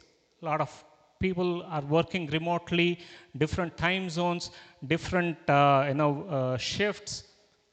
So you want to have flexibility so that everyone in your organization can start practicing. So these flexible, self-paced, but also having an opportunity to come together as a group. So these aspects, and of course the evidence-based approach. There's a lot of scientific understanding, neuroscience, quantum physics, which all these put together, bringing together as Be Supermind, right? So why now? Now is the right time. Now, a lot of talk about AI disrupting. In fact, we realize AI is the perfect time because it is helping us take us inwards. A lot of routine things getting automated, which is good. We are becoming more creative. In fact, Harvard's study was saying AI lead us to be more creative, and mindful intelligence practice is a way to go become more creative, right? And of course, the business environment is becoming more complex. The past solutions is no longer working. You cannot rely on what happened in the past. So newer solutions are needed. So, and of course, the scientific breakthrough, a lot of, we heard from Dr. Rollin, and tomorrow we'll hear more research from Dr. TKP and others. How meditation and mindfulness practices are, transforming the way we live, way we work. All right. So these three things is how we are excited to launch this Be Supermind platform, where corporates will adopt, easy to adopt, and at the same time scale across the organization. It's not limited to a few people. So to talk about the Be Supermind app and platform, I'd like to invite Radhika. Thank you, sir. Radhika Adhota is our senior meditation master from LA. Welcome, Ms. Radhika. She's a seasoned tech and product leader with 20 plus years of experience driving innovation, digital transformation, and strategic program delivery across Fortune 500 companies. She has led high impact B2B, B2C initiatives. She's helping build mindset transformative apps for individuals and organizations. She's a dedicated meditator since 2020, great friend of ours, regular practices in all areas, and she actively shares her journey and helps introduce others to meditation. Welcome, Radhika. Thank you. Thank you, Sonal. Good afternoon, everyone. Hope everybody is awake. We intentionally gave you smaller lunch. And I hope you've enjoyed the conference so far, a lot of inspiring talk. And we're going to show you some tools that you can take away for your own personal use or at your workplace. So as Rakesh mentioned, we're going to talk about what this technology can do for you. We're going to start with a video first.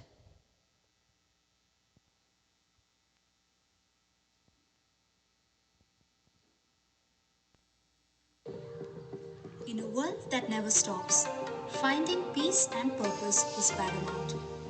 How do we go from chaos to clarity, confusion to wisdom, and move from violence towards compassion? We believe that meditation is the key. Presentation, please. Introducing the Buddha CEO app, your personal guide to inner peace and outer success. Can we move back to the presentation, please?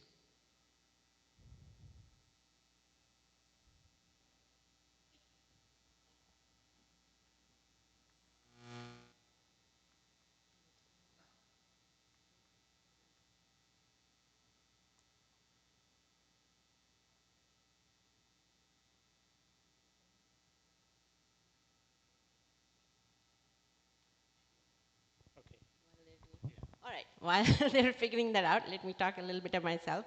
I started my meditation journey year 2020 during COVID, just because we had nothing to do at that time. My friend Srinivas here mentioned about this 40-day program, meditation. They got curious and joined. And like everyone said, that was definitely a transformative journey, which I did not expect at all. I was never a meditator, nor was I religious. So it was, what it did to me is I really didn't think I had any issue. I thought I'm living a great life, whatever the stress, the work and family and ambitions cause, that's part of life, and all driven by all these external forces, desires. that's all part of life, right? But after the 40-day program, I realized, oh darn, I'm being driven so much by all these external, so unaware of my own inner self and my subconscious patterns. And so that was an awakening. And that definitely completely transformed my life, both professionally and personally. It improved my relations within family, my work, stopped being stressed. I stopped stressing about, and even work relationship improved, work opportunities improved, creativity flows. Just to give an example, just which recently happened, right? We're doing a major product release this weekend. I was working on it while I was here helping. So everything set, major release, all approvals, everything tested for months and months and months, and they're like, we got this. And they go out, and there we go, a showstopper comes, and panic sets in. Everybody is anxious, they're not able to figure out why it happened, it never showed up, and they can't roll back, they can't move forward. I get a SOS call. What do? We can't figure out, we can't fix this, we can't roll back, we can't move forward. So I could sense on the call, everybody is panic mode. PB's rising, right? They don't know where to go. So my first thing, previous to meditation, I would have probably jumped in the bandwagon and kind of yelled at, why are we in this situation? What happened? Blah, blah, blah. But I was very calm. The first thing I did is to tone down the problem they're seeing. Yes, it is a showstopper, but I talked to them to see it as a molehill, not as a mountain, right? That kind of calmed them down. Then we started looking at, okay, stop thinking of why we're here and what is the solution options we have. So when I started suggesting something, again, they're still in that anxious mode. They're like, oh no, we can't do that, that's too risky. Oh, we can't do this, we can't do that, right? Again, I had to tone it down and say, small step. Can we do this little one? I said, yeah, we can do that. Can we do this little one? Yeah, we can. And slowly when I walk them through, they're like, oh yeah, this will work. We can do this. No big deal, right? So I could sense everybody calmed down. They started focusing on the solution, and they figured out, even without telling me, a creative way to solve the problem, right? That is exactly what meditation does to us, like to remain calm, not be driven by the emotions of the situation. And when you be calm and make your mind focus on the solutions, there's always a solution for the problem, right?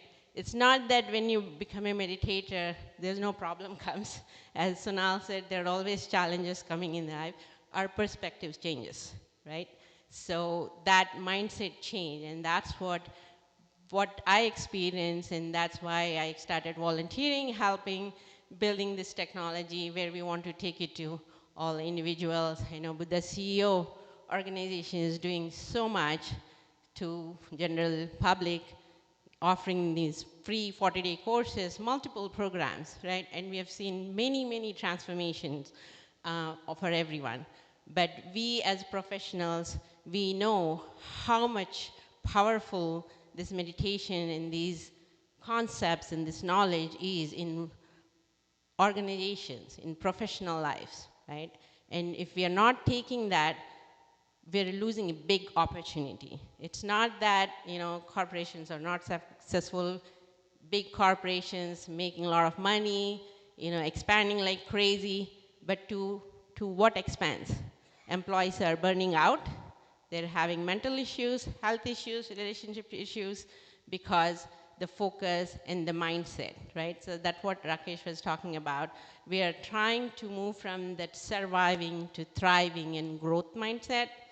And our tool, what we're doing is multiple concept, right? We're not just talking about, quick fix for your stress, anxiety, or, you're having a good sleep the night, or, your mental wellness. But we're talking about bringing to awareness these subconscious patterns, the conditions, the limiting beliefs that drive us unconsciously, right? Because most of our behavior comes from our subconscious. So bringing that awareness, and meditation is not a quick skill you learn in a conference or in a 40 days. it's a continuous practice. You have to keep on practicing, right? And you have to add the knowledge, all the wisdom, all this, enormous science-backed practices and knowledge now. It's not just, we're just saying, oh, this is some spiritual thing, out of coming from somewhere. No, there's, as Dr. McCarthy talked about, there's a lot of science-backed research is done in this meditation on all the concepts. So our tool, okay, so I'll take a break. Let's watch that. Success wasn't just about working more, but about thinking, feeling, and being more. In today's fast-paced workforce, we find that high-impact teams have one thing in common: a mindset of mindfulness and resilience. Emerging research points to one powerful solution for all organizational challenges. The answer lies in inner stillness and transformation. Introducing Be Supermind, a powerful mindset transformation platform designed for corporates, organizations, and teams to build a consistent and effective meditation practice. Developed by Quantum Coherence Technologies, the Be Supermind app blends meditation wisdom with neuroscience and quantum physics principles with cutting-edge technology, guided learning paths, expert-led courses designed for professionals at all levels, AI-powered adaptive coaching, personalized meditation recommendations and guidance based on user activity, team progress tracking, live and self-paced courses, daily guided meditations, expert masterclasses, and interactive Q&As, streaks, meditation timer, and daily sessions to build habits that last. Upgrade to a quantum mindset, a flow state of deep focus, clarity, and synergy. Regular training using our app boosts focus and decision-making, reduces stress and burnout, enhances emotional intelligence and team synergy, builds a culture of mindfulness, purpose, and innovation for your team.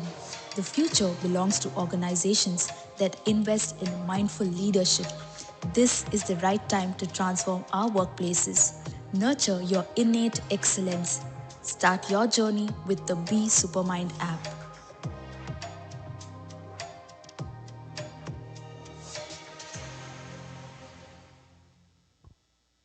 There we go. That's our technology. So we do, please take it to your corporations. You can even individually sign up for this app, but we do have curated onboarding for any organization. We work with the teams and we onboard, and then we have individual level personalization, right? We assess the mindset, we'll give you how to practice. We have personalized routines, daily routines that the app creates for you, where you can practice, learn, reinforce, and also assess. We have biometric measurements, like what we talked about, HRV, to see is your coherence improving with this practice, right? All that is app offers, so you can grow to that thriving and growth mindset. So please feel free to reach to me or Rakesh if you're interested, and we can help you how to get this into your organization or to yourself. Thank you. Thank you, both of you. Creative and a meditative mind behind the Supermind. Let's give a big round of applause to Mr. Rakesh Jalamune, who's here from India and LA. Thank you so much for sharing the technology in meditative world and what we do next. To honor you and to felicitate you, we have two guest leaders right from our community who I have privileged to announce. Mr. Riz Khan, a great friend of ours, who's also a president and CEO of Little Angel Foundation, also holds a director in United Nations. Mr. Riz Khan, please come join us. And also we have Mr. Frederick, Dr. Frederick Echolas is a physician, military veteran, Barack Obama Foundation, fellow graduate and a global public health leader with a proven track of ER response, community resilience, a former US military physician. Enduring Freedom, he has led local, national, and global public health initiatives. His work spans over 100 countries and includes efforts in emergency preparedness, violence prevention, stroke care, access and youth development, keeping our communities safe. We're so honored to have you, Dr. Frederick. Thank you so much.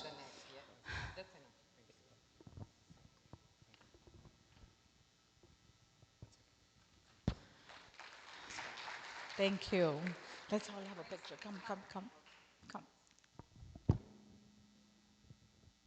Do you want to share your message? I would. So first of all, thank you so much for inviting me. My name is Riz Khan. I'm a founder president of Little Angels Foundation, organization we founded 13 years ago. We serve anyone, no question asked. We serve homeless, children, and refugees. I'm grateful to my friend, my Jani Dushman, Raj, who's always, he really motivates me. He taught me one thing, we instead of I. Include we in your message anywhere that's that. I'm from India, we are both Indians, we all are Indians here, many of us. So Little Angels Foundation has been serving food, clothing, anything in need to homeless children and refugees. I'm also a board of director for the last 4 years with United Nations Association St. Louis chapter, and I'm also a global gold ambassador with United Nations Association globally from the headquarters. My organization is also associated with the United Nations for the last 4 years. The meditation is very important. I'll just share something very personal with you. So I have severe health issues. I have open heart surgeries, 7 bypasses, 3 stents, type 2 diabetes, but recently I've been diagnosed with a severe health condition, and I tell jokingly to all my friends and family, my guarantee is over, I'm running on bonus. The reason is this, since the meditation, I'm really able to focus. I'm always like a high energy, somebody like have had 2 Red Bulls all the time. But the meditation is helping me focus, concentrate, and moreover do action one thing at a time, but do it efficiently. And this is really helping me, supporting me. And I really give credit to Dr. Chandra sir and rest of the leaders here.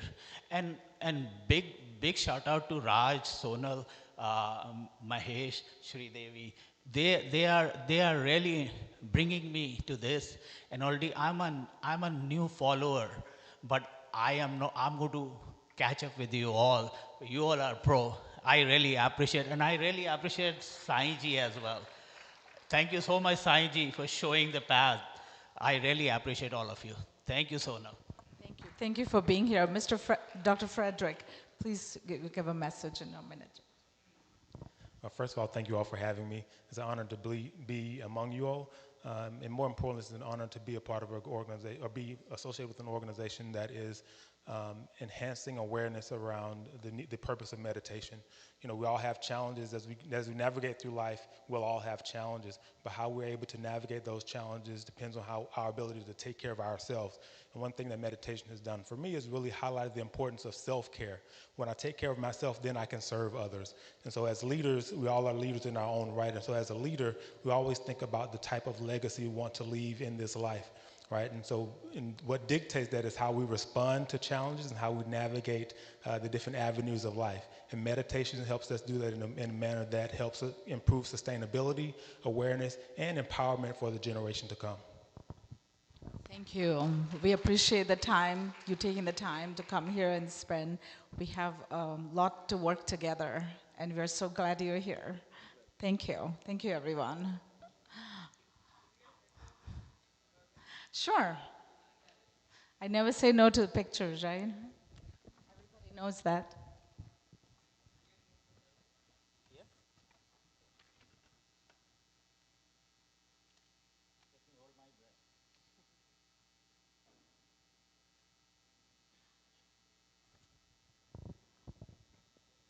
Thank you. Shout out to these young adults who's taking these memories for us. Thank you. Moving forward, we have an interesting project. It's about someone the next, moving forward, the sequence we have is creating leaders of meditation, service and purpose. You know, after we have the technology in our hands, how do we take that forward and become a better leader? And for that, we have a great master with us. You've already heard him. I'll officially say a few things about him. As humble as he is, Mr. Karthik Shivkumar. He's a successful global business leader in the supply chain strategy, domain active meditation practitioner, and proponent and a board member, advisor for a few business and nonprofit organizations. He's a part of the US chapter of Buddha CEO and has helped set up USA entity, which is huge. It's qualified 501c3 nonprofit organization. So he has a big hand in why we are here today. So thank you for that, sir. I could go on and on, but he has a lot more important things to say, so I'll let him welcome him, and over to you, sir. Thank you, Sonal, ma'am.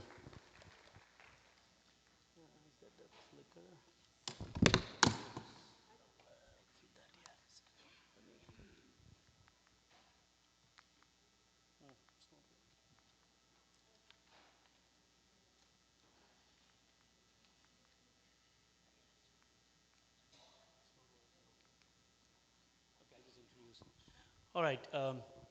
Good afternoon, everyone. Hope everybody had a wonderful lunch, and we had a wonderful day so far.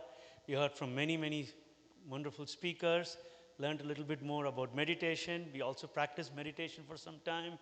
We learned how technology is coming in to help us further enhance and take meditation to corporate. So thank you, Radhika and Rakesh, to share that with us. Next up, I want to share a little bit more about creating leaders. What that means, we also heard about global volunteers that we have in Buddha CEO, especially here in St. Louis. But behind the scenes, there's this strategy, there's this vision mission, as well as the organization, which is kind of helping all of us volunteers take it to the next level. So I'm going to chat a little bit about that, the kind of activities this organization has been doing, Buddha CEO Quantum Foundation, as well as, most importantly, share some results. We all like to get like a progress report. So I'm going to talk a little bit about the progress report of the Quantum Foundation. If you can go to the next slide, please.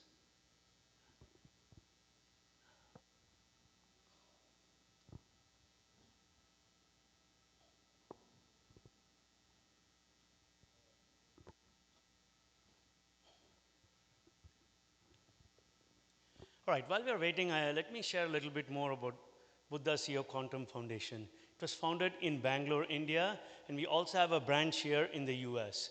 It's a non-profit 501c3, as Sonal ma'am was alluding to, and that enables us to engage with organizations, both non-profit and corporate here in the US. And that's the journey we've been on in the US especially. So today I'm going to cover overall Buddha CEO Quantum Foundation, both from an India and from a US perspective. And I'm going to talk about what's our vision, what have we done so far, and what are some of the astounding results that we have been able to see. To get started, we have done over 3,600 plus meditation sessions in the last 4 years. That's amazing. Huge call out to Chandra sir, Vani ma'am, countless volunteers who have made this happen. Through the pandemic, beyond the pandemic, in-person sessions. These sessions were initially, like I said, virtual, and then many of them moved to in-person after the pandemic. We have done sessions in India, we have done sessions in Middle East, UK, obviously here also in the US, and these sessions, interactions, whether it's virtual or direct, have helped encourage a lot of what we call meditation masters to come together, build a sense of community and practice. As Radhika just rightly alluded to, meditation is not a one-time done deal. It's an act of being regular on it every day. Every day you have to keep going at it. That's the key there. And what the foundation has done is enhance and build a bunch of next set of leaders who can take meditation to the next many levels. What the organization foundation has done is to establish very clear mission, vision, values. That's important to know what our North Star are. We are guided ably by wonderful mentors, one of whom is there in our presence, Dr. G.R. Karthikeyan sir. Thank you so much for coming all the way from India to US to grace your presence. So thank you. Big round of applause. Obviously inspired by Patriji, we also have other mentors. When the slide comes, hopefully we can choose and introduce some more. But the whole idea is enabled and guided by mentors, always focused on Patriji's vision mission. We have been really working hard on moving and spreading meditations globally. Is there? Yes. So I've been told there's a technical itch, so I've been asked to wing it, as they say in the US. So I'm going to wing it. But we have a lot of good data. When we get a chance, we'll try to pull that up. Very impressive. Like I said, 3,600 plus meditations done. Over 400,000 people directly registered and who have done meditation over the last 5 years. Again, 400,000. Huge round of applause.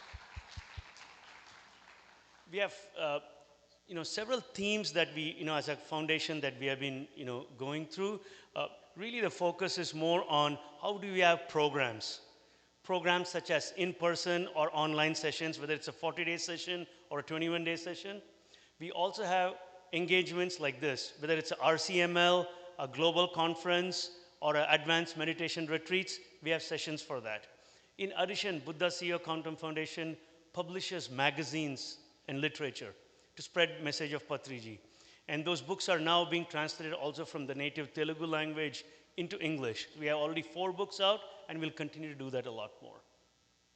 In addition to this, we're doing a lot of awareness, spreading awareness, whether it's on social media or elsewhere through books and other literature to spread the message of that. And last but not least, we've been actively but steadily getting engaged in spreading and understanding the research behind meditation. As first step we did before and after survey of participants. And we have a lot of data, as you can imagine, 400,000 people. We collected a subset of that, and we really understood the before and after. And what really came through to that was a consistent message across, what we call 85% plus impact. At least 85% of the people surveyed said on 4 key metrics, they've seen a significant impact. First, being calm and present. They said before meditation and then well after meditation series. They could see a big impact. We took a lot of data on that. Second, they also said that this really enabled them to be more empathetic towards the next person. And there's a couple more, I can't remember everything right now, but really like the data points out that clearly that meditation has helped a lot of the practitioners really improve their holistic excellence there. We're not stopping there. We're teaming up with some universities, some scientists to really figure out like how can we start now quantifying and really educating all of us on the true benefits of meditation. So some work being done on research papers, partnering with some universities to figure that out. And then last but not least, what we have done is we have leveraged technology. We also have, which Radhika and Rakesh covered, we also have a coach program. We have so far trained over 250 coaches, and our aim is to get to 500 by end of the year. And each of this coach is a force multiplier. As a coach, he or she would enable even more new meditation masters to be created. And they in turn will become coaches and so on. So we are very proud of the coach program, and we intend to continue with that. And then last but not least, to cover all of this is the research. We are really doubling down on, we have a wealth of data. So how do we understand the data, and how do we spread that to everybody to bring us all into this? So again, very, very proud and humbled to be part of this organization. And with that, I'm going to hand it over to Chandra Pulamanasetti. Thank you. Thank you, Mr. Karthik. Please stay here. May I request Vani Madam to come onto the stage, and then two directors of Buddha CEO Quantum Foundation, USA, Sridevi Shankar and Ramesh Kondamurti.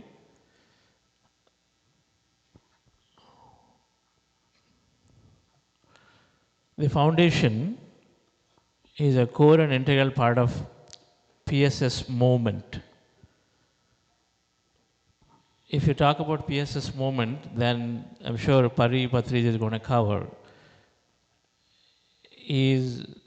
The activity of foundation is in pale comparison to PSS movement. You have millions and thousands that go on daily basis. And so each organization is focused towards doing something, and Buddhasya Quantum Foundation is focused toward leadership development. The Be Supermind presentation that I've seen is an initiative from the Buddhasya Quantum Foundation. That the mindful intelligence they're developing into the corporates.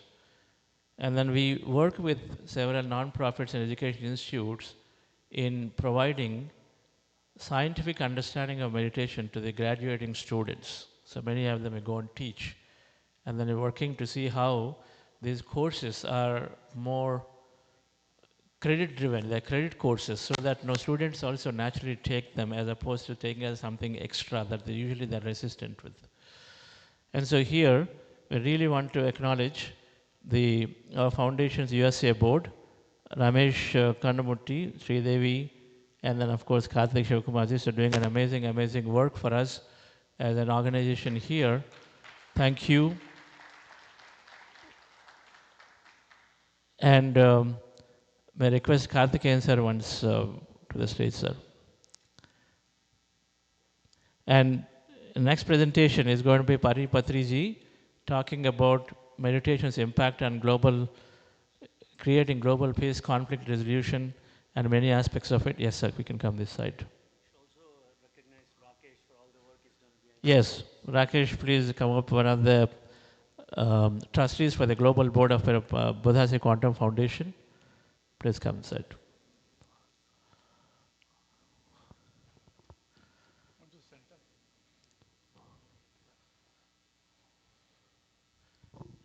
Yes, while Karthikeyan sir felicited the US team members and Rakesh, Vani madam, please give a message.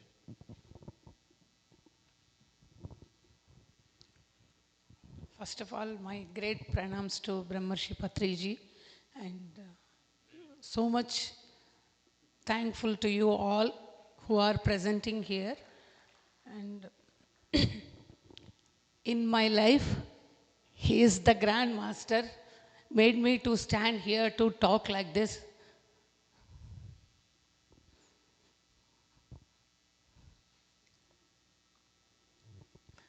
Who changed my life completely. Today, what I was, what I am now, most meaningful living my life. With the family, I have a great relationship with my children, and whole spiritual family today, completely with us, all of them. And whatever the work we are doing, how St. Louis whole team is here, because of this is the valuable work. And this Grand Master vision and mission, most energetic work. Because of that, everybody is coming forward. We never expect that what it will happen when we go next for the whatever the work we want to do it. But their nature support, energy work, it's a going with the flow. And always Patriji is, I am a Shirdi Sai Baba devotee. First time when I met Patri sir, he somehow Baba only direction to Patriji, and the moment I started my journey was most meaningful and most joyful, and I'm really truly meaningfully I'm living my life. I'm so grateful to Patriji each and every moment in my life. And I am a real Buddha CEO. And why I'm saying this word so proudly, when I attended Patriji's first Buddha CEO workshop, he said, every woman is a Buddha CEO. Why he said, always who are meditating as a woman, they will do all the things, multiple things very efficiently. They are the real CEOs. And I felt so proud that he made empowering my inner strength and everything. Today, this work, I don't even know this much. I'll be in the stage and I'll talk. I'm a Telugu medium, and as I never spoke in English, and I never be on the stage. Because of this Grand Master, I'm in this stage, I'm talking like this. I'm so proud of this moment. I'm ever grateful to Brahmarshi Patriji. Thank you.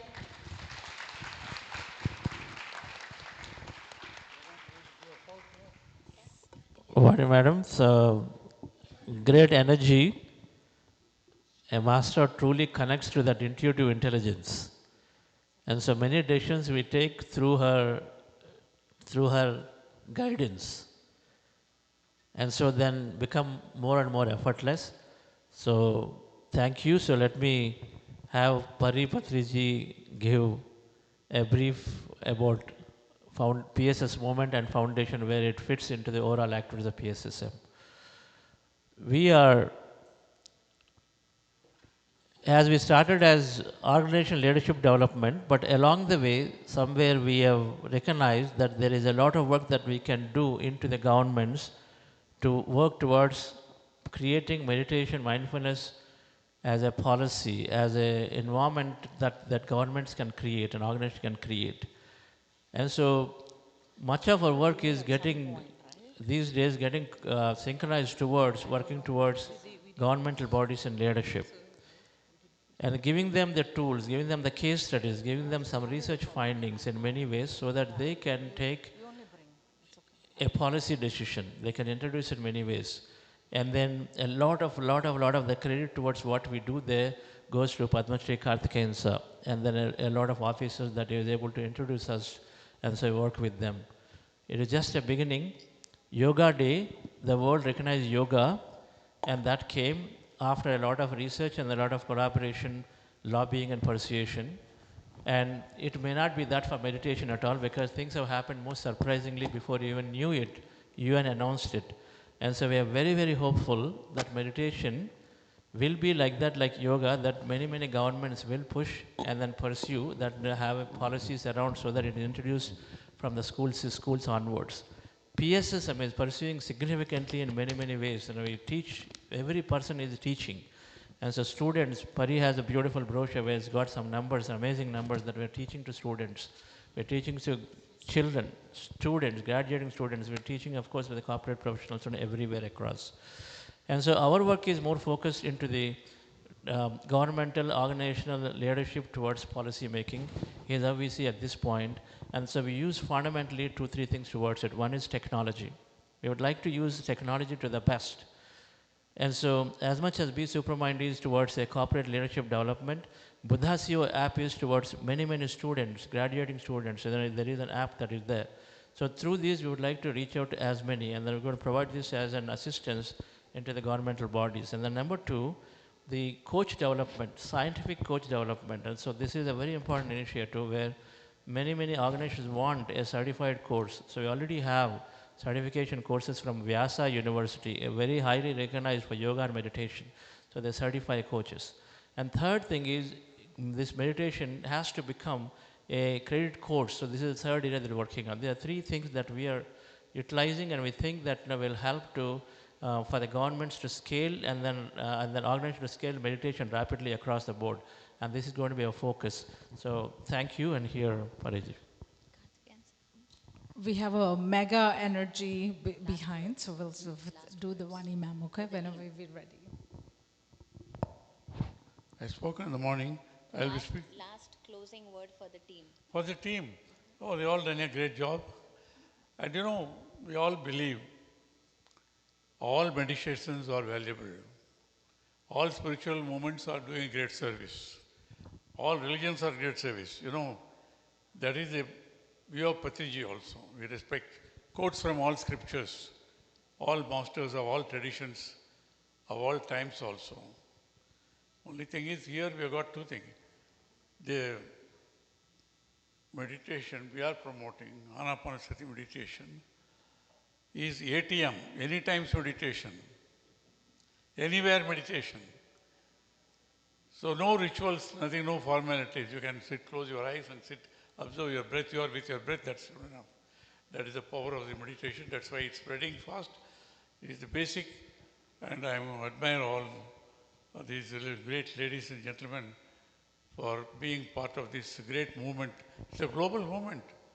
In 40 years, a simple man started something and it has become a great global movement. You see, I always keep telling, too soon to realize the impact of what Brahma Shri Patriji has done. Maybe after 50 years, 100 years, they will realize, oh, here there was a person who thought of a simple meditation. It has become a global movement. Anywhere, anybody can do it. No distinctions of, you may belong to any religion, follow any methods and all these things. So thank you very much for your contribution, all of you. Patriji, of course, you are going to speak now or tomorrow? Yeah, after, sir. Yeah. We have a moment to felicitate. Well, I have nothing to add. It's such a tremendous work. I don't think this is something that we can put it in a brochure or in a presentation, the amount of work that is happening across the world. And this is also, I want to say, that this is not something we can do alone. This can be done only when we all come together, because the mission is big. We want to teach the whole world meditation. That's the mission that we hold. So the only call to action is, let's come together, let's work together and take this mission as your mission, and then only we can take it forward and make this as your moment. Thank you. Yes, sir. I didn't know why I'm called here, so now I realize, Chandra. See, it started when the COVID started. You know, people cannot gather. So at that time, Chandra said, sir, we want to do this, spread it on Zoom platform. I didn't know what Zoom platform was at that time, because as I told you, the senior government officers in India, we are pampered so much, everything is done by some secretary or the other. So I have to learn what is this Zoom and then learn it. And I mentioned to you, perhaps it's worth repeating it. I found it was very interesting, the simple technology. And every 40 days he started it, as it, you know, neither money or power can make me say something about which I have not committed. Here I had no hesitation in endorsing it. I said yes. It went around the world. Like that, you know, from starting just as a simple person, every 40 days he improved his performance. Every 40 days. He studied more, constantly updated his knowledge, explained it to people, scriptures, various books, science, psychology, sociology, everything behind it. And ultimately he graduated to a university teacher, he became a universal teacher today. He is very proud of his teachings. The only thing I told Chandra, you look so young, nobody will take you seriously. So now he has stopped dying, so he looks a professor. And ably supported by his wonderful lady, Bonnie. They make such a good pair, traveling all over. And like Patriji travel by walk and then bus and all that. Now today they are flying all over. But it's not easy, I realize it now. Going from place to place with one suitcase and meeting people, talking to them. And more than that, wherever you go, see 3 times this luxurious, delicious food. That itself is not an easy thing. All that together, they are continuing, they are committed. It has become a global movement now. And all of you, ladies and gentlemen, you have made something, an impossible possible by your commitment. Not only your health improved, you are doing such a great service. Service to humanity is the greatest service. Again, coming back, Patriji did Annadana, you know, he is very fond of that. Vidya Dana by his teachings, and superior to all of them, the Dhyana Dana. Dhyana Dana is supreme, you know, gift to humanity, because with that, everything happens now.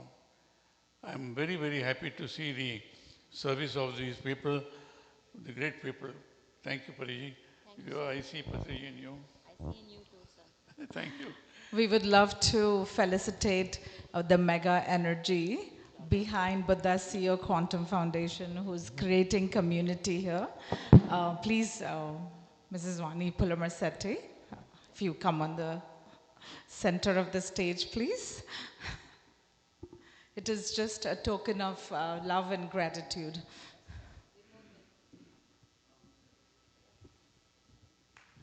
Thank you.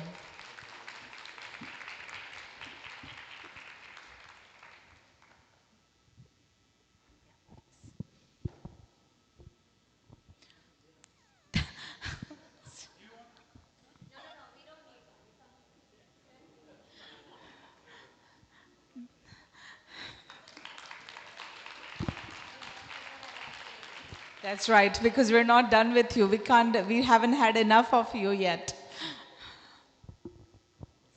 Thank you.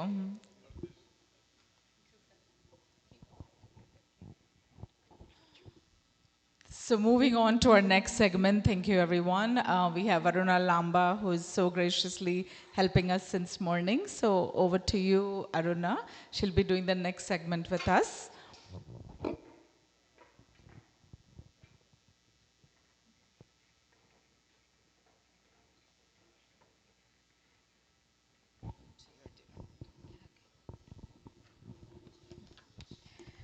That was a wonderful moment, seeing all the great masters on one stage. They're bringing in so much energy, and this energy is very contagious, and it is sometimes intoxicating too. Let's moving on to next speaker, Ms. Pari Patri.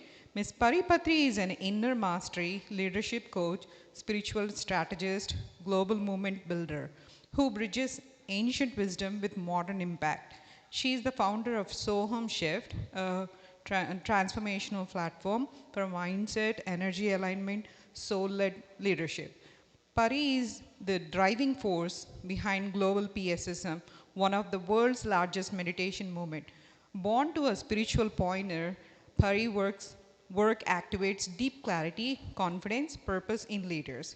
From entrepreneurs, creators to executives and coaches, her tools are both mystical and measurable: pyramid energy, vibrational science, subconscious rewiring, practical mindset training.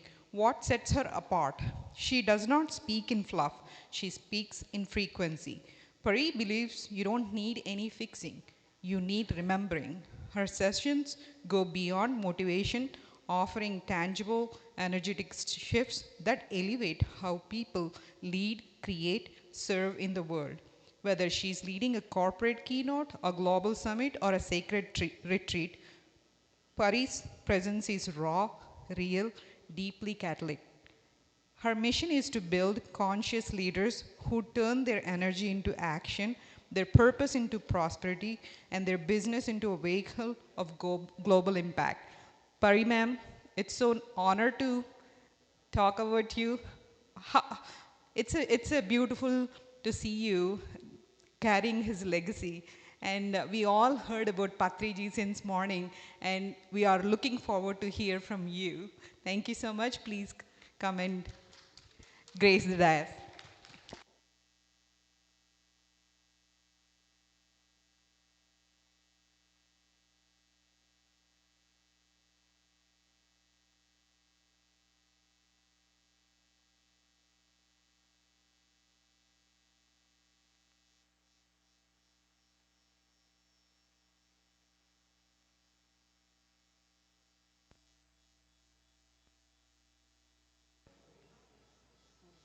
Can you hear me? Yes. Awesome. Hello, everyone. It's finally, I know, is it happening? Yes? Okay. Guys, I like to have fun. It's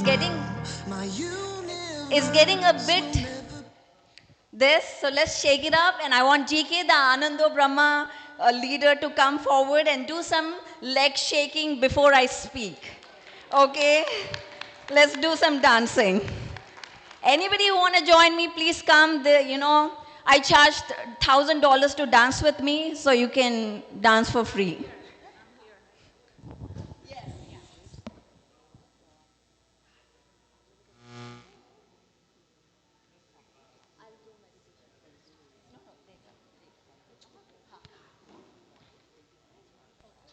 goes down, the stars come out, and all I count is here. Please come forward.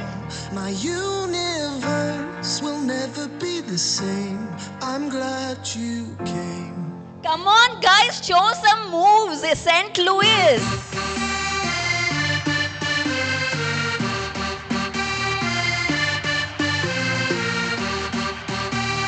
Ashu, where is Ashu? My partner. You cast a spell on me, spell on me.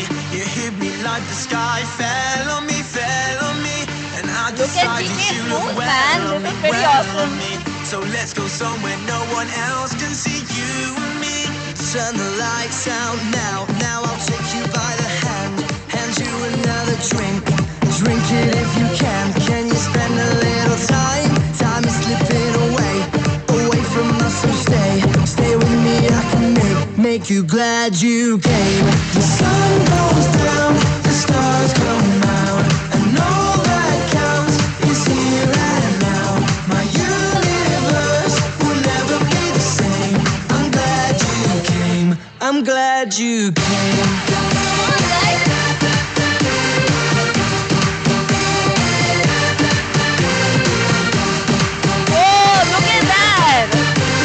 Love it. Love it. You cast a spell on me. You hit me like the sky fell on me, and I decided you look well on me, So let's go somewhere no one else can see you and me. Turn the lights out now, now I'll take you by the hand you another drink. Drink it if you can you spend a little time? Time is slipping away from us, so stay with me, I can make you glad you came. The sun goes down, the stars come out, and all that counts is here and now. My universe will never be the same. I'm glad you came. I'm glad you came. Okay, thank you guys. Thank you so much. Okay, hopefully you're all awake.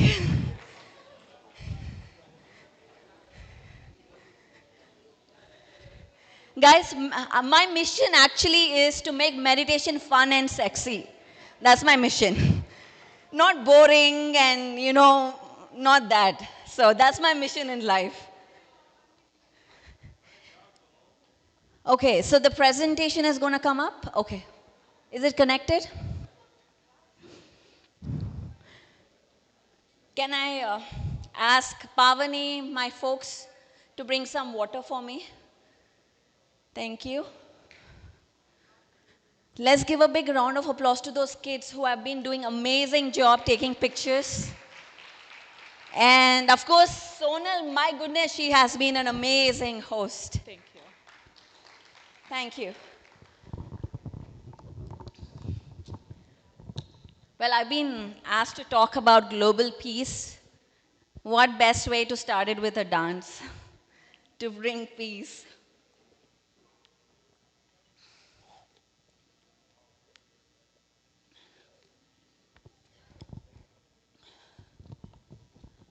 All right. Did you know that Dr. GK used to be 100 pounds heavier and he lost his weight with meditation? Would you meditate now? And he'll talk all about it in his talk, so ask him. Just making you curious. You can lose weight with meditation,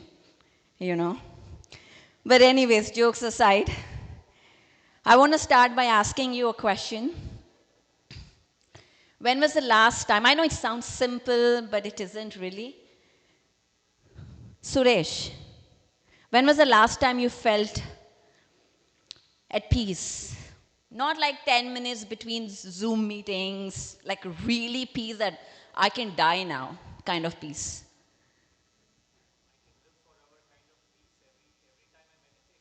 Every time you meditate, I asked the wrong guy. Every time you meditate, you feel that. That's wonderful. Let's give a big round of applause to Suresh. And Mr. Frederick. Are you in the wrong room? You bring the diversity card, man, giving you a high five. So let's give a big round of applause to Mr. Frederick. I would love to see more diverse crowd the next time I come. And please do, sir. We would love that. No, this is not just for Indians. This is for the whole world. So we would want more diversity here. And I know how many of you are new here? Raise your, I know Rakesh asked this question, but I didn't see. How do you find this event, sir? Okay, how do you find it? I mean, how did you like it? You enjoyed it so far? Would you come back again, you would say? You would bring 10 more people, you would say? Well, let's make that try to yes by the time you leave from here. Okay, so let's start, guys. Let me share, first slide, let me share one hard-hitting fact that we've really entered a world where we are addicted to constant stimulation, right? Speed, chasing. What else? Conflict. Also, probably from global wars to organizational politics. We are seeing so much of, oh, can I, okay? We are seeing so much of division. Are you experiencing division at your workplace? Division in your families, maybe? Division in the society, in the politics? Well, let's not get there. But the source of it, all of it, is not outside. It is within us. And that's what we've been talking about all day. When we want to lead others towards progress and collaboration, we can't outsource that responsibility. Oh, the manager has to do that, the leader has to do that, the president has to do that.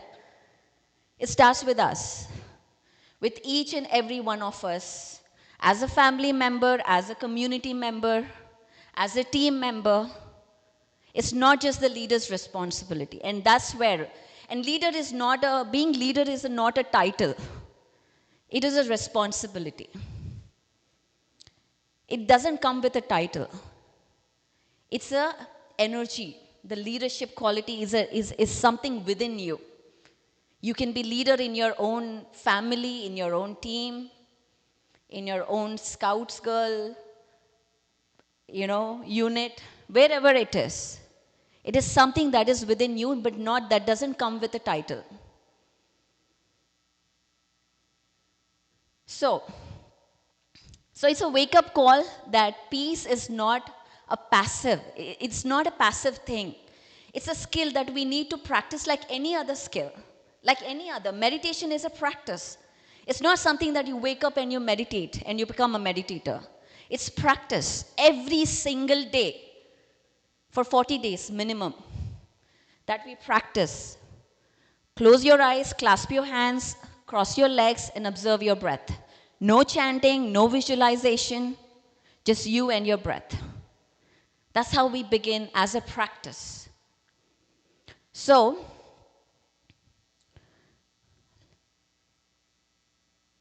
okay, this doesn't work. Okay, let me introduce myself again. I know you have been seeing me on and off. Let me introduce myself properly. Who I am. I did something and it worked, and I don't know what. Okay, cool. So I live in Orange County, Southern California. I flew in yesterday.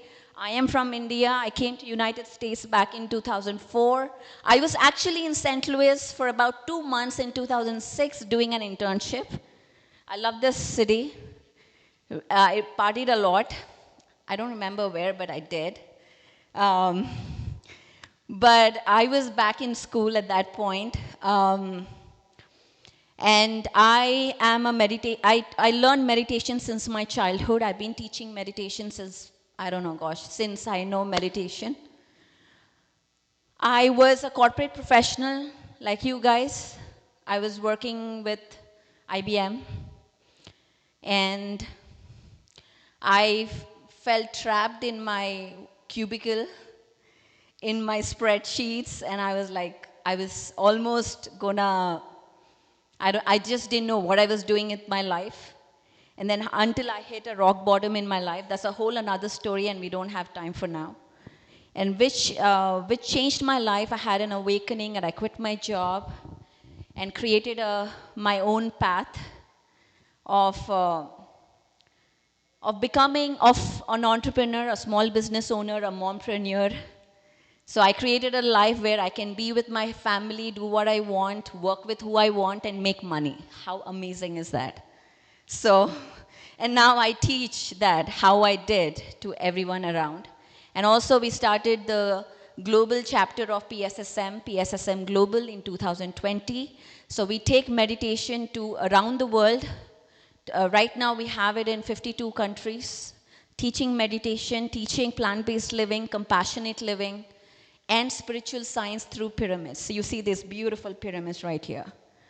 So this is what we've been doing since past 3 years. This year in August, we have a big summit, mega meditation summit in LA, where we are taking this message. The message is, or the vision we have is to bring diversity experience and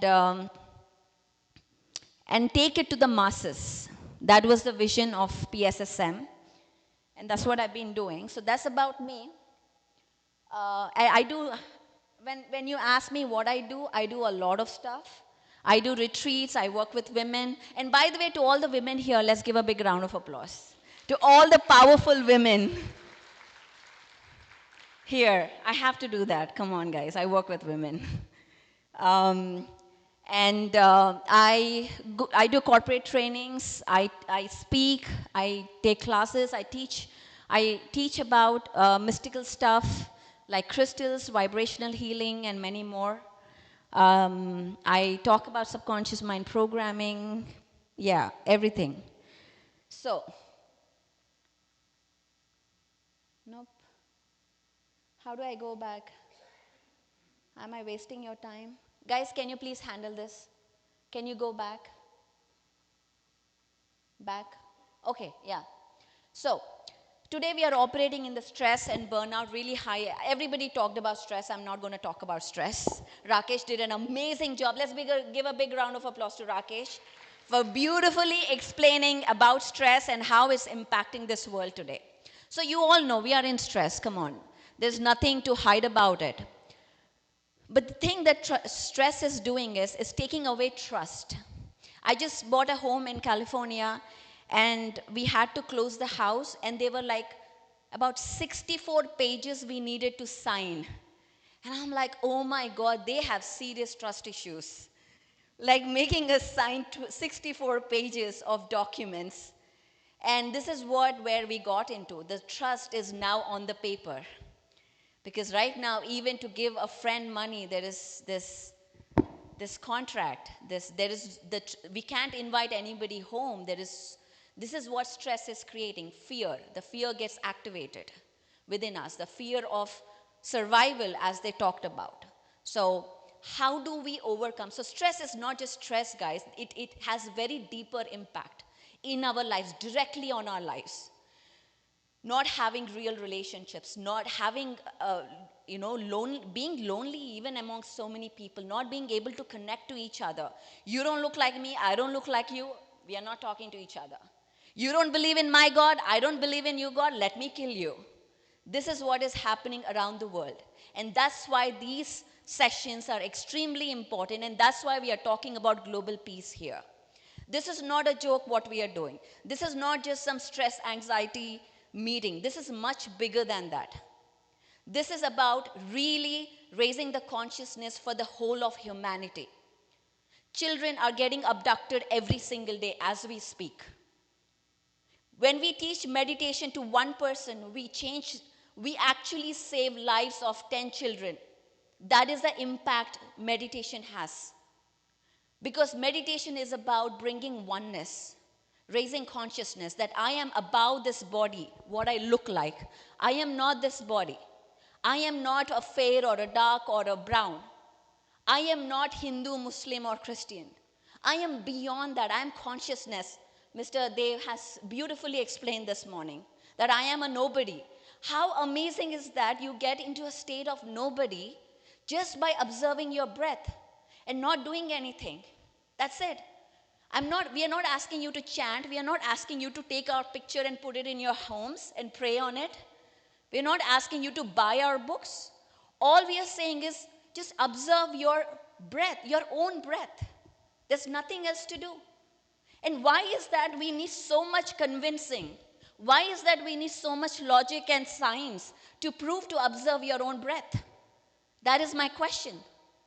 And that's what my father, all he would do is just forget about science. Close your eyes, observe your breath. Why do we need this logical brain?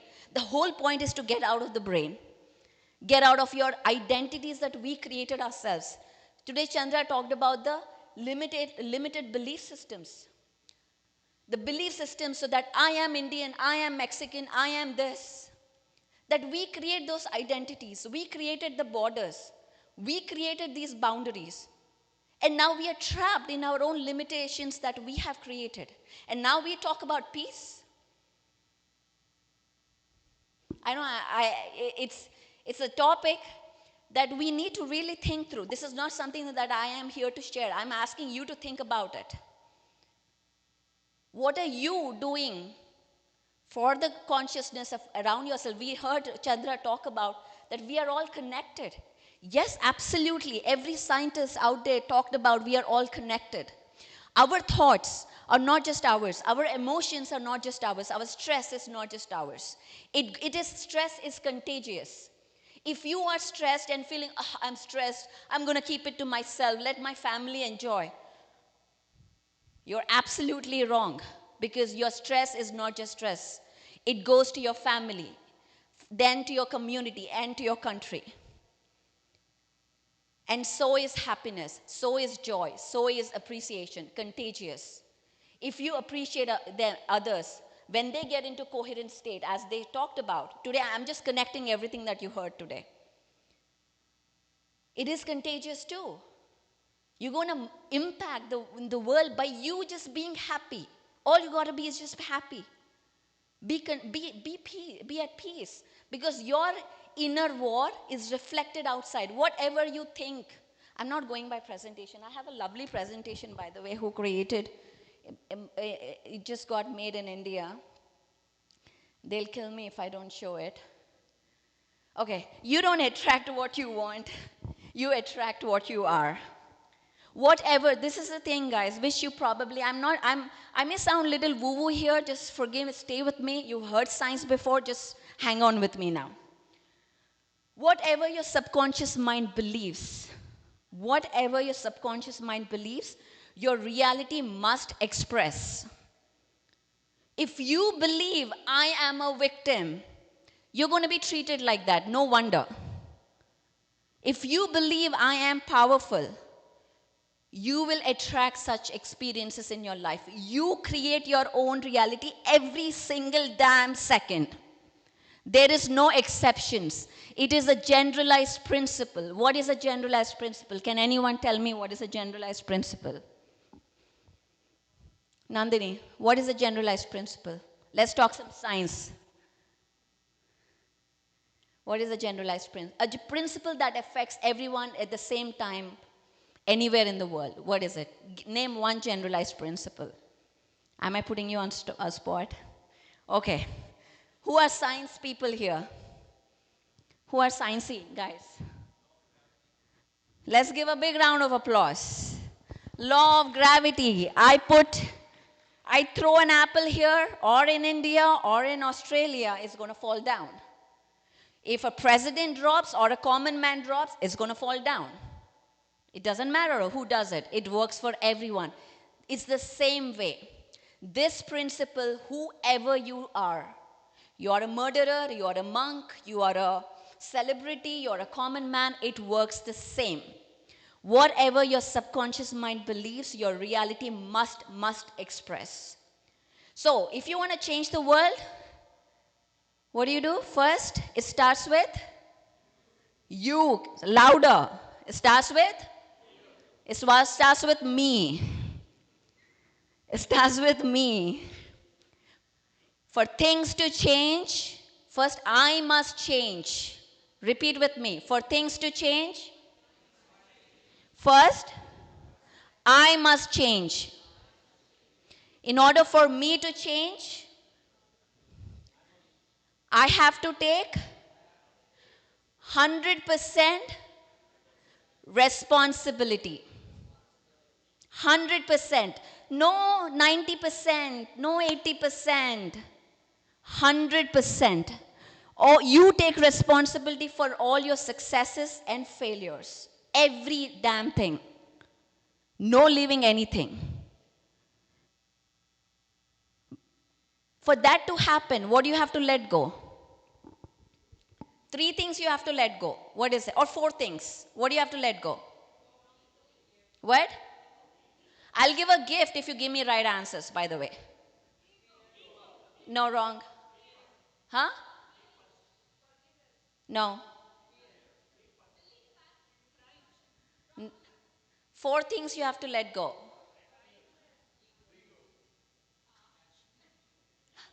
Ego, no. Anger, no.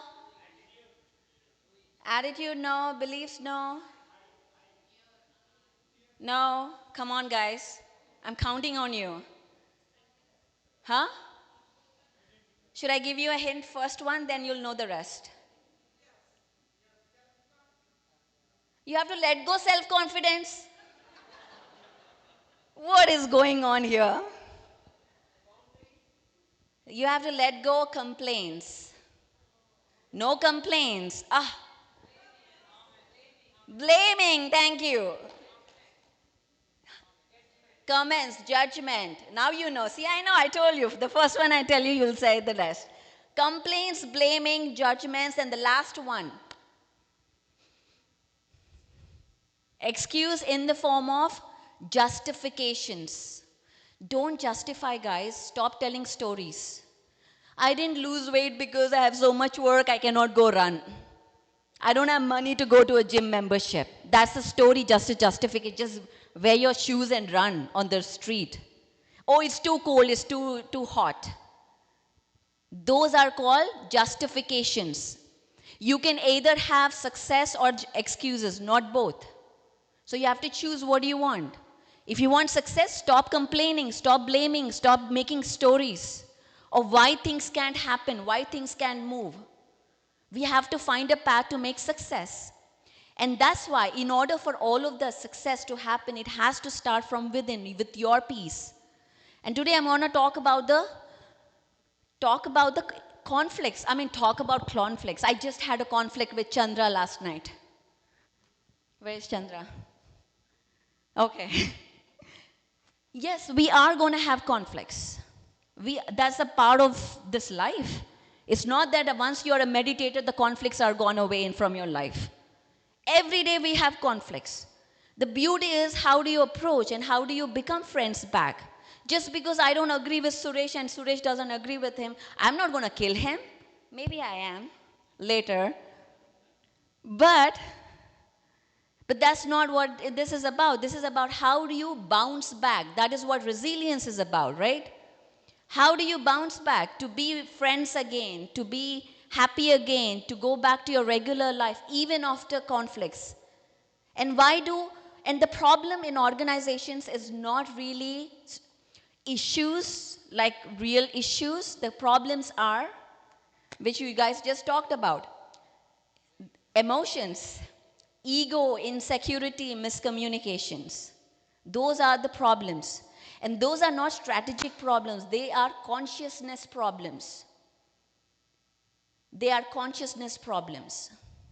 And that's why meditation is important. That's why we are doing this conferences across the globe. Because we are consciousness warriors. In order for the globe to be coherent, to be in friendship, not in conflict, To be in communication, we need to first bring alignment, mind, heart, and your gut. Your gut, how does your gut, these are the 3 brains we have. So we have to eat proper, not processed foods. Eat the right food. So your gut is healthy, and your gut has a brain that gets connected to your brain through vagus nerve. You all know this. So that's why we emphasize on the food. Eat the right food, see the right movies, hear the right words, say the right words, have the right thoughts. So when you have alignment, you have the power. Now when you speak, people will listen to you. Because you are in alignment, you become authentic, you become powerful as an influencer. So if you are a leader and you want to influence others, you have to, it has to start with you. You being in coherence. And that's why we do meditate. So I want to show you actually, it's not, this stuff is not just like mystical stuff. This is, a lot of scientists are doing a lot of work on this. So if somebody asks me, Pari, this is all woo-woo, meditation, I don't know what. I just say them, start reading books, start doing some research, experiment, ask questions, don't just take my word. Don't take anybody's word. Don't take your professor's word. Do your own research. The truth is everywhere in this matrix. You open your eyes, you see the truth is there. You have to find it. And there are many scientists who do that. These are some of the scientists, by the way, who talked a lot about this stuff. Multidimensional living, the frequencies, the energy. This guy, Michio Kaku, he talked about 11 dimensions through string theory, time travel, parallel universes. Time travel, parallel universes. This guy talked about. He's a mainstream scientist. Lisa Randall, a theoretical physicist, physics cosmology. She talks about extra dimensions. Harvard professor and respected. Mainstream. Donald Hoffman, cognitive science, consciousness as fundamental and not the brain, argues that the physical reality is a user interface and what we see is not the whole truth. Mainstream science, please read. David Bohm, quantum physics, the implicate order, a hidden enfolded reality from which our ordinary 3D world unfolds. He's a bestie of G.T. Krishnamurti, by the way. Again, mainstream. You might know this guy, Amit Goswami. Again, a quantum physicist from India who talks about consciousness creates reality, the quantum activist. Rupert Sheldrake, this is my favorite guy. I love this guy. His books are pretty amazing. Biologist, consciousness research, he talks about morphogenetics, the 100th monkey theory, if you have ever heard. This guy talked about it. You all know this guy. Suresh is going to him. Joe Dispenza, amazing, another guy. But he's not the only guy. There are a lot of other people who talk about stuff. Thomas Campbell, a NASA physicist turned consciousness explorer. There are a lot of people who are talking more that we are not just alone in this universe. Nassim Haramein, this is another guy who is one of my favorite guys. He talked about 0 point energy. You already know, I mean, he is, just research him. He's amazing. From inner conflict to conflict. So again, as I said, most conflict starts from unprocessed emotion. From ego, from insecurities. The way to conquer peace is first conquer your own self. This is what Buddha said. The world is a mirror forever reflecting what you're doing within yourself. You hurt yourself, you say, I'm an idiot. The world is reflecting that. So talk to yourself kindly. Treat yourself kindly. Treat your body kindly. First, start from there. Peace as strategy, not a slogan. PSSM, Dhyan Jagat, to create a meditation world. It's not a slogan. It is a strategy for peace, for world peace. It is an absolute big mission, a giant revolution on this earth planet that has started 40 years back to take meditation to the masses, to the grassroots, with the aim to create a compassionate world for our granddaughters and grandsons. That is what we are doing. We want to leave a legacy. We don't want to leave a world of conflict. We want to leave a world for our future, because you and I, we are not going to be here after 60 years, after 70 years. We are here, we are working for the future children, and that's what this is about. That's what this conference is about. So, the universe is connected and alive, and we are part of this metric of space. Absolutely. My thoughts are not just as we raise our consciousness, we impact the entire cosmos. Think about it. The impact that our thoughts, our miraculous thinking is doing. That is the impact of what we are doing. It's much, much bigger than what you think. You are contributing to something really bigger. That is what I wanted to just remind you. Call to action, don't be scared to ask somebody to come and meditate, attend this session. Be bold, say confidently. You don't need science. There is so much science. Just read those books. Everything is already proven. We don't have to do anything. All you have to do is read, get educated, go and say, close your eyes, observe your breath. And I'm telling you, you are bringing peace. You are saving the humanity. With that, I will end this session, and we will move into meditation. Of course, if you want to connect with me, these are the ways. If you have any questions about whatever I presented, any more references, I'm happy to share. Thank you so much.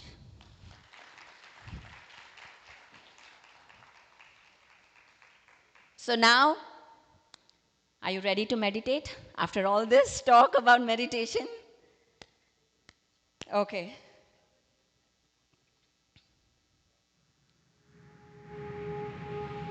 Okay, I'm going to lead today. Please remove your glasses. Get comfortable. Clasp your hands. Cross your legs. Let's meditate for 20 minutes. Only 20 minutes.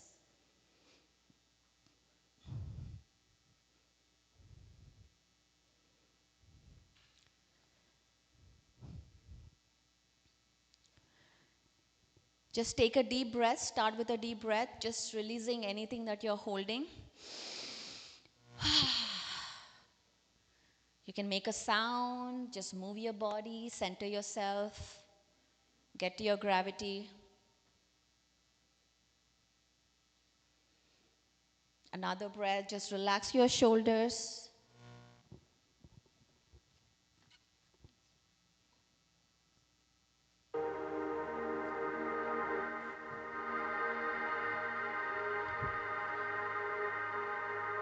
Relax your shoulders, back of your neck, your knees, your elbows, your forehead. Can we switch off the lights if possible? No? Okay. Just bring your awareness to your breath. Easy, natural, tranquil breath.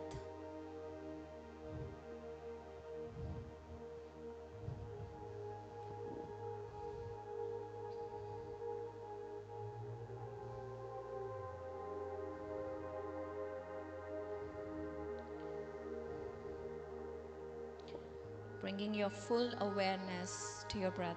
Don't change it. Just notice it. Inhale through the nose. Feel the air entering the nose like a quiet storm, and exhale through your nose.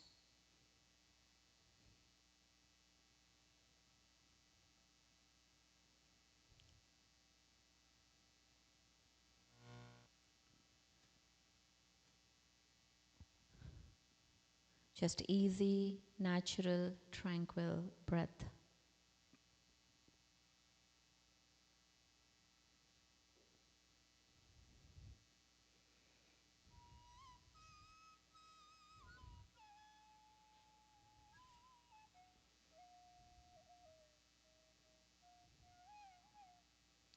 Forget where you are, what you're doing. Let go of any judgments, expectations from today, from this meditation.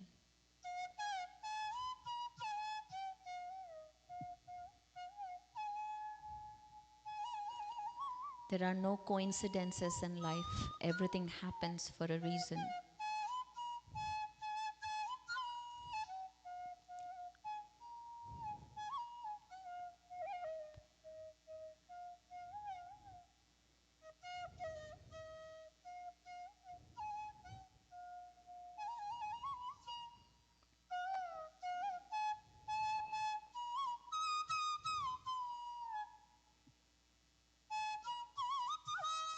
As your mind wanders, gently bring back to your breath.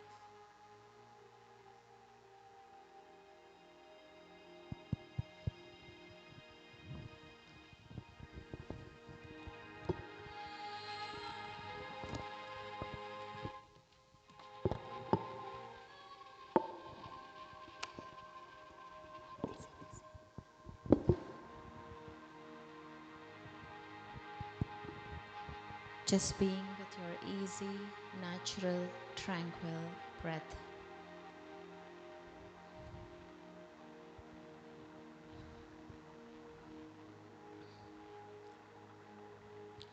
At this moment, you're not a mother, not a father, not a woman, not a man, not an Indian, not an American. You are a nobody. Letting go of your ego and stepping out of every identity you created for yourself.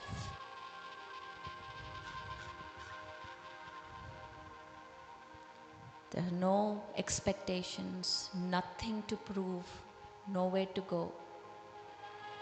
Just being with your easy, natural, tranquil breath.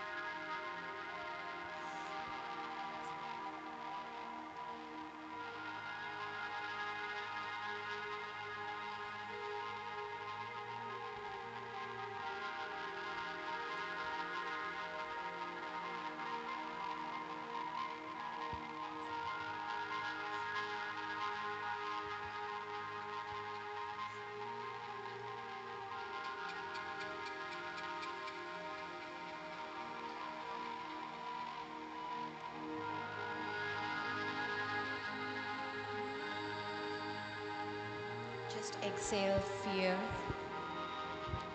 inhale peace, calm.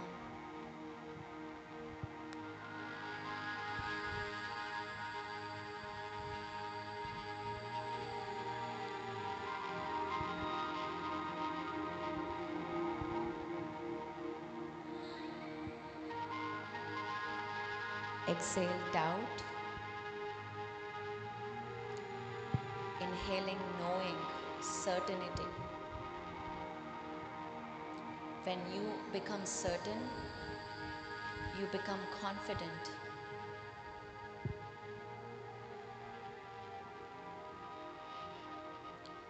Being healthy is your birthright. Being happy is your birthright.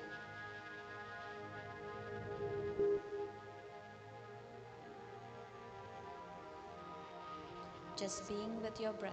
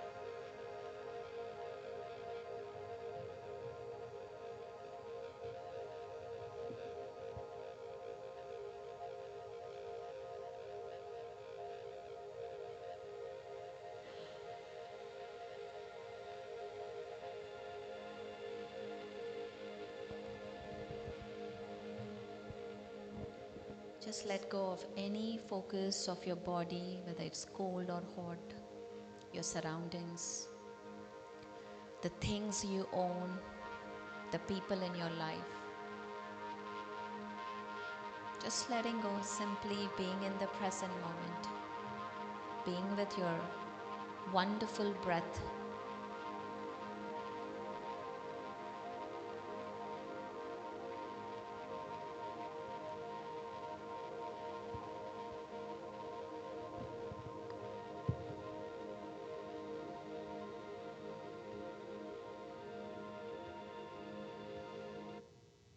Just being with your easy, natural, tranquil breath. Last 10 minutes, friends.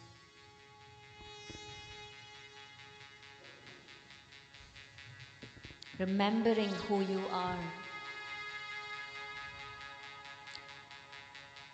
What is your purpose in life?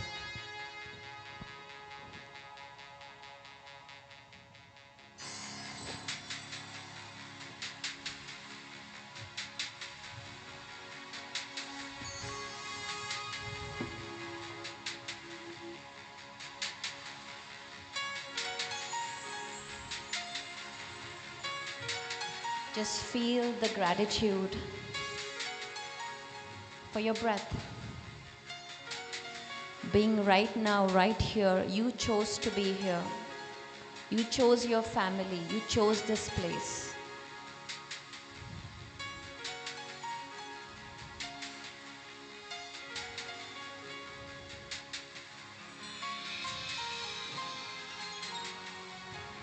There are no differences, they only exist in our mind.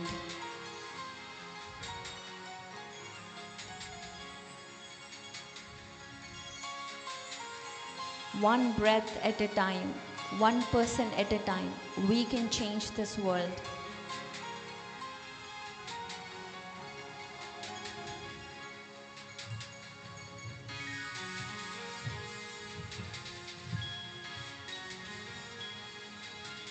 You are a powerful co-creator. You are powerful more than you think yourself to be.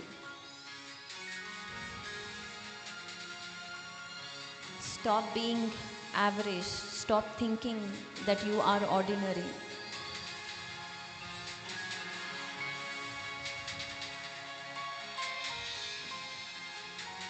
You are love. You are the light. Just be with your breath.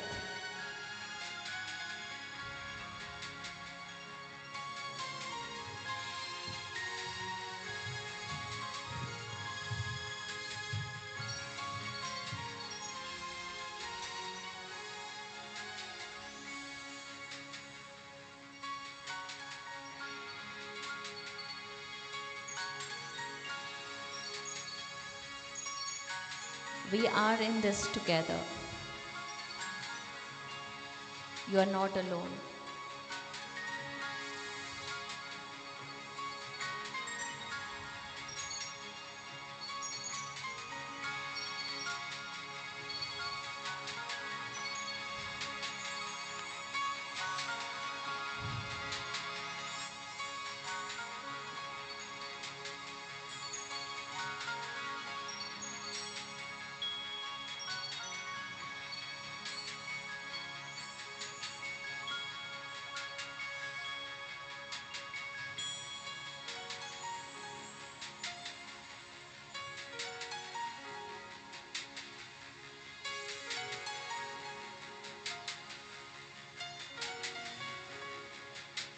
Peace is nothing but a state of mind.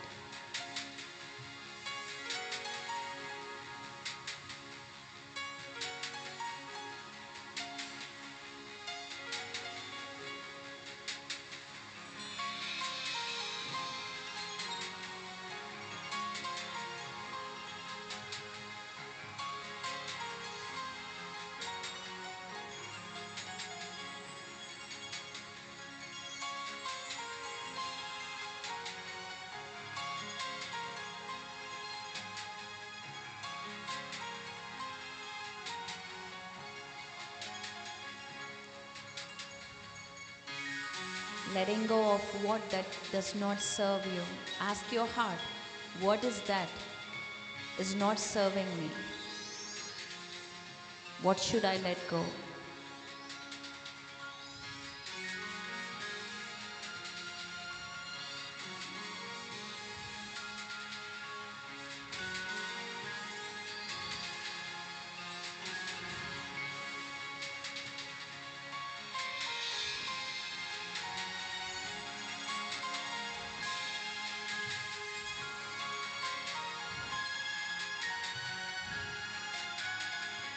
Let these words sink in your mind.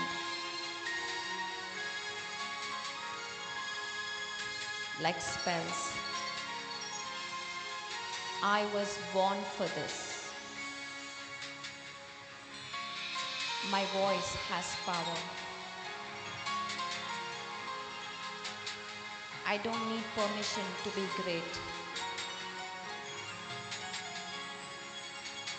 I am clear, committed, and capable.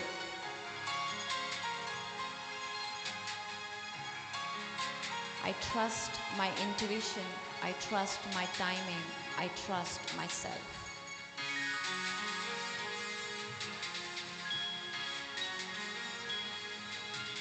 I rise even when it's hard, especially when it's hard.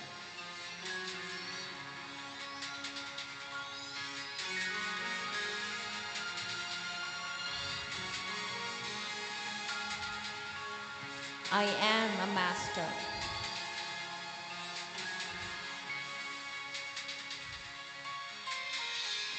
Everything always works out for me.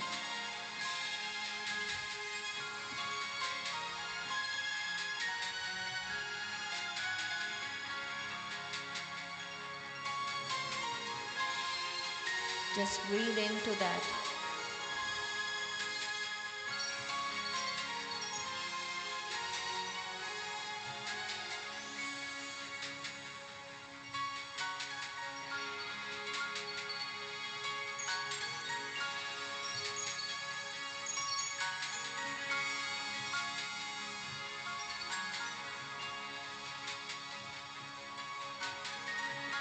Just feel what's shifted within you.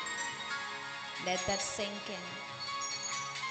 Not just in your mind, in your energy, your presence. You just activated a new frequency.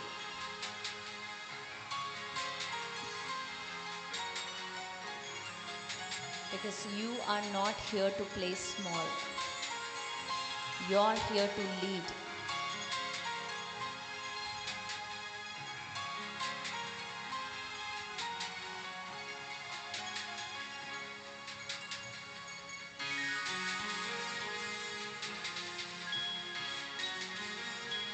Just last 2 minutes being with your breath.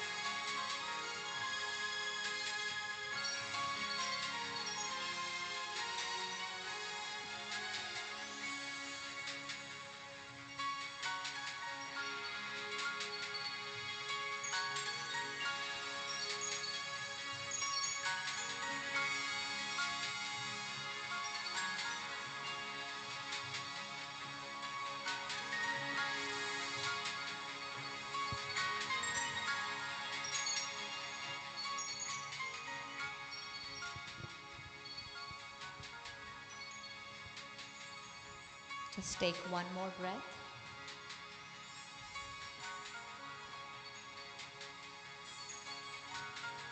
Wiggling your fingers. Bring your hands together. Place them on your eyes for 5 seconds. 5, 4, 3, 2, 1. Slowly remove your hands and open your eyes, and we can switch on the lights. Please close your eyes as the lights are switched on. It might be bright for you.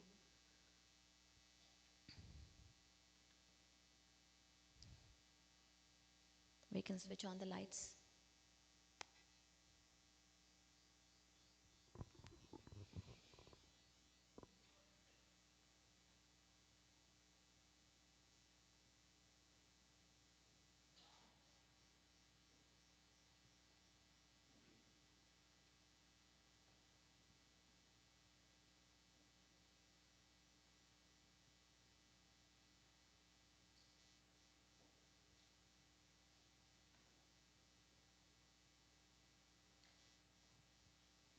Okay, let's give a big round of applause for ourselves for this meditation.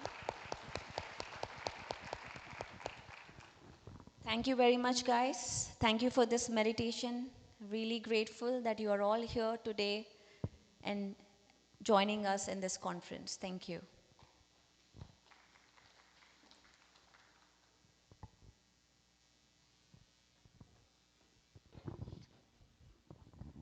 Thank you, Pari ma'am. You took us in a different dimension altogether. It was nice to know all the different motivations, coaches, training you've been offering so far. I would like to invite Dr. TK and also Geeta ma'am for felicitation. Please stay here for a few minutes.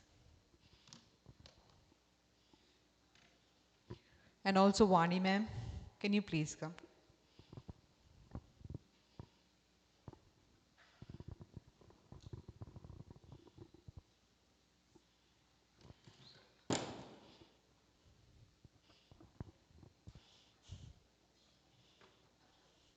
I'm so sorry.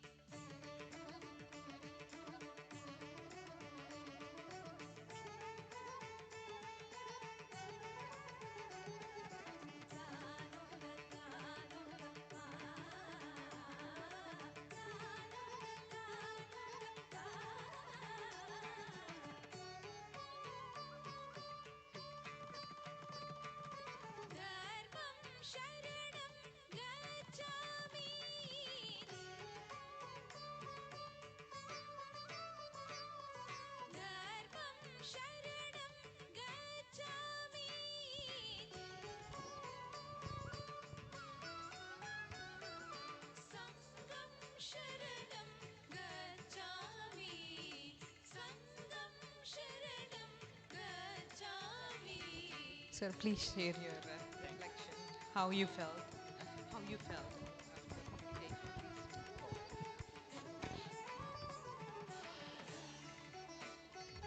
Yeah, they just want to share my experiences following the meditation. Is it this specific meditation or in general?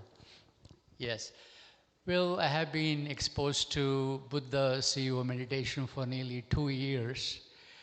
And all I can tell you is I have evolved myself being exposed to meditation for many years, maybe 8 to 10 years, but it was not sustainable for various reasons.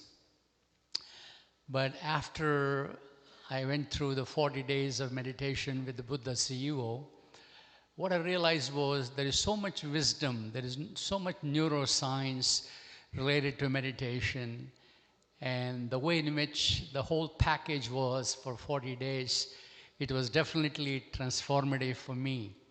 Not only for me as a professional working with patients who have hearing problem, but also personally in my own journey, much calmer, much more focused, and definitely more giving than what I was before. And working with patients with a lot of ringing in the ears, I was able to implement, this meditation, simple meditation technique to my patients. And it was a sign of relief for many of them who are on medications because they were not able to sleep, they were not able to focus, and also they have a lot of anxiety and stress issues because they had constant ringing in the ears. So this has been a transformative change for me personally and also people around me.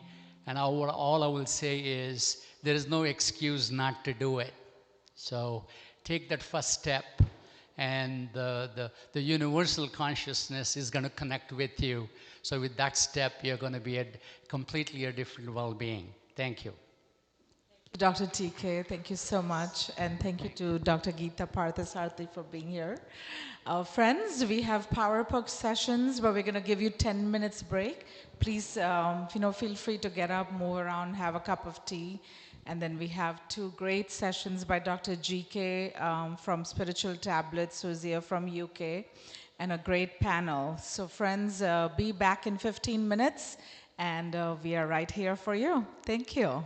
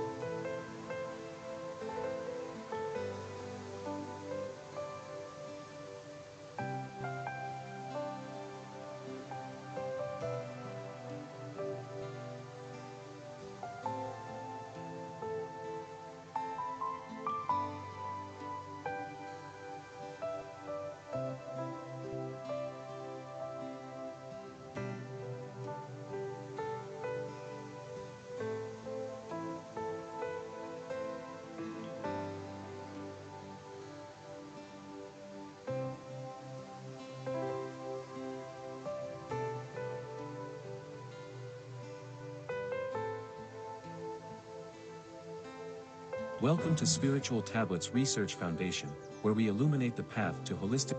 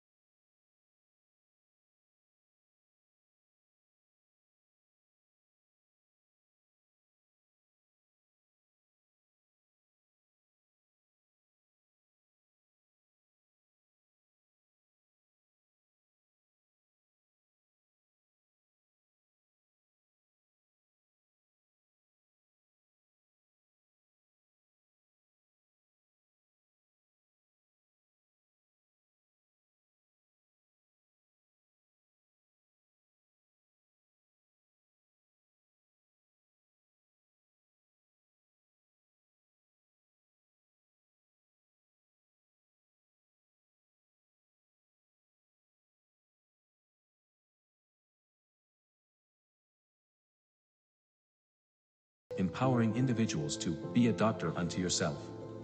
These spiritual tablets comprehensively address physical, mental, social, and spiritual planes for holistic well-being. In 1998, Dr. Gopala Krishna established spiritual tablets under the guidance of Brahmarshi Patriji. As a non-profit, non-cult organization, which is committed to establishing a spiritual scientific approach to understanding the illness. The key idea behind this is spiritual intellect is the root and physical health is the fruit. Spiritual Tablets, a story that has touched countless lives and continues to illuminate the path to well-being and holistic health. Currently operating across 20 countries, with a team of 400+ counselors and serving over 20,000 patient gods.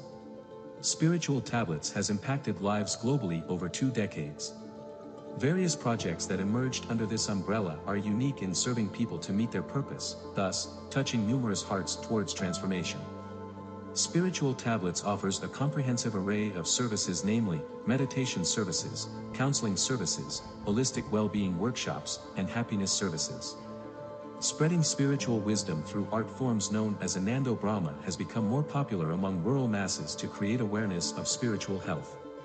The innovative approach of Spiritual Tablets involves the establishment of spiritual pathological triangles. In these triangles, every illness is attributed to a spiritual reason on one corner, while symptoms and signs of the disease are on the other. Diagnostic tools include the spiritual experiences of practitioners. Through this comprehensive approach, we've achieved remarkable synchronicity among these 3 elements, resulting in miraculous outcomes.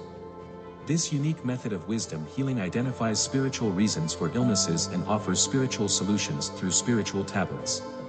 Spiritual Tablets' vision is to empower individuals to lead joyous, fulfilling lives, free from challenges. By integrating spiritual wisdom into every aspect of existence, we actively promote meditation as a fundamental pillar for attaining holistic health. This new invention needs to reach the masses exponentially, for which Spiritual Tablets is thriving to get help from the government and NGOs. Thank you all.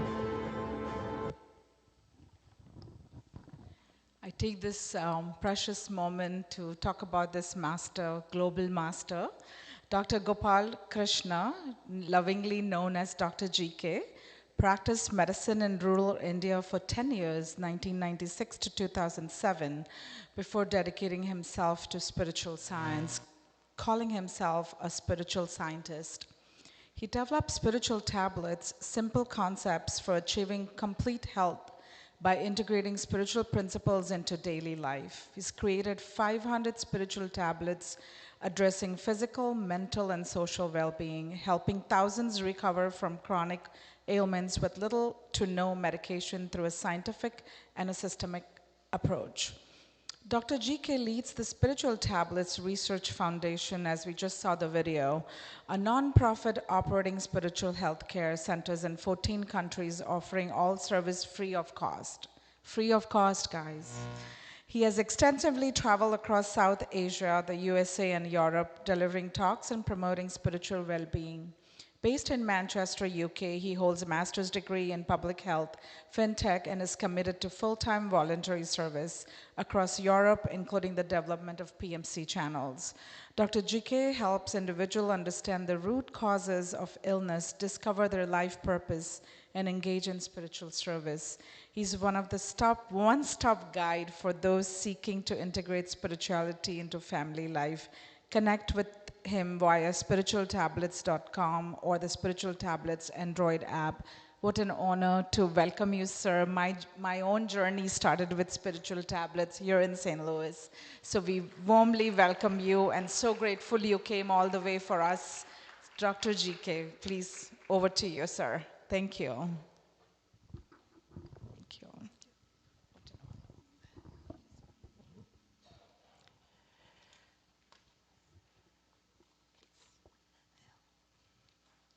Thank you, Sonal. So my humble pranams to Brahmarshi Pitama Patriji, from whom I learned meditation in the year 1995. And we are on the week of Patriji's Samadhi Day, last 24th. We passed and then we are here today. And I'm very happy with the way the Buddha CEO Foundation is doing a great work. And when it comes to a medical doctor from rural India, for me it may be difficult, but being the techie guys who has the technology in their hand, definitely it's a more advantageous situation for them. Like I utilized the medical degree which I got in the year 95 to promote meditation and to understand the people, to understand the illness from within, like the Buddha CEO doing its own great job using all the technological advancements, reaching the corporates. So coming to the today's presentation, it's a short presentation to understand what exactly I am doing, the work, and to understand the illness from the psychosomatic perspective. The whole work that I am doing, it's all targeted towards, majority is to treat the illness, especially the psychosomatic area. That is bigger picture, in the bigger way. We know that 90% of the illnesses are psychosomatic, even though we see the real symptoms in it. So here, the story goes like this. In my first clinical trial in the year 2003, with the auspicious hands of Patrizi, I inaugurated the Meditation Health Clinic, my first medical practice, I can say. A small rural setup with all the rooms in it. In a 1.5 year period, that single center grown into 7 centers, and we have registered around 1,200 case sheets. Out of that, 1,000 people agreed for the plant-based diet, and 750 cases were more than 90% successful. All the chronic illness, like the list that was given here. The story don't stop here.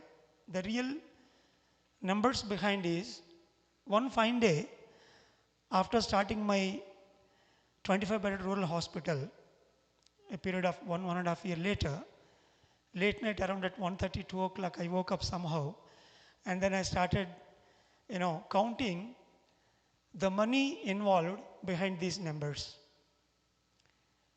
When I counted it, it came up to $1.5 million. Suppose if the spiritual tablets are not there, Patrizi is not there, or Dr. GK and the team effort is not there, all these guys are going to use medication for the whole lifetime, and admitting in the hospitals, and going for the surgeries. In the low back pain surgery itself is almost like 1 lakh into 80 people are bound to go for surgery who came in just in a little walking with the MRI scan in a hand. They were completely cleaned with meditation, no surgery required. So that comes around almost like 1 crore. So I was astonished with the amount of money that is rolling out today in the name of disease and treatment and investigations in the hospitals. So that day, I decided, let me work on this path as a full-timer. If I am able to give only 2 hours of my time, looking at the whole hospital, morning to night, I'm able to create this much of change in the people. Why not I do as a full-time? So then in 2008, I came out of my conventional medical treatment, and then I became a full-time workshop trainer and started traveling nook and corner of India, and then Southeast Asia, and then US, and everywhere. So similarly, another numbers, if you look at this, the annual US psychosomatic treatment spending is almost like 200 billion in 2013. Now it is up to 282 in 2024. So this much amount of money, actually, if we start doing meditation and following the righteous diet practices based on the energy patterns we perceive, then we can completely nullify these numbers from the calendars. And being a medical doctor, how I quit my profession from the actual conventional treatment is the reason. These are some of the case studies which are related to the psychosomatic zone majorly, even though they looks like the genetical and then some of the autoimmune related. So the ulcerative colitis and Crohn's disease and some of the irritable bowel syndromes, simple constipation to colon cancers, all that area, when they comes to me, this case in 2005, she came to me, and then we did the colonoscopy, she came with that. Ulcerative colitis, a clean-cut illness. 3-4 times she is admitted in the hospital. And after going through a series of counselings and then intense meditation sessions, within 2 years, she was completely medicine-free. As a part of the research, in 2012, I repeated the colonoscopy where we got a normal colonoscopy result. And the gastrointestinalists also surprised. How come a ulcerative colitis patient supposed to take medication for the whole lifetime, she completely normal. And then, so it's a benign thyroid cyst. Rather than going through this study, it is very easy to understand here. Day one when he came to me, a 5 centimeter thyroid tumor over here on the neck region. The reason he came to me, because surgery is the only answer in allopathy that we know, because it is a tumor. So the surgeon will put the knife on the throat. So that any part of the body is operating, that is different. But when it comes to the throat, usually feel like almost like cutting the neck, So with a little symptoms of OCD, you don't want to go for surgery. And then I am doubtful initially, but I put him onto the intense meditation in a rural holistic center. So there, he was there for a period of 40 days first, and then followed by again another 40 days spell. After doing a 40 days of series of holistic admission center training, he realized his purpose, and then by the time in 2024 we did a scan. There is only a 1 centimeter tumor inside now, and then externally it was completely normal. Now he is working as a holistic center in charge in Hyderabad in a 10-bedded hospital in the top floor. The one which I quit, now again it came to me to run a holistic center in a hospital center itself. So we think that it is a tumor, but it's only an energy mass. Today, by downloading a Star Maker app, he is practicing music very happily every day to activate his Vishuddha chakra, apart from his meditation practice. So this is what a small thyroid pocketbook gives, a complete roadmap to cure all the thyroid, the Vishuddha, Indian and around illnesses. So similarly, a polyarthralgia, it is a clear-cut psychosomatic illness where she caught up with all the joint pains, and then with intense meditation and then counseling, understand the Swadhisthana chakra, the second chakra principles, she was completely cured. And today she is working as one of the senior most counselor for most of the joint pain disorders. So in all these areas, it starts with pyramid energy and then meditation. Slowly they will work on their dietary habits, scientific dietary, energetic dietary habits they will adopt, and then understanding the wisdom capsules. So today, one point I want is a disclaimer. When I say the spiritual tablets, in the rural India, after conducting a day-long workshop, while leaving the workshop hall, a senior citizen sitting in the last bench, he will come and ask me, "Oh, you did a great job throughout the day. Give me tablets, I want to go home." So that's why don't ask me any tablets. So these are not the physical tablets or pills or an ointment. So these are the wisdom capsules we need to take through our intellect. So coming to the today's presentation, as World Health Organization says, we have to be clean in body, mind, intellect and soul plane and the social environment. Then only we can say we are completely healthy. To understand the psychosomatic illness, the psycho, the mind, psyche, and then the body, whatever that is there in the thoughts, that will flow onto the body. So mind waves is equal to body waves. That was brilliantly given by Betty Shine in her all the 3 important books. So actually, to understand the spiritual pathology behind that, we need to understand what we are basically, who am I? So the challenge for me in this last session, like almost like tail ender session, from the morning you might have heard lot of lectures and then so many things. So it becomes easy for me to convince you. The another part is, it becomes difficult for me to show something big. So understanding the who am I, all the talks from morning we understood, it's all to, in meditation, we try to understand, what we are basically. Like the Chandrasekhar giving a beautiful example, rather than simple shadows and the bodies in the cave, one has to come out.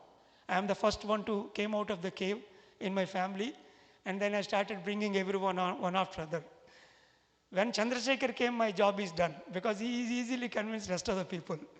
So that is how the whole family out of the cave. So understanding the who am I, which happens through meditation. So without that, so the lack of energy in our internal system, and then we automatically go into a lot of complaints and judgments in day-to-day life, which automatically, take away the energy from our thought, from our speech, and from our actions. Everywhere we lose a lot of our energy in our day-to-day life, and that will automatically leads to a chronic stress. So that is what the stress that is going to create all the psychosomatic disorders that we are seeing today.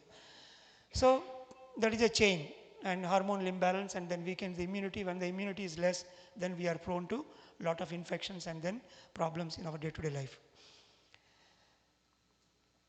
And these are some of the chronic common psychosomatic that we come across. So it looks like externally they are a real disorders and then symptoms we see with the people, but behind that, the entire chain that we have just now, starting from lack of understanding who we are, like we are the energy, wisdom, and the consciousness beings. Thus, that primary understanding is lacking, that will lead to all these disorders. And the symptoms actually, they looks like a clear-cut pain, and all the symptoms, they are very clear. And even the doctors say, it is all in your mind, but clearly we are feeling the pain, we are feeling the agony in our day-to-day life. So risk factors are like long-term stress, anxiety and depression, childhood traumas, lack of emotional expression, and then family-related pressures. So these are all some of the risk factors which will automatically, as a vicious cycle, they will lead further. So to understand that, the holistic and the spiritual perspective, the emotional healing, basically, understanding the second chakra, the emotional healing, and then flexibility factor. Every chakra has got its own little importance. Understanding the chakra by wisdom will automatically start working on our emotional areas and then things. And understanding the life purpose. We need to know in the big picture where exactly we are. And there are cases where initially with the energy, they will get a symptomatic relief, but again and again, they'll start getting pain here and then. Especially with the low back pain, I can see a lot of cases. After initial treatment, again they will come back. So then we try to work with them from the roots through wisdom. So through meditation, through third eye, they will understand what exactly they are, through the experiences. And once they understand their purpose, they will align with the purpose in the big picture. So in the recommendation part, at the end of the slides, I will give you some more light on that. And so self-healing of the unhealed wounds involves self-awareness, forgiveness, acceptance, all the positive qualities in Anahata. Morning, HeartMath Institute beautifully, he gave the idea, starting from the heart, how understanding ourselves. So that compassion, kindness, all these positive factors as a note, that will automatically lead to, aligning ourselves in the purpose. So this holistic perspective, understanding ourselves not just by material half of the coin, combining the spiritual half, when we understand ourselves, So that approach will automatically gives a permanent cure for all the psychosomatic illnesses. So meditation, first thing is the intermittent meditation that we are doing, starting from 10 minutes, especially for the corporates, and then like Rakesh is saying, you need, the first word they say, we don't have time. But when we ask them to do even 5 minutes, 10 minutes, that intermittent meditation itself will interrupt whatever the stress response that they are getting as a vicious cycle. And the chain automatically occurs. So whenever the stress response is reduced, and all the endocrine system will automatically follow, and then immunity will be improved. So reducing the cortisol levels and activating the parasympathetic nervous system. So these are all medically proved, and a lot of research papers are there on that, how the meditation is working, in cellular level. So this shift automatically reduces symptoms of high blood pressure and all the chronic illness that we were given earlier, and anger management, the guilt and the grief. So all these things can be addressed through meditation.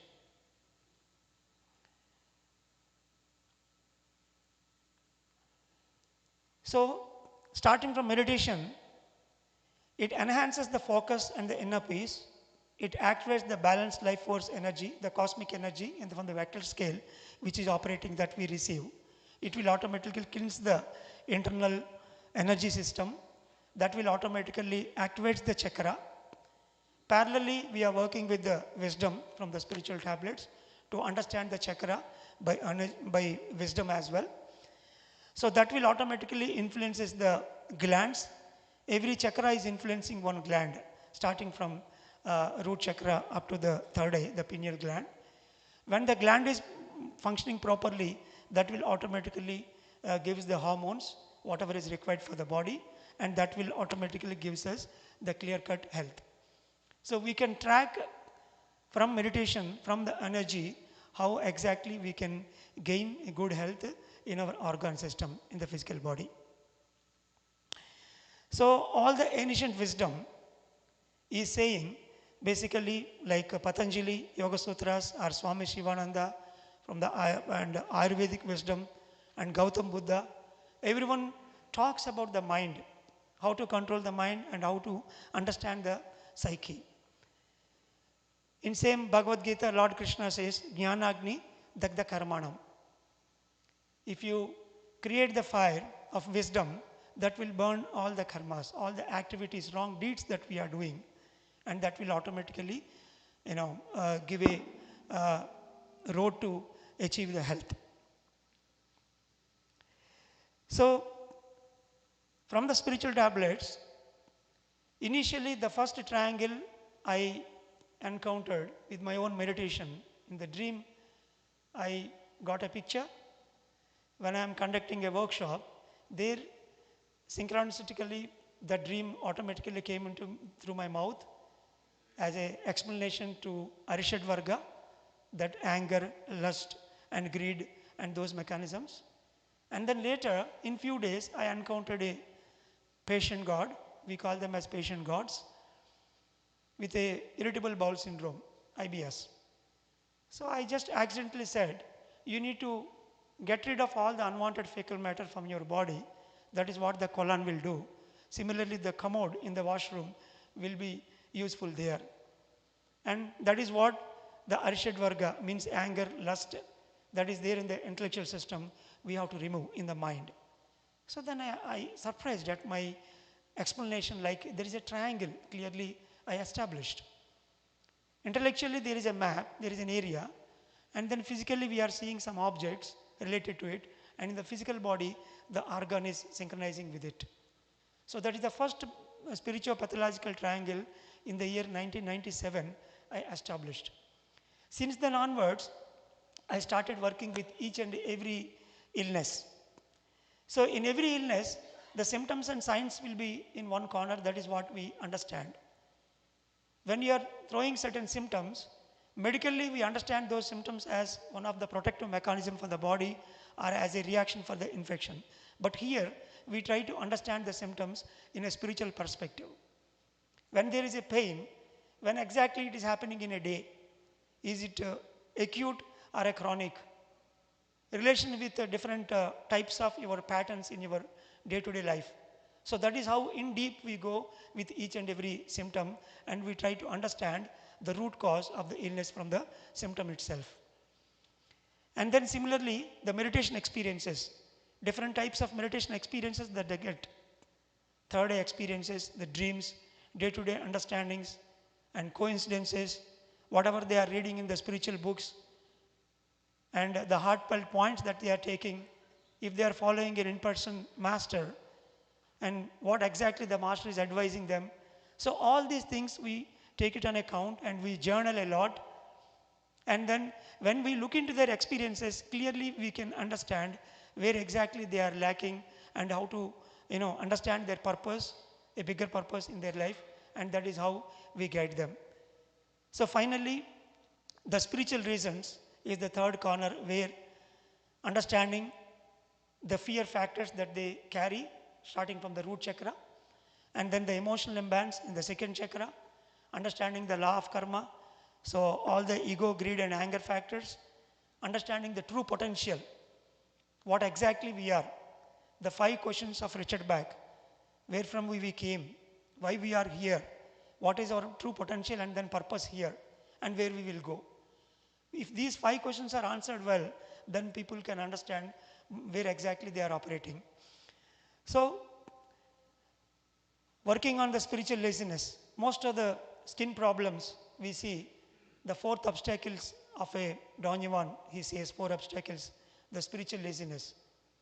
We know everything, we know meditation, we know the spiritual science and the spiritual truths, the Bhagavad Gita, a lot of things we know. But how far we are following them, how much time we are dedicating in a day to sharpen our spiritual intellect and the soul. So when that laziness factor is there, a trivial reminder like a skin problem that we carry, and of course, like we are living on this earth plane with the plastic money, we are leading the life even though we know all those things. Similarly, the skin problem also don't go, it will be there, we get along with it. But to get rid of it, we need to reach to that 100% perfection. We have to cut down that spiritual laziness areas. So compassion, kindness, that positive attitude, and finally, understanding the pre-birth plan, with what plan we came here, and then understanding the soul plans for the future as well.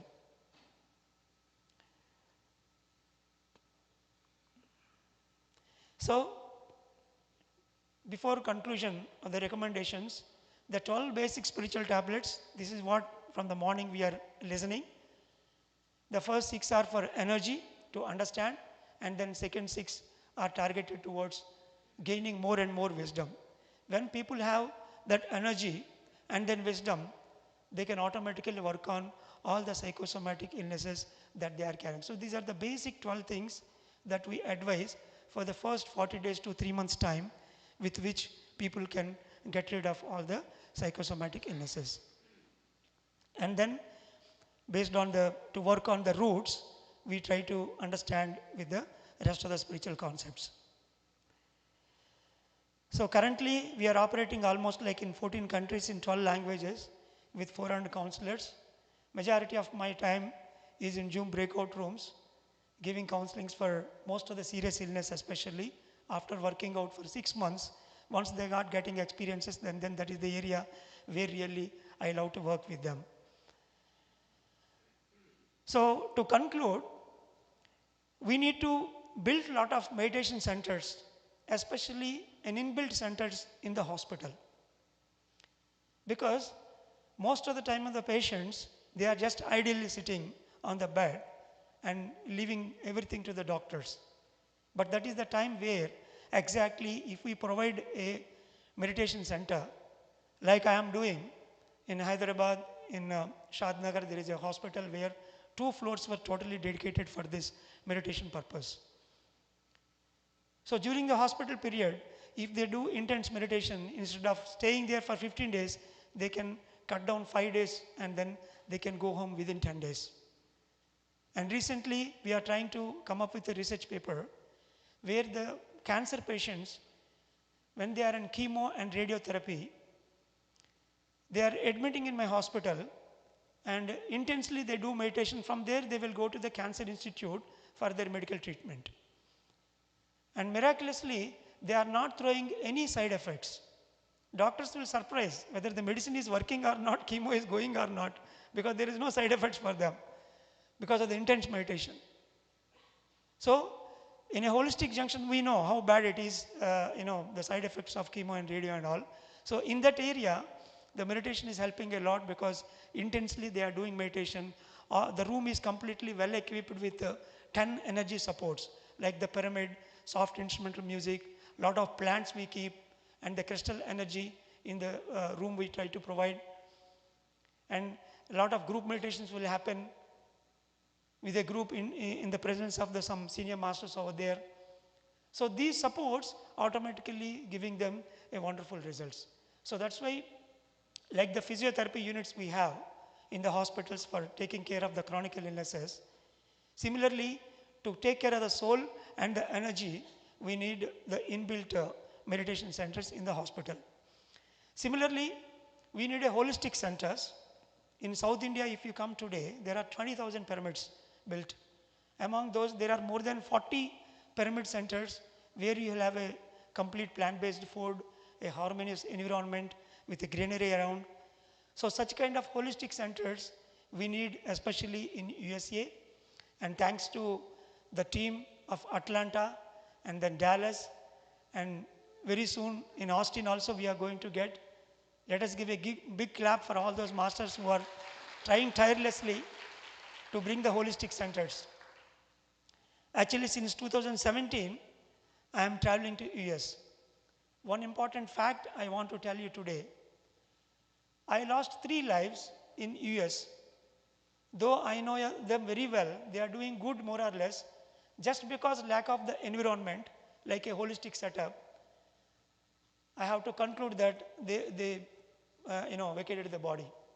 Because all the way they have to go to India and they have to stay there, which is not possible every time.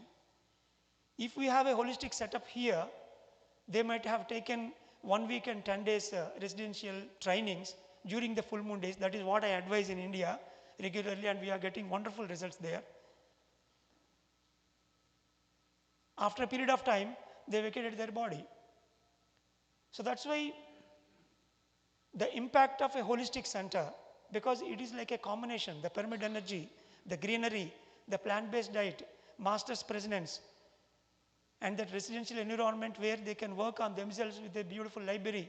So that gives a complete package where we can cure the surgical problems or the problems which are where there is a full stop, as a death as an answer. After working with my 25-bed hospital, out of the 90 cases that are successful out of 290, more than 20-25 people, they were almost like stamped death in 2 years or 3 years. Till today they are alive and happily working as a spiritual doctors in the organization. The only reason behind, as a medical doctor, I allowed them to do meditation for 6 hours in my hospital bed. That is the only reason. And there is a lot of centers we built in India. So here, being a meditator, if you feel that you are happy with your meditation, now it is your turn to give it back to the universe. What you have got in your hands today, the meditation, it is passed on from the Eastern to here. You might have done meditation in a simple center or an online or somewhere, but for the upcoming people, we need to give a complete infrastructure. So whatever the best you give your volunteering time and your donations, and pranams to and thanks to Karthikeyan Garu, Sir said, the Dallas project is not an individual project, it is a global project, we have to make it. It's a great initiative, and then word he gave wonderfully. Of course, we were divided by the area, but whenever we want to show one thing to the globe, then we have to work all our attentions, let us focus, and then automatically it will be shown. Then automatically rest of the things will automatically follow. So, giving something to the universe, if you give, then you will get. That's why our valuable time and our money. Money make many things. If we build a pyramid and the infrastructure, that is where one can happily live. See, I invented 500 tablets with a great sacrifices every time I made. But without a hospital, without a holistic center, those tablets may not be completely useful. Because that speaks a lot. The environment is also required. For that, the money energy is required from everyone. And then extending the investigatory methods to the next level. All the investigation methods, immediately we say we go up for the scan or an X-ray or a blood workout. This is what we speak every day. But we need to investigate from the soul perspective. Understanding by energy, understanding by wisdom, understanding ourselves, how far we came to know about ourselves. So those investigatory methods, which are spiritual and working on the energy level, that we need to bring into the picture in holistic centers, at least initially. And then incorporating the spiritual health modalities in the existing health systems as a curriculum. Whatever the modality it may be, Patriji gave a beautiful spiritual health pamphlet initially, which contains all the systems, allopathy, homeopathy, Ayurveda, Unani, Reiki, pranic healing, gem therapy, and for that we need to attach the meditation. Then it will automatically become complete. And then building an infrastructure in the government and private sectors, and then extensive research. That is where actually I am working now, to bring all the wisdom that we did into research papers with the random control trials. And I have met some of the people here, and with them definitely we are going to bring a lot of research work in due course of time. And the final thing, the insurance sector has to recognize all the spiritual modalities that we are doing.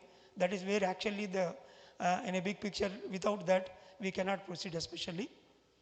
So thank you all for this great opportunity, and yeah. Thank you. Yeah. I request Karthikeyan sir to release one iOS app. So 2 days ago, finally it was finalized, and then Shri Dave Elpati garu, please also join, sir. Please. Dr. Jigo would like to release an app on spiritual tablet for iOS operating system and Apple phones.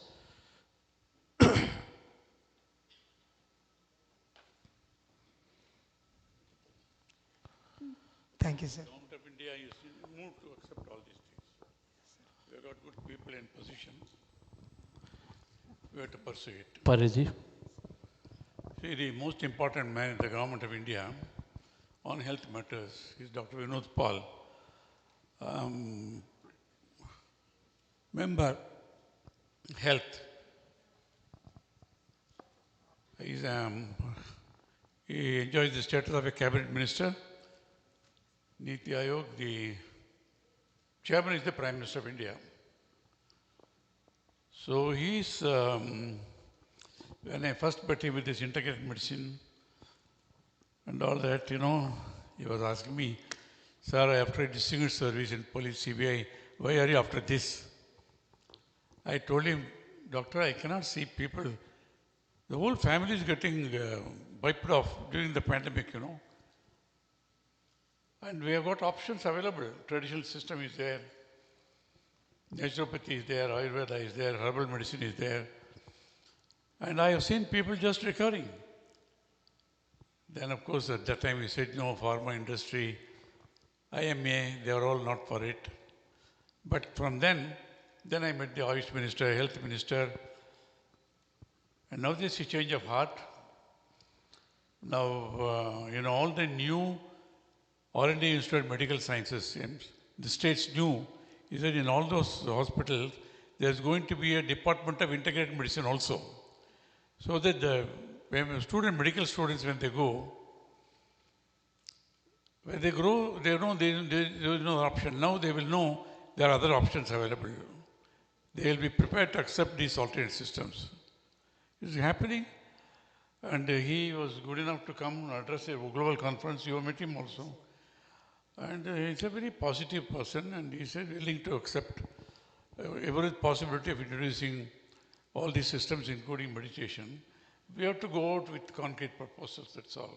So if the situation is favorable in India, and also there was a conference in Ahmedabad also about the traditional systems. People came from all over the world. They all said, yes, it's time for us to recognize the time-honored systems of healing. Not against modern medicine.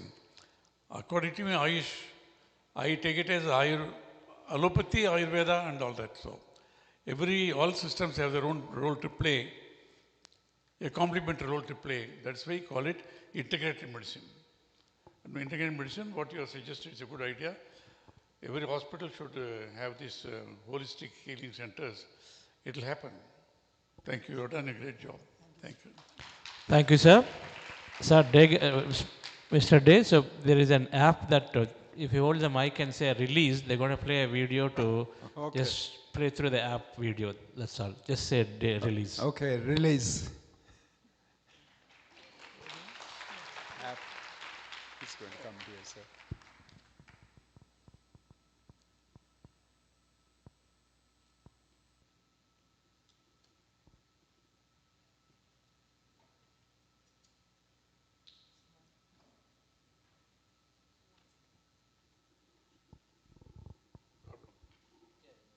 It's coming. So, yeah. Not this one. So we have a website so far.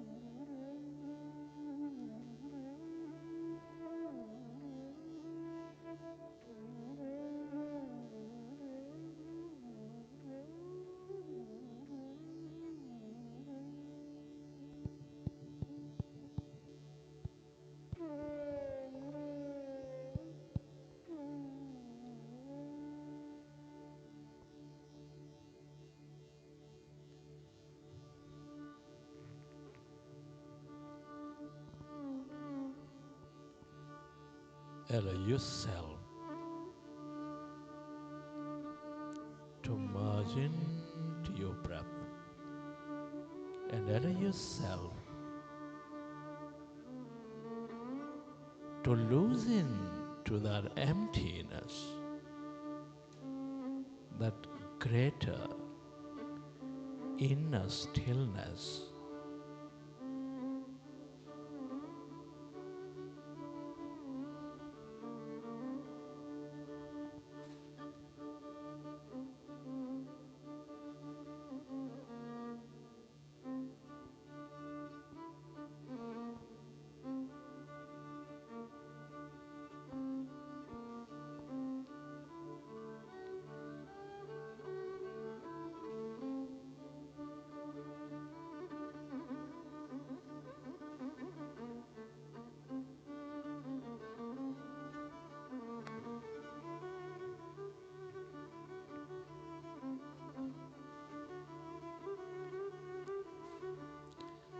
The longer you stay connected to this greater calmness, emptiness inside of you, the more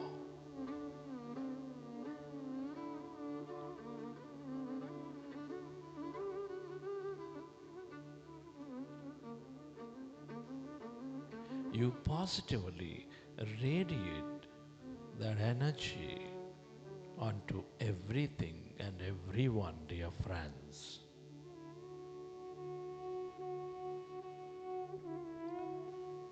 Last 1 minute.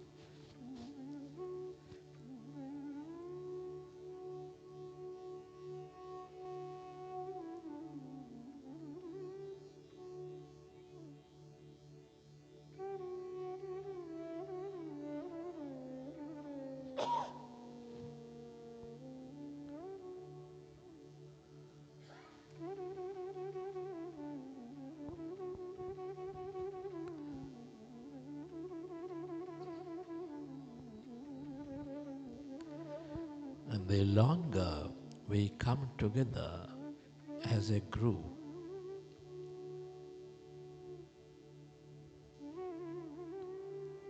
the stronger the coherence feels.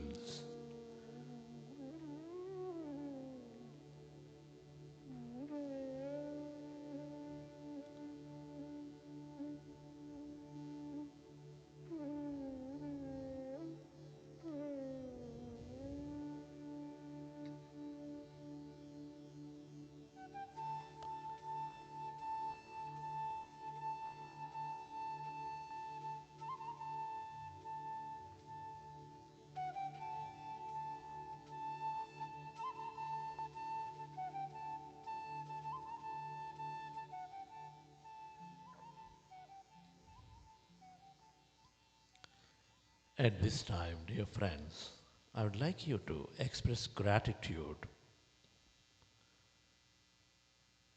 to all things and everyone for having this great opportunity to explore ourselves, to connect to ourselves.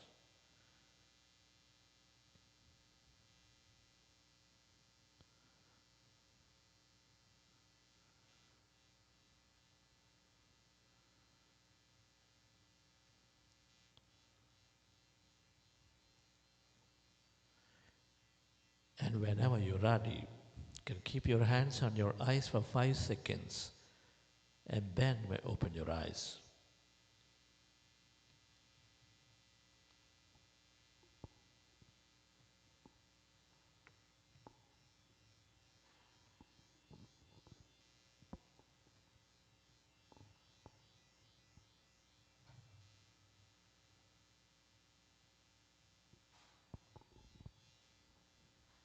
Okay, it's going to be clap to meditation, dear friends.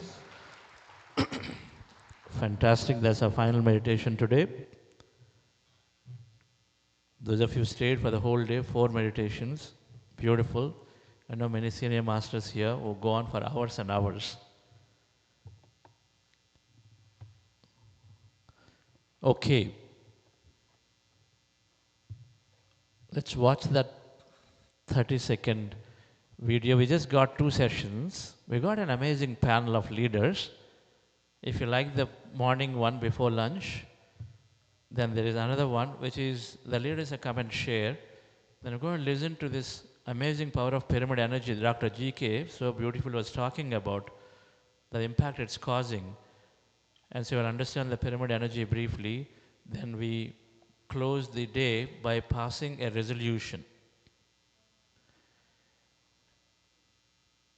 The multiplier effect of meditation is that, and Maharshi Mahesh University is a big university on this, and so much of research on meditation is done by them.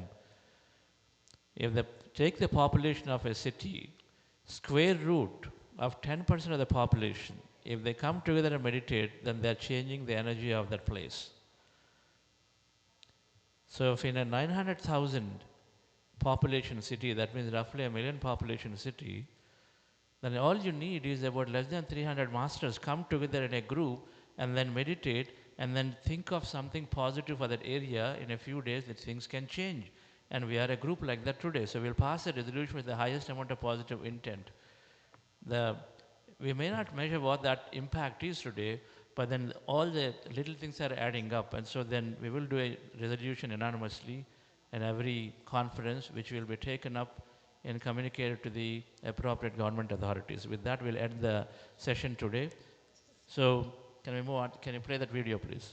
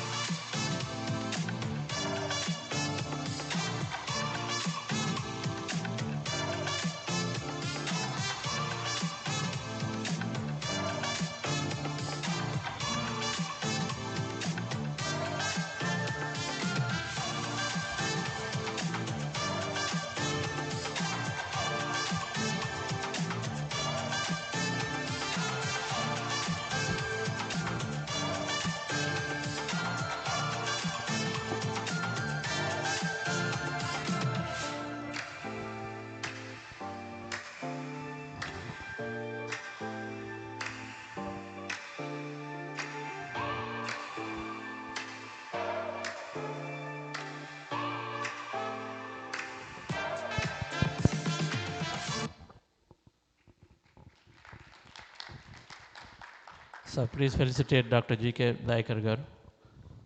Yes, please.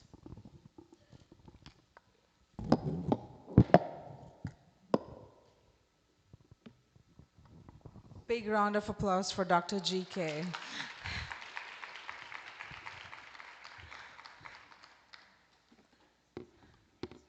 You'll make him more happy if somebody says, yes, we will have a holistic center here in St. Louis.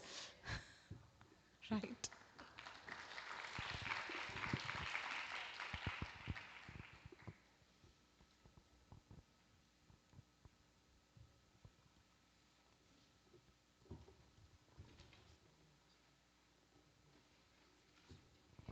And friends, you all can scan the app that's up on the screen, so you'll get more information through there.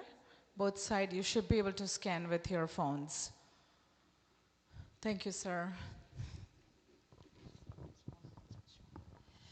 So I am available here in and around US and Canada until September 11th. And September 1st to 10th, I am going to Canada to organize almost like 12 sessions across Canada. And then I want to meet all of you in Mega Meditation Summit, we are organizing with the PSM Global and then PSM USA. All the organizations are put together and Labor Holiday weekend. So there 3 days I want to see everyone. As a part of it, promotional drive, I am conducting sessions in US and in Canada. Yeah. Thank you all. Thank you, sir.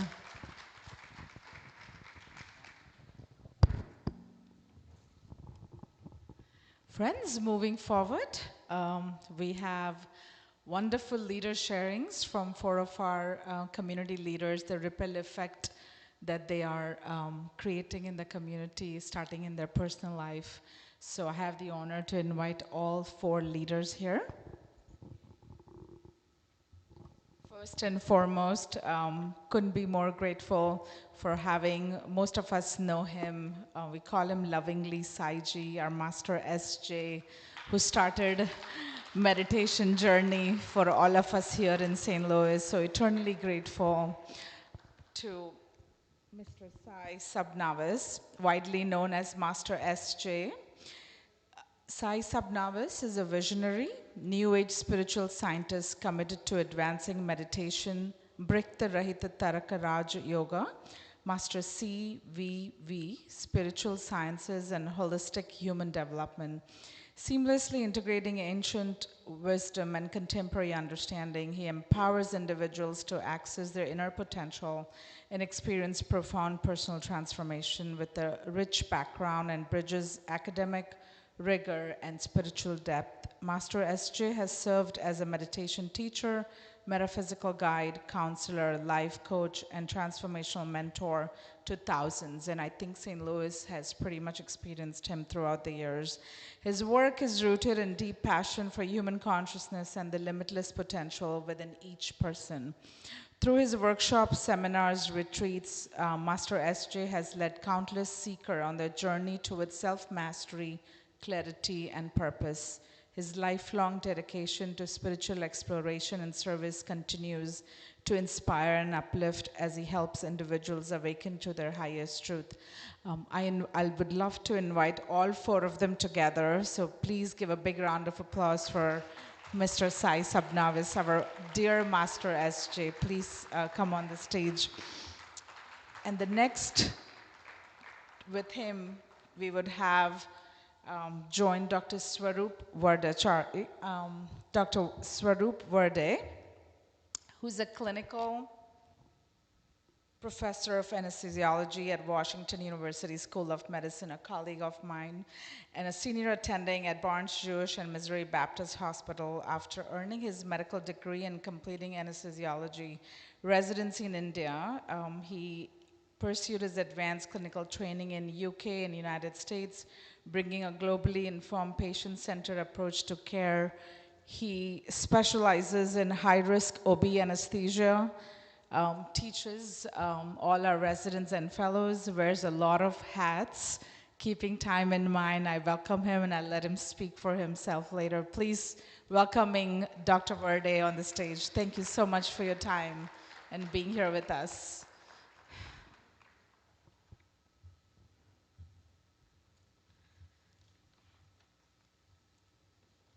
With him next, we have Mr. Chetan Makam, all the way from Denver, Colorado. We're so fortunate to have him here. Thank you for taking the time. Mr. Chetan Makam serves as a Senior Vice President and General Manager at Terumo Blood and Cell Technologies, as well as Managing Director and Board Chairs of the India subsidiaries. Chetan brings over 20 plus years of experience in creating, developing, and growing businesses in highly regulated medical device markets in geographies worldwide, and has a unique perspective and understanding of various cultures and people. He's an ardent advocate of improving the access and delivery of blood components, and biotherapies to allow who need it, and often writes about blood being as essential medicine in many forums. As a mentor and coach to many aspiring minds, leaders, and students alike, he speaks about the value of meditation and its benefits. Mr. Chetan is an avid reader and an amateur numismatist. He's based in Colorado. So fortunate. And what's wonderful about that is, we have all walks of life leadership here. So we're looking forward to hear from you. And last but not the least, our own Sri Devi Sri Rangam, who's part of the soul here today. She's one of the reasons, one of the organizing leaders here. Most of us know her. She's a senior IT professional at Siemens Digital Industries in St. Louis and a mindfulness meditation coach through Buddha CEO Meditation. She's an active volunteer with Satyasai Organization, Little Angel Foundation, Women Impact Network at workplace driven by passion of transformation. She explores her realms to spiritual science and has participated in Buddha CEO Foundation since 2022. And now currently collaborating as a research institutions to study various domains contributing to the growing body of evidence and performance. So we welcome you, Sri Devi, and amazing. Thank you. Over to you. We'll go with Dr. Sai Sabnavis, please. Thank you.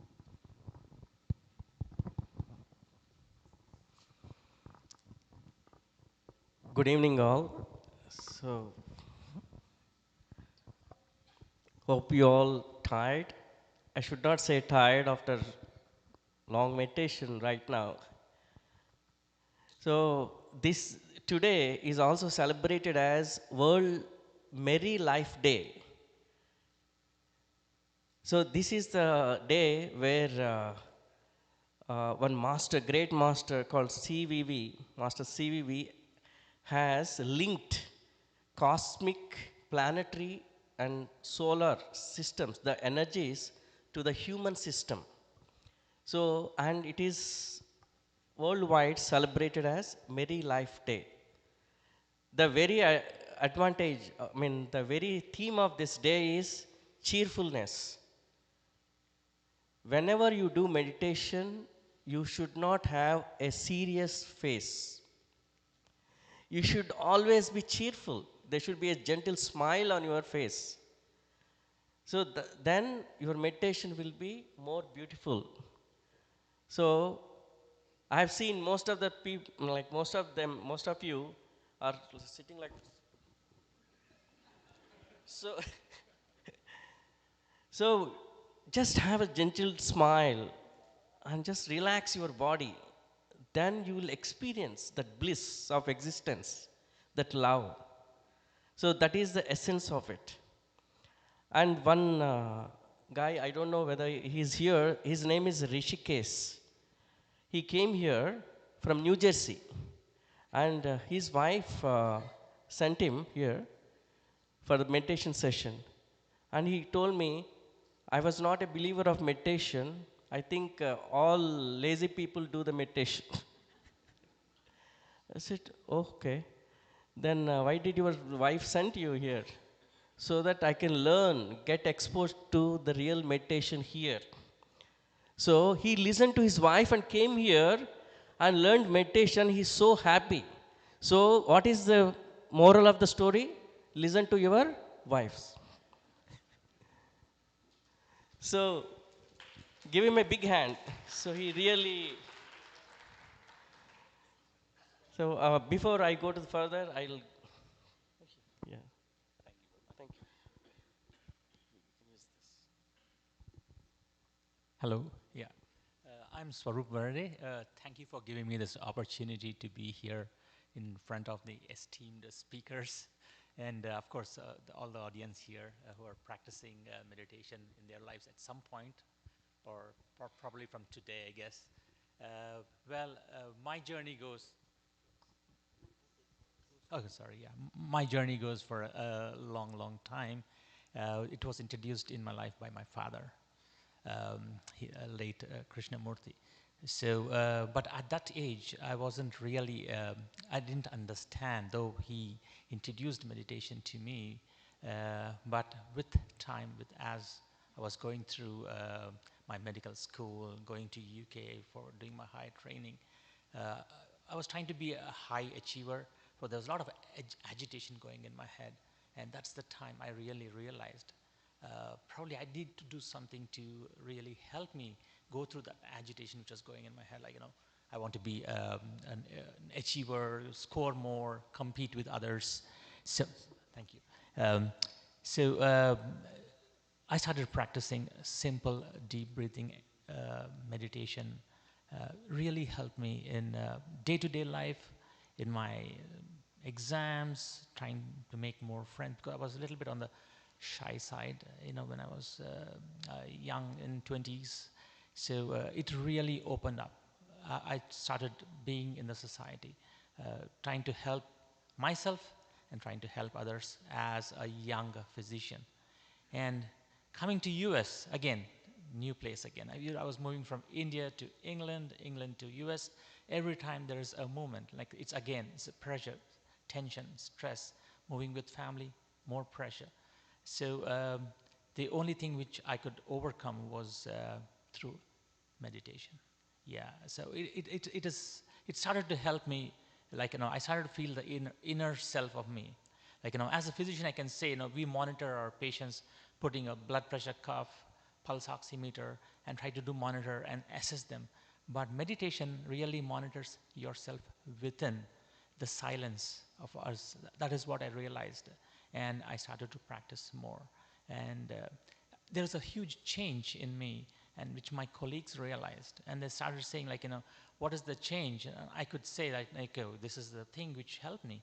And without me inculcating the stuff into them, they started practicing. That is what I would say. It's like a ripple effect. This session is about ripple. There is no need to say it to them.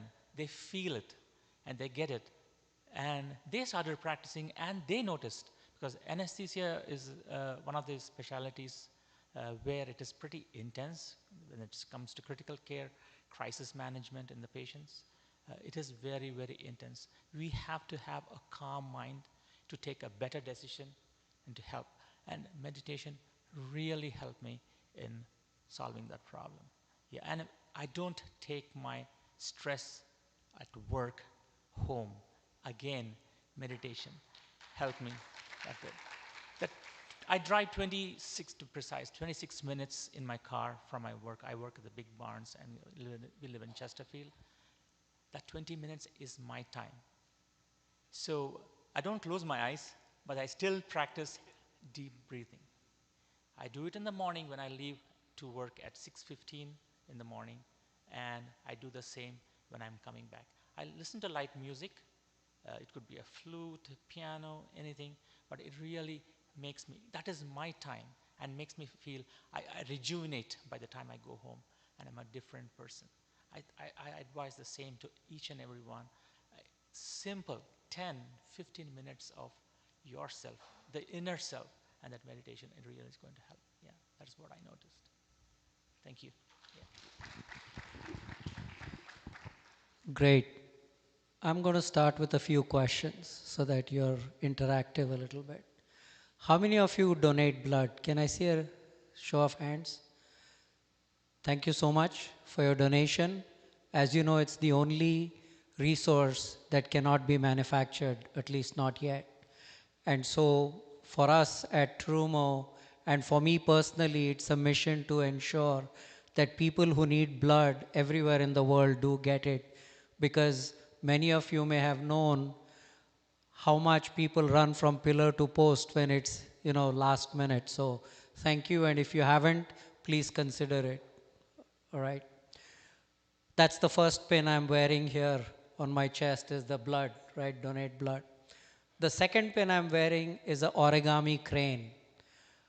We are a Japanese company, and the story of the origami crane is that this girl had cancer, and she believed that if she folded 1,000 cranes of this type, she would be cured. So eventually she was, but the moral of the story is patience. It takes a long time to fold 1,000 origami cranes. And for those of you who feel, I haven't had the benefit of meditation, be patient. It comes eventually, right? So one of the things we were asked to talk about is our experiences as leaders. I have teams all around the world, and one of the questions I constantly get asked is, how come you don't get angry? So I say, if I get angry, would it help getting things done faster? How come you don't yell and scream? Well, I can, but does it help? No. So what is it that people look for in a leader is they are looking for calm in the face of panic. They are looking up to you to say, how do I trust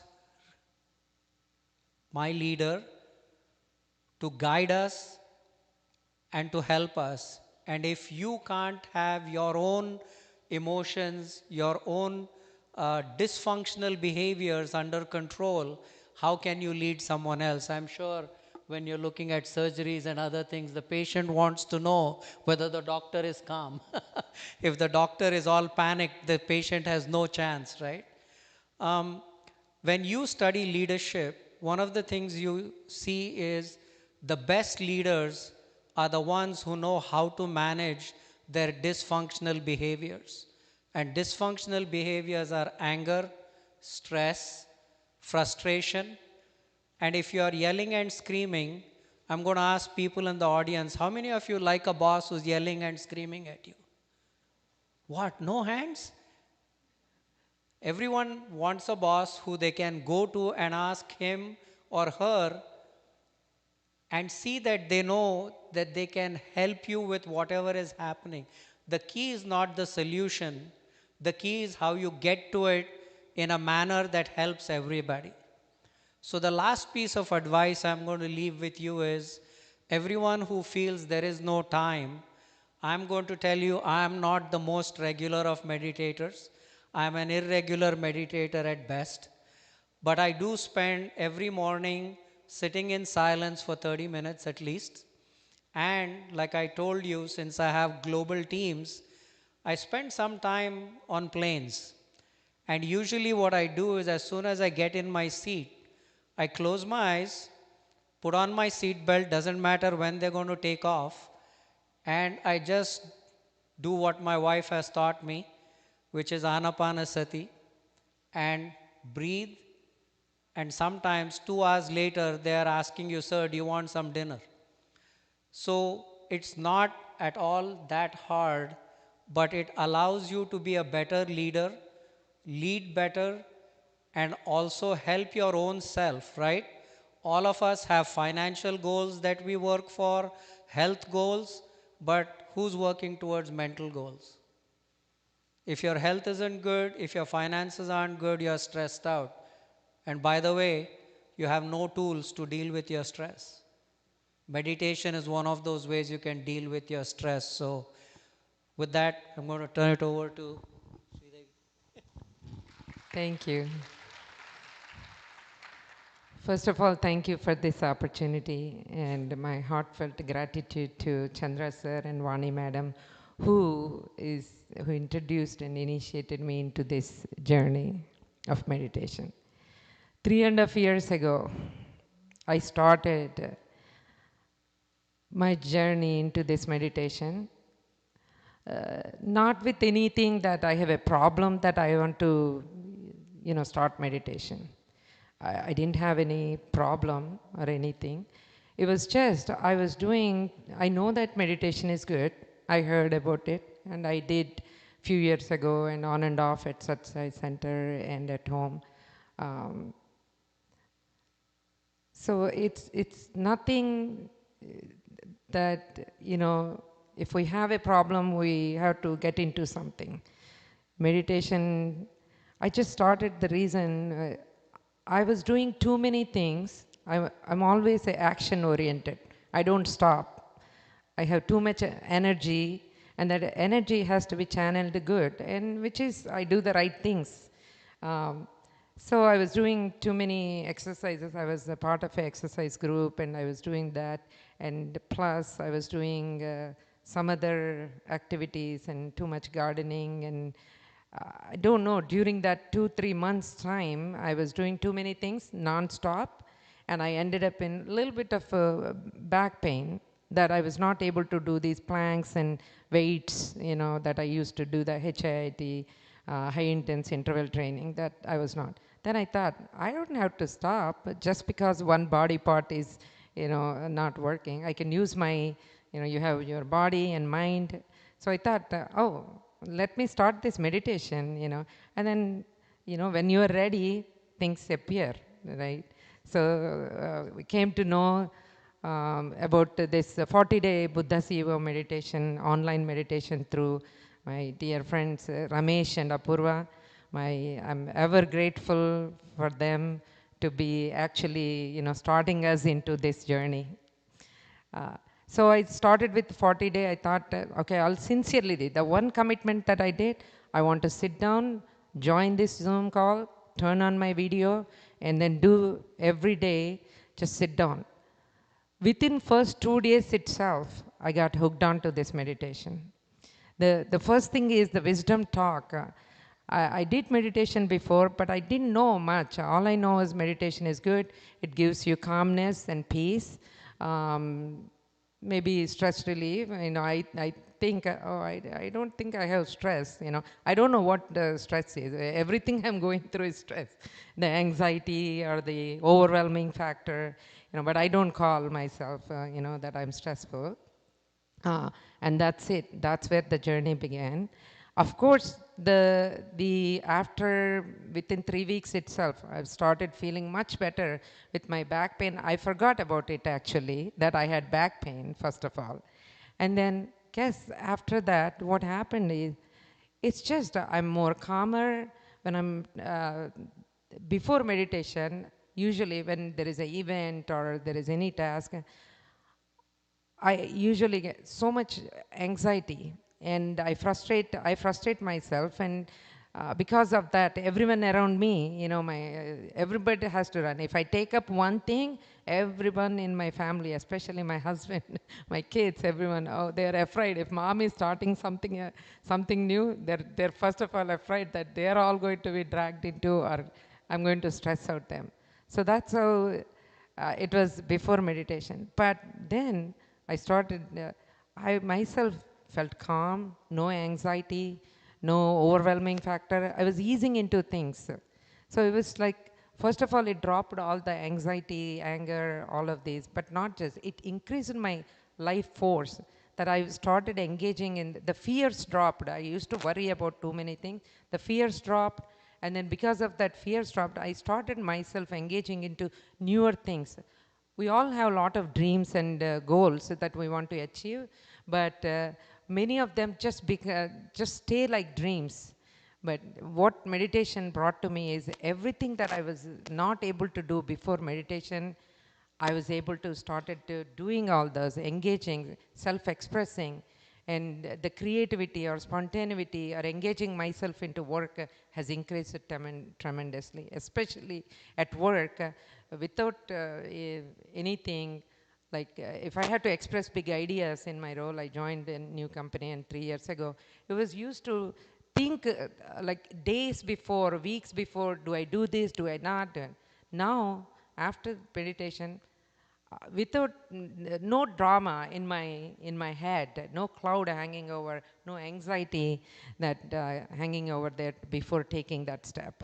And that's what meditation, I thought that is what the ripple effect at a personal level, at a professional level, for me, it's just one thing after the other. In all dimensions, it's keep on kind of a ripple effect. And with that, as I'm enjoying this journey, I thought, I have to spread this to everyone.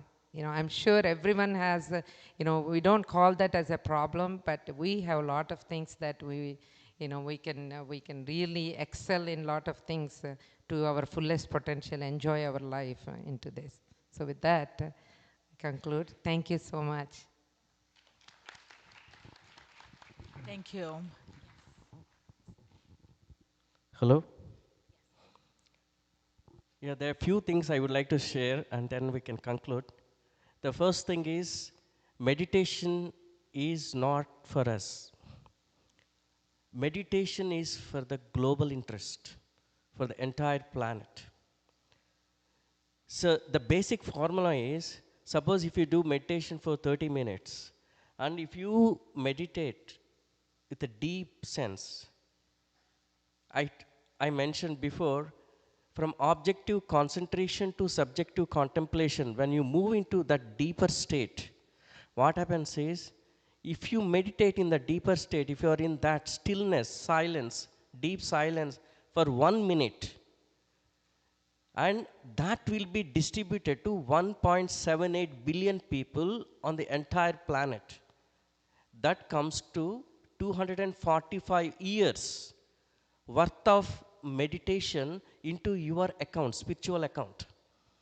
By just meditating for 1 minute, deep silence, you are going to get the benefit of 245 years of meditating.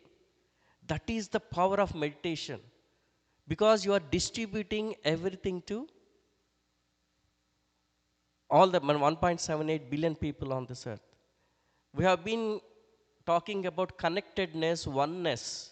How are we all connected? Each other, to each other.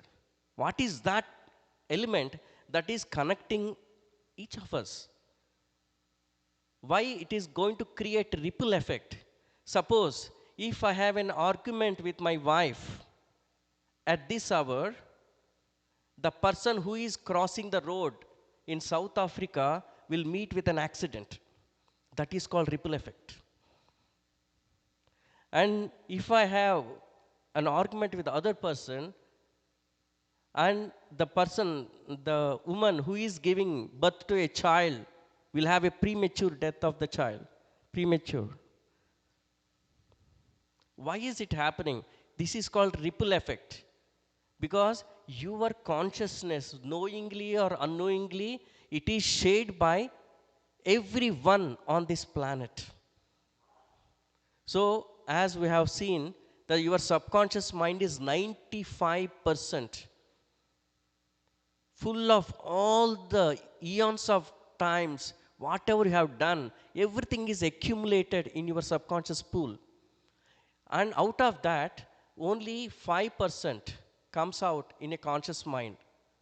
So, in User Illusions, the book, it says, per second, in your subconscious mind, there will be 15 million impressions repeating in your subconscious pool. And unless there is no free will, but there's a free choice whether to get rid of whatever the problems you have, whether you have a choice to do that. For that, you need to treat that your subconscious pool as an inner child, where you can honor your inner child, respect it. Suppose I have a headache. What is going on in me that I am experiencing headache at this moment? I must have done something which I don't remember. But the moment you make a choice that I wanted to get rid of that headache, immediately that pranic energy, life force will come and rectify, void, zero in that. If you see this picture, is a subconscious mind and a conscious mind. In Hawaiian technology, it is called Unhipili Uhane. And superconscious mind is called Aumakua. And the divine intelligence. Everyone is perfect by default. But what happens is, as memories play into your subconscious mind, then the problem comes into picture. Next slide. I will introduce my subconscious mind to you so that you will understand. My subconscious mind, I called him as a latte. So he is my subconscious mind. So when you have a subconscious mind, what you need to do is, you need to nurture it, okay? There is some problem, relationship problem, financial problem, health problem, all these problems are there. So how can I overcome this? So you need to understand, okay, something is repeatedly happening in your subconscious pool. because your intellect is linked to your subconscious pool. So what you need to do is, you need to make a conscious effort, choice to resolve that. That is when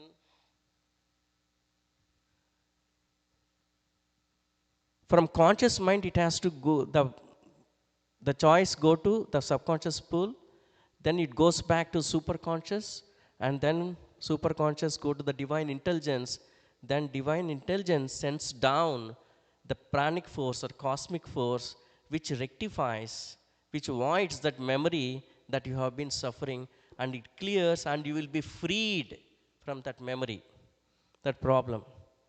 So one of the techniques of this meditation, what it does is, it goes to the subconscious pool and erases those memories which are causing problems at this moment. So meditation is the finest technique that everyone can use to resolve issues related to your subconscious pool. That is what I just wanted to mention. Thank you all. Thank you everyone.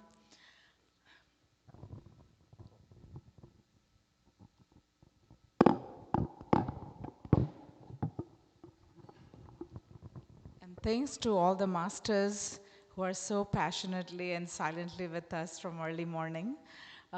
To felicitate these 4 leaders, incredible leaders, I would love to call upon Sheetal Pawar and Mr. Chandra Pawar from Atlanta. We have senior meditator masters, so fortunate to have you. And also, we have Mr. Mike Tulloch from Edward Jones. He's one of our IT leaders here, so we're so fortunate to have you. If you please would come on the stage. Please, come.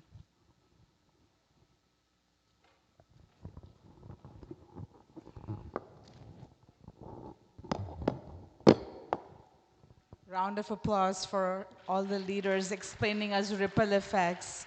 So now every time we have an argument, you have to remember what ripple effect is causing where.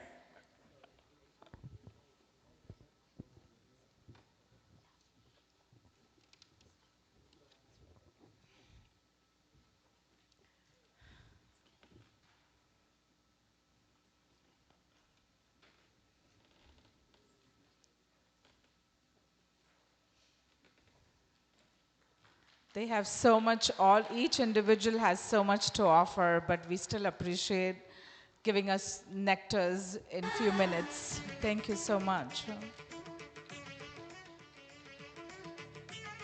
Please have a picture there. Thank you so much.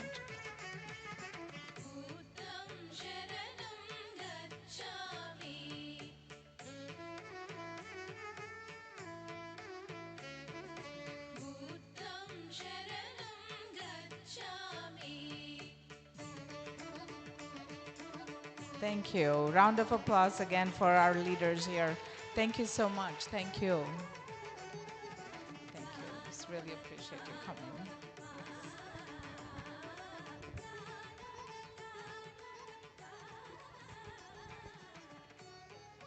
Thank you.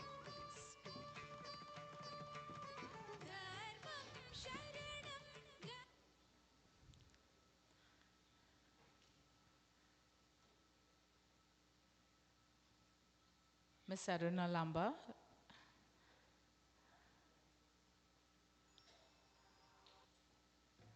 Over to you now. We would like to invite our next speakers, Mr. Arun Sadaram and Srihari Sharma. They're IT professions who are relentlessly working on making one of their big dream come true, that is about pyramid energy. I would like to invite them on the stage, and please share the information on the pyramid, sir.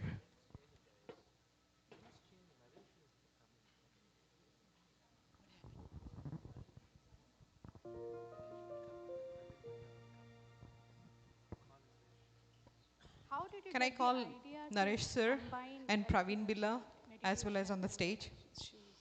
Was it there before? Or It is there everywhere in the world. I only applied it in our context, in the Indian context. In my family context, in my personal context, that's all. It's always available everywhere in the books. I got it from the books. And I made it popular, that's all. It's not my original idea. I have popularized it, that's correct. I have originated it, that's wrong. I am not the origin of it. I read books about pyramid meditation, how it helped many people. Then I applied it in our Indian situations, that's all. Way back in the year 1982, I started reading about the pyramid power. And I am very happy that I've been able to bring this pyramid power, pyramid energy into the limelight in our parts. The same work has been done by several people in several parts of the world. In our part, I have done it, that's all. I am one of those people, that's all.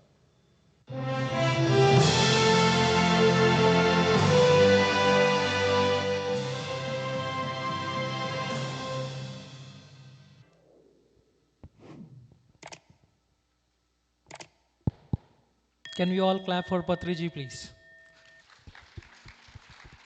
Perfect. We are all wide awake then. Yes?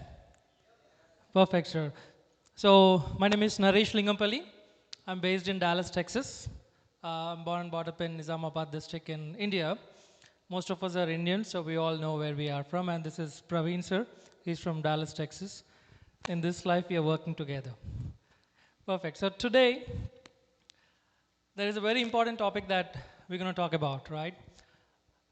Kalyanana? Yeah. How many of us are new meditators today? Can we raise our hands? New meditators. So we all are meditators. We have experienced the power of meditation. How many of us experience the power of pyramid meditation? Right? So let's refresh our knowledge to people who already know what are the benefits of pyramid power or pyramid meditation. And those who do not know, or those who are learning, who are new to meditation, I think this is the right forum for us to learn about pyramid energy, talk to leaders who have been experiencing the benefits of pyramid energy. Most of the masters that you see around have been experiencing pyramid energy, and they can be your guides, the ambassadors of all PSSM and the activities that we run around. So everything is energy out here. So if you go to the next slide. So we all know pyramids is not something that we started building 10 years back, 20 years back, 100, 200, 300, or 400 years back.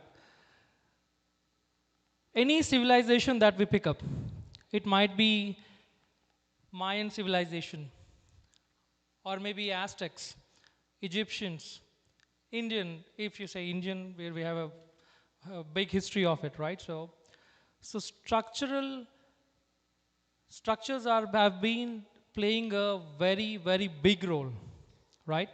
For example, if you go to our Indian temples, you see all the temples constructed, they are not just loosely constructed just for the sake of, getting a customizable or kind of a colorful aspect, right? So we have a certain structure to the gopuras, what we call.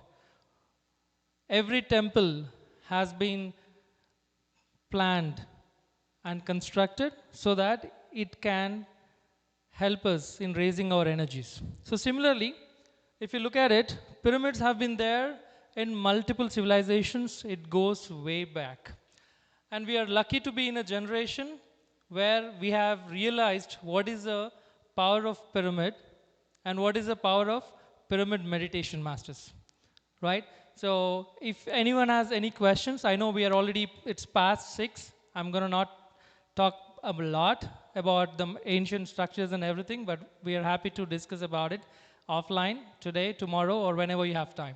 So pyramids are there for a long time. But what is this, right? Pyramids, the pyramid energy, if you read through the slide, they are saying it's the storehouse of cosmic energy masters. Especially the pyramids that you see here to the corner of the hall, I'm sure you might have noticed, right? So they follow a specific angle. We might know about Egyptian pyramids, the Giza pyramids, right? So they are constructed with a specific angle of 51 minutes and 50 degrees. They have been aligned precisely to north, a degree deviated from that, and the maximum cosmic energy. If you see one of the pictures out here, so why do we need pyramid energy, right?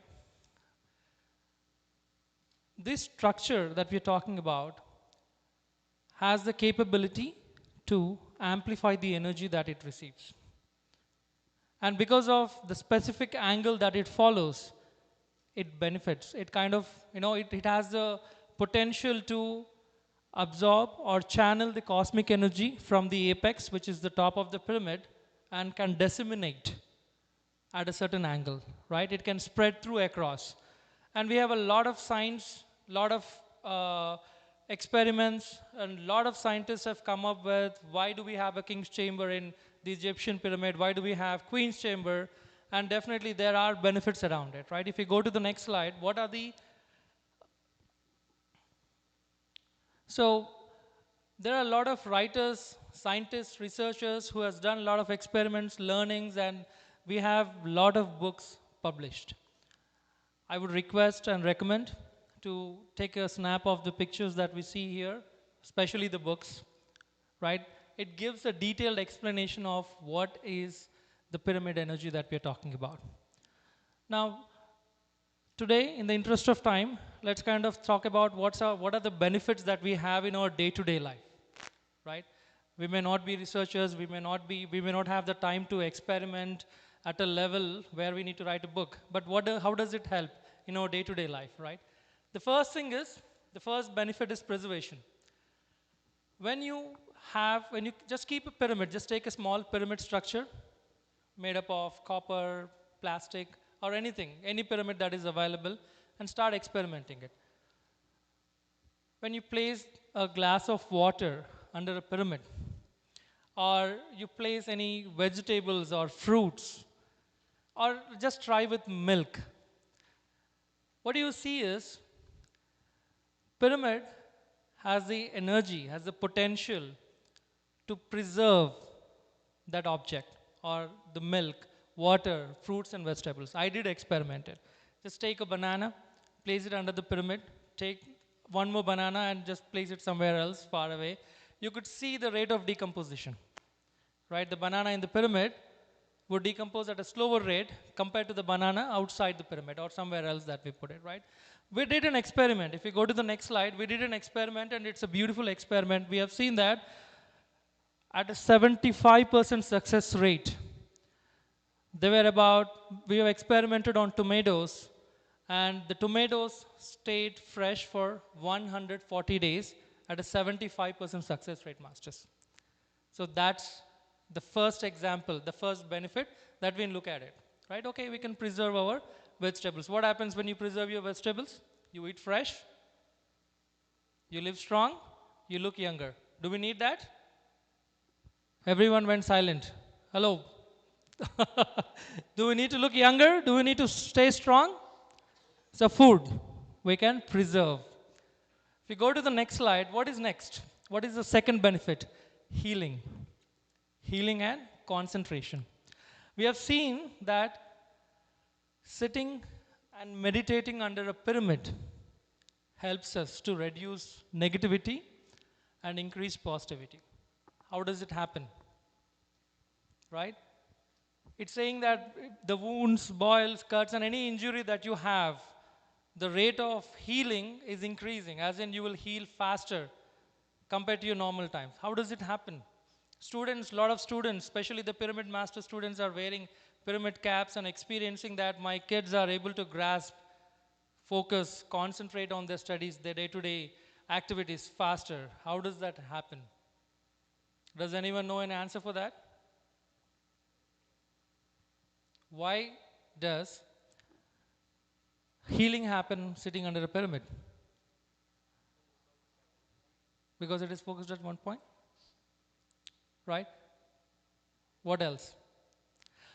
Because it has the capability, right? We just spoke about the structure has the potential to connect or amplify or receive the cosmic energy, and that cosmic energy that we are talking about is able to do these wonders, right? First is we are able to preserve. That's a regular basic thing that we can do. Just experiment preserving food, milk, or anything. And once you have some information on that, you'll have some knowledge. Then we've tried with these things, healing activities. Dr. G.K. sir has already explained a lot what is that we can do with meditation. And pyramid is one of the tools, along with your meditation, will help you amplify the rate of your healing and concentration. And if you go to the next slide, this is very important, right? So deep meditation experiences.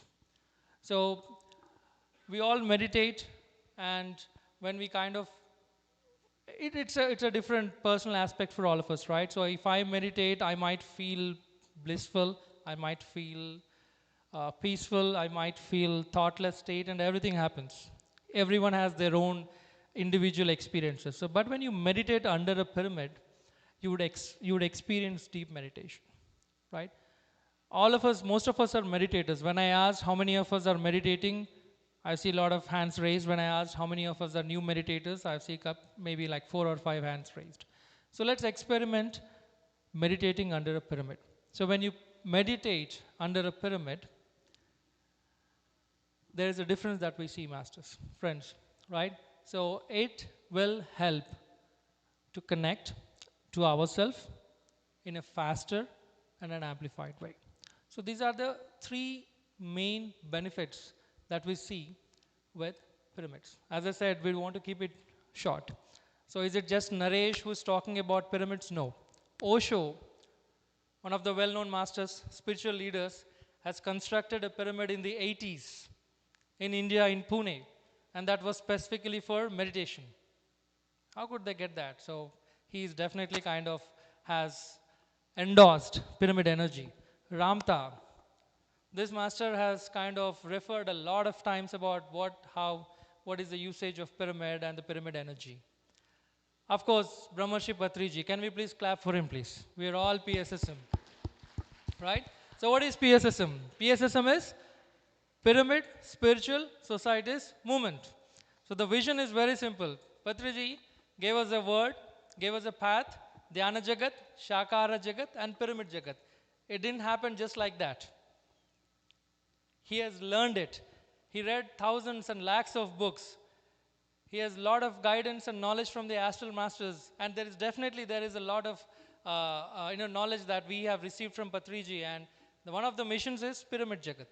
Now there is a reason. So this session is specifically to let all of us know what is the importance of pyramid energy, how can we utilize pyramid energy in our day-to-day life. So there are 3 benefits. We can preserve food or anything that we talk about, healing capabilities or healing benefits that you get, and the third thing is deep meditation. So today all the meditation leaders are here because we have accepted the spirituality, we have accepted what is meditation, or we want to give it a try at least. So this is one of the best tools, masters, to start with, pyramid energy, right? So there are pyramids everywhere. We may be talking about pyramids, can we go back? Perfect. We may know pyramids from Giza, pyramid from Bosnia, or any tourist attractions and everything. But there are more than 33,000 pyramids in India or across the world. There are more than 33,000 pyramids. Namely, for PSSM, if we go, this is our first pyramid. PSSM has constructed a first pyramid in 1991 in Kurnool. So we all know about Patriji, and he has resigned during 1992. He resigned his job and dedicatedly started teaching meditation. And the first pyramid was built in Buddha Pyramid in Kurnool, Andhra Pradesh. That's a 30-foot pyramid. And after this, we built a mega pyramid, which is the first PSSM mega pyramid. And that is Maitreya Buddha Pyramid, which is in PVI, Bangalore. This is one of our first mega pyramid. And followed with that, we have one more pyramid, which is Maheshwara Pyramid. This is a 180 feet pyramid, right? So all of us who were in India, who were meditating, who were a part of PSSM has experienced, has shared their experiences and spread the word about what is that they felt, what benefits that they have realized meditating under a pyramid. They have been the ambassadors of pyramid energy since then. But is it just in India? No. We are very fortunate that we are having our next pyramid built in Dallas, Texas. USA, Right? Dallas, So- Texas. That's going to be Omega Pyramid in Dallas, Texas. What a great day and a lot of energy, like amplified synergy here I see, surrounded by a lot of masters, a lot of energy here. I just want to take this stage as an honor to present Omega Pyramid in Dallas. We are going to bring, just like a pyramid, like you heard from Naresh, the benefits and how pyramids can help human in the future generations, right? So as GK sir said, like we need infrastructure. So in Dallas, it's like a pyramid valley in Bangalore. We are going to build, it's not exactly, but we want to have that kind of retreat center in Bangalore. It's not just a physical structure going to be, it's like a space for transformation, space for mindfulness. So that's kind of facility we are building in Dallas. So as Karthikeyan sir this morning said, we need all of your help to build that pyramid. So we invite the conscious contributors, donors, sponsors, and whatever aligned organizations to help build that infrastructure, that pyramid in Dallas. And that is going to be the first of the kind, and we are going to spread all over US. That's what Brahmarshi Patriji's instructions and his message to all meditators. So let's continue building pyramids. Yeah. They'll play the Yes, video. and Play the we need video. others. Yeah, video, right? Yeah, video is there? Master, just Second, do you have video? Yeah, can you play the video?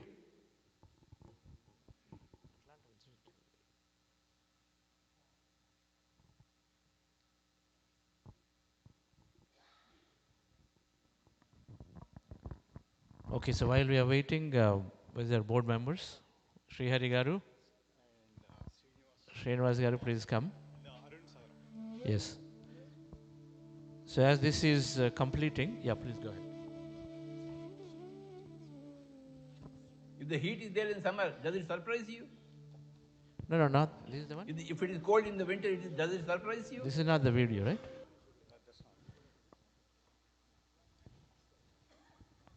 Play.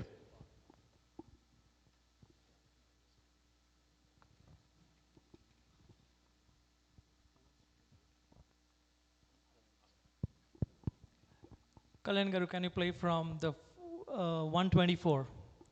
Yeah. Perfect. The beginning to the end. We are thrilled to share some exciting news. The Omega team has just acquired a stunning 40-acre plot in Dallas to bring Pujya Patriji's beautiful vision to life. Imagine over 40 acres of vibrant green, teeming with wildlife, peaceful cows, and serene ponds, creating a perfect haven for meditators to connect with nature and embark on their Alpha to Omega journey. On this remarkable land, we will be building two magnificent pyramids, Alpha and Omega, along with the space for Annadanam, a charming pavilion, a versatile meeting hall, scenic trails, and lovely parks. Guests will have the opportunity to enjoy tranquil retreats, host corporate events, and participate in rejuvenating off-site meditation sessions. Nestled next to the pond, the Alpha Pyramid will offer breathtaking views, shady trees, easy access to parks and trails, creating a truly magical experience. Come be a part of this exciting journey and help us bring this vision to life. Together, let's experience the beautiful transition from Alpha to Omega.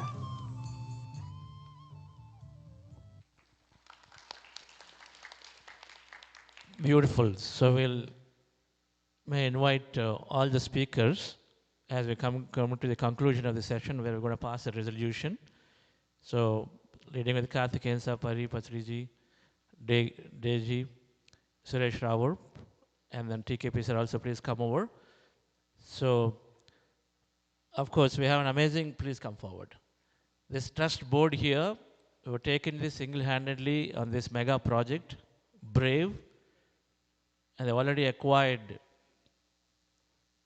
40 acres of land, and so now they're looking to, of course, go to the next phase, and the intentions are there strongly. So the PSS movement is working on this. There are many pyramids that are following. There's an Atlanta pyramid. They already acquired land. So this, then there is another one. Where's the third one? Somewhere said. Where is? What is that? Austin pyramid. So like this, there are many of them are dreaming of it. Pyramids will come. So can we have felicitation for these masters here, for this board? First, let's felicitate. Shawls for them. Is that? Yeah, of course, you have to do it. Come. And so in the meanwhile, Parisian something.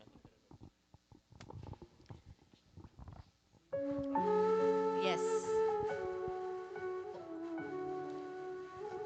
Yeah. Well, let's just clap for Omega Pyramid. Omega Pyramid needs all the love, support from across the country. And this will be a place for all our conferences, all our events going forward, and all collaborations. So if anybody wants to have a retreat or collaboration with all the PSSM USA, Sheetal, please come. From APMA, representing APMA. Pushpa. Yes, yes, yes. Please come. Anjali.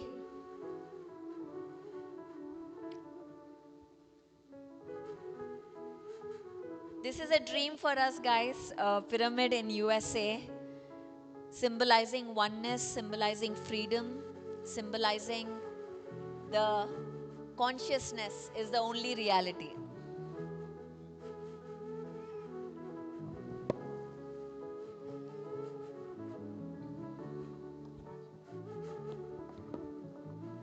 Yes, one.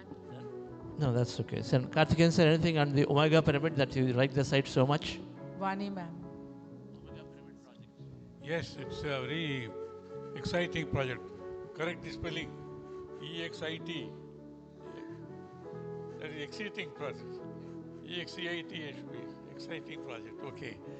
But of course it's going to be a mega, really, it's a global project. It is not belong to Dallas or America. It will be a global project because it's coming up. This Omega Pyramid. We saw the site. It's a very beautiful Ramesh, site. sir. I have seen the site before it came up in Bangalore. I have seen the site along with Patriji when it came before in Kartal, Hyderabad. But this to see it, it's much more exciting. There's the energy. I can see that it has to be of great, India's contribution to not only America. America is so important because it's not because the richest, powerful. How many thousands and thousands of our Indians have came for advanced knowledge, research, and achieved, became wealth and all that. So it's a token of gratitude for all the Indians living here who got benefited. They should contribute it. In fact, not only American, meditators all over the world should have a role to play in this. Even a small contribution, so it belongs to whole humanity. And it will be much more able to impact the whole world, this pyramid. And I believe when I meet Sharma ji and others, their passion and commitment, they are promised to bring the Alpha Pyramid within an year. Yes, sir. Within 1 year. And the Omega Pyramid in 4 years' time. By the end of 2027. Whatever. We request you to come for inauguration. You want me to be there at 90th year of celebration? Yes, Okay, God willing will happen. But I know my appeal is again, Chandra didn't ask me, you didn't ask me. I say everybody should make a contribution. According to their capacity, there should be it should belong to the whole of humanity. Contribution of the PSSM worldwide movement, and that will be a fitting tribute memory of Brahmarshi Patriji, who started as a one person and making it a global movement. I know it will happen. Thank you very much. Namaskaram. Namaste. Thank you. Thank you, APMA board, and thank you, Omega team. So now we'll do the final closing. So thank you, folks. Yes. Please stay, Pari. All the speakers, please stay here. Yes. Thank you. You'd like? Yeah.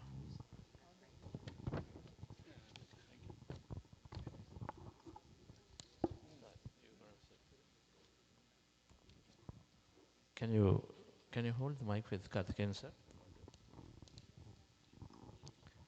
All of you, please come. So what we're doing is, Sir is going to read out the resolution. And I got a few copies, you can see them.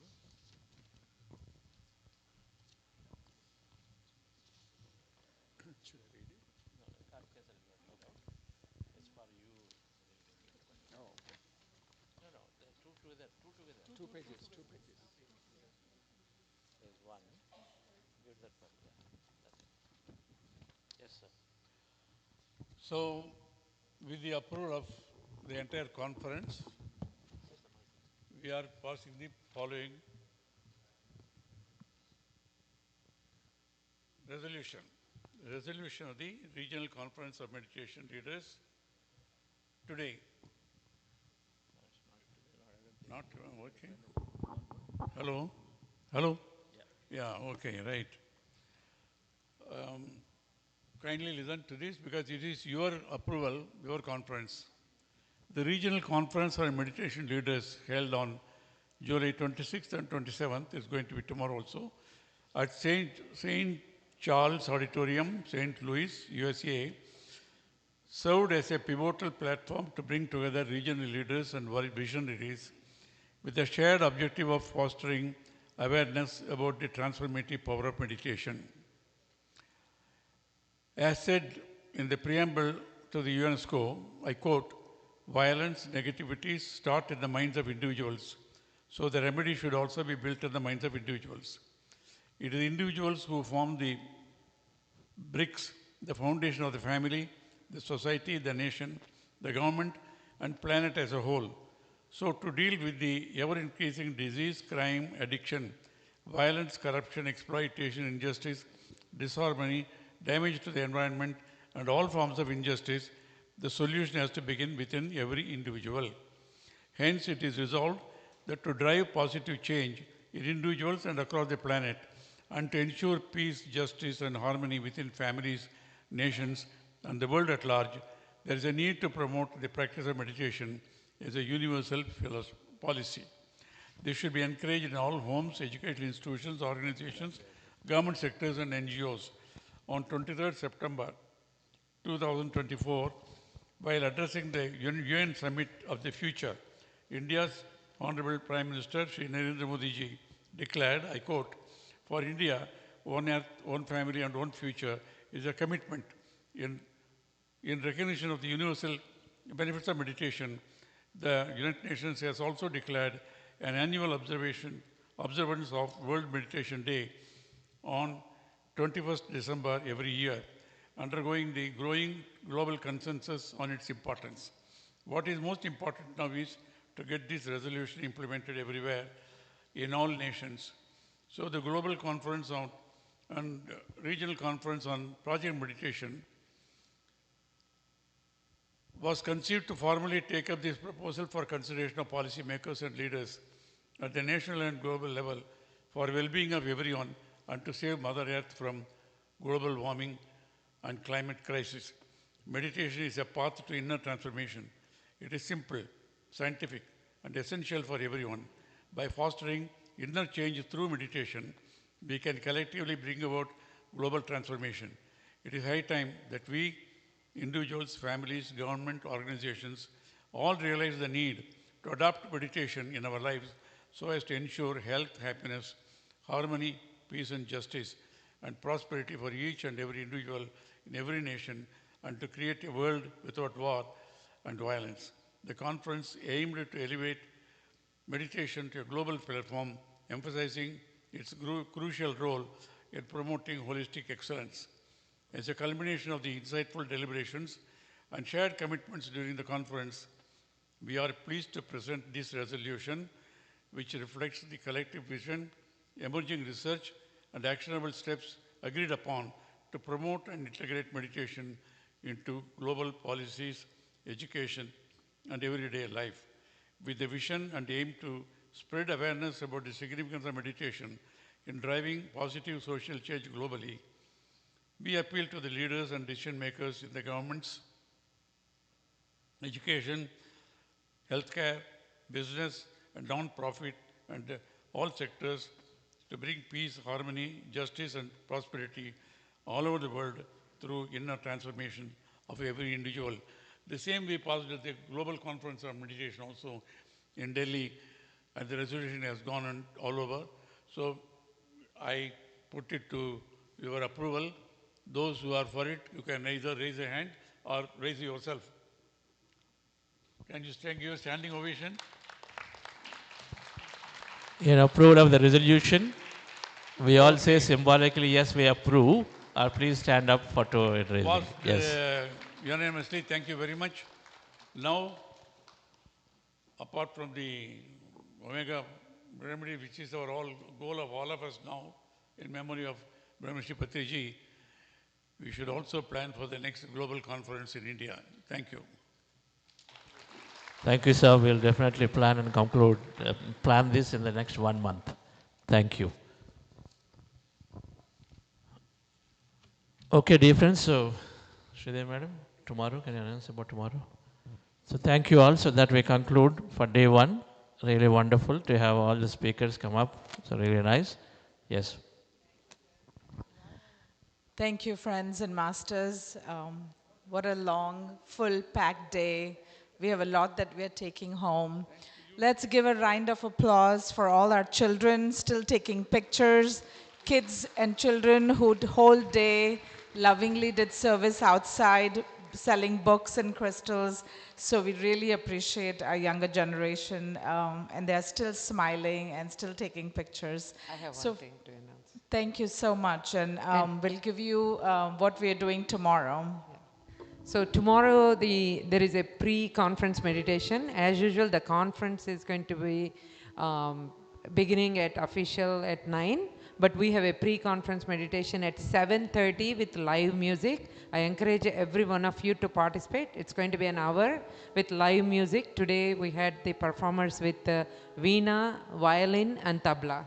Same performers are going to be coming tomorrow, and the meditation is going to be for an hour. So please plan to join in the morning. Thank you. We have some manifestation workshops, so I think it'll be wonderful to all of you come. Invite your friends, even if they're not registered. Please take advantage. You've enjoyed whole day. Tell your friends and family. If you have your kids, it'll be a power pack sessions. It's a half a day. It'll be till 12 o'clock. So we'll have deep dive sessions with Chandra sir. So please see you all in the morning at 7:30. Thank you so much and have a wonderful evening, friends. Have a good night.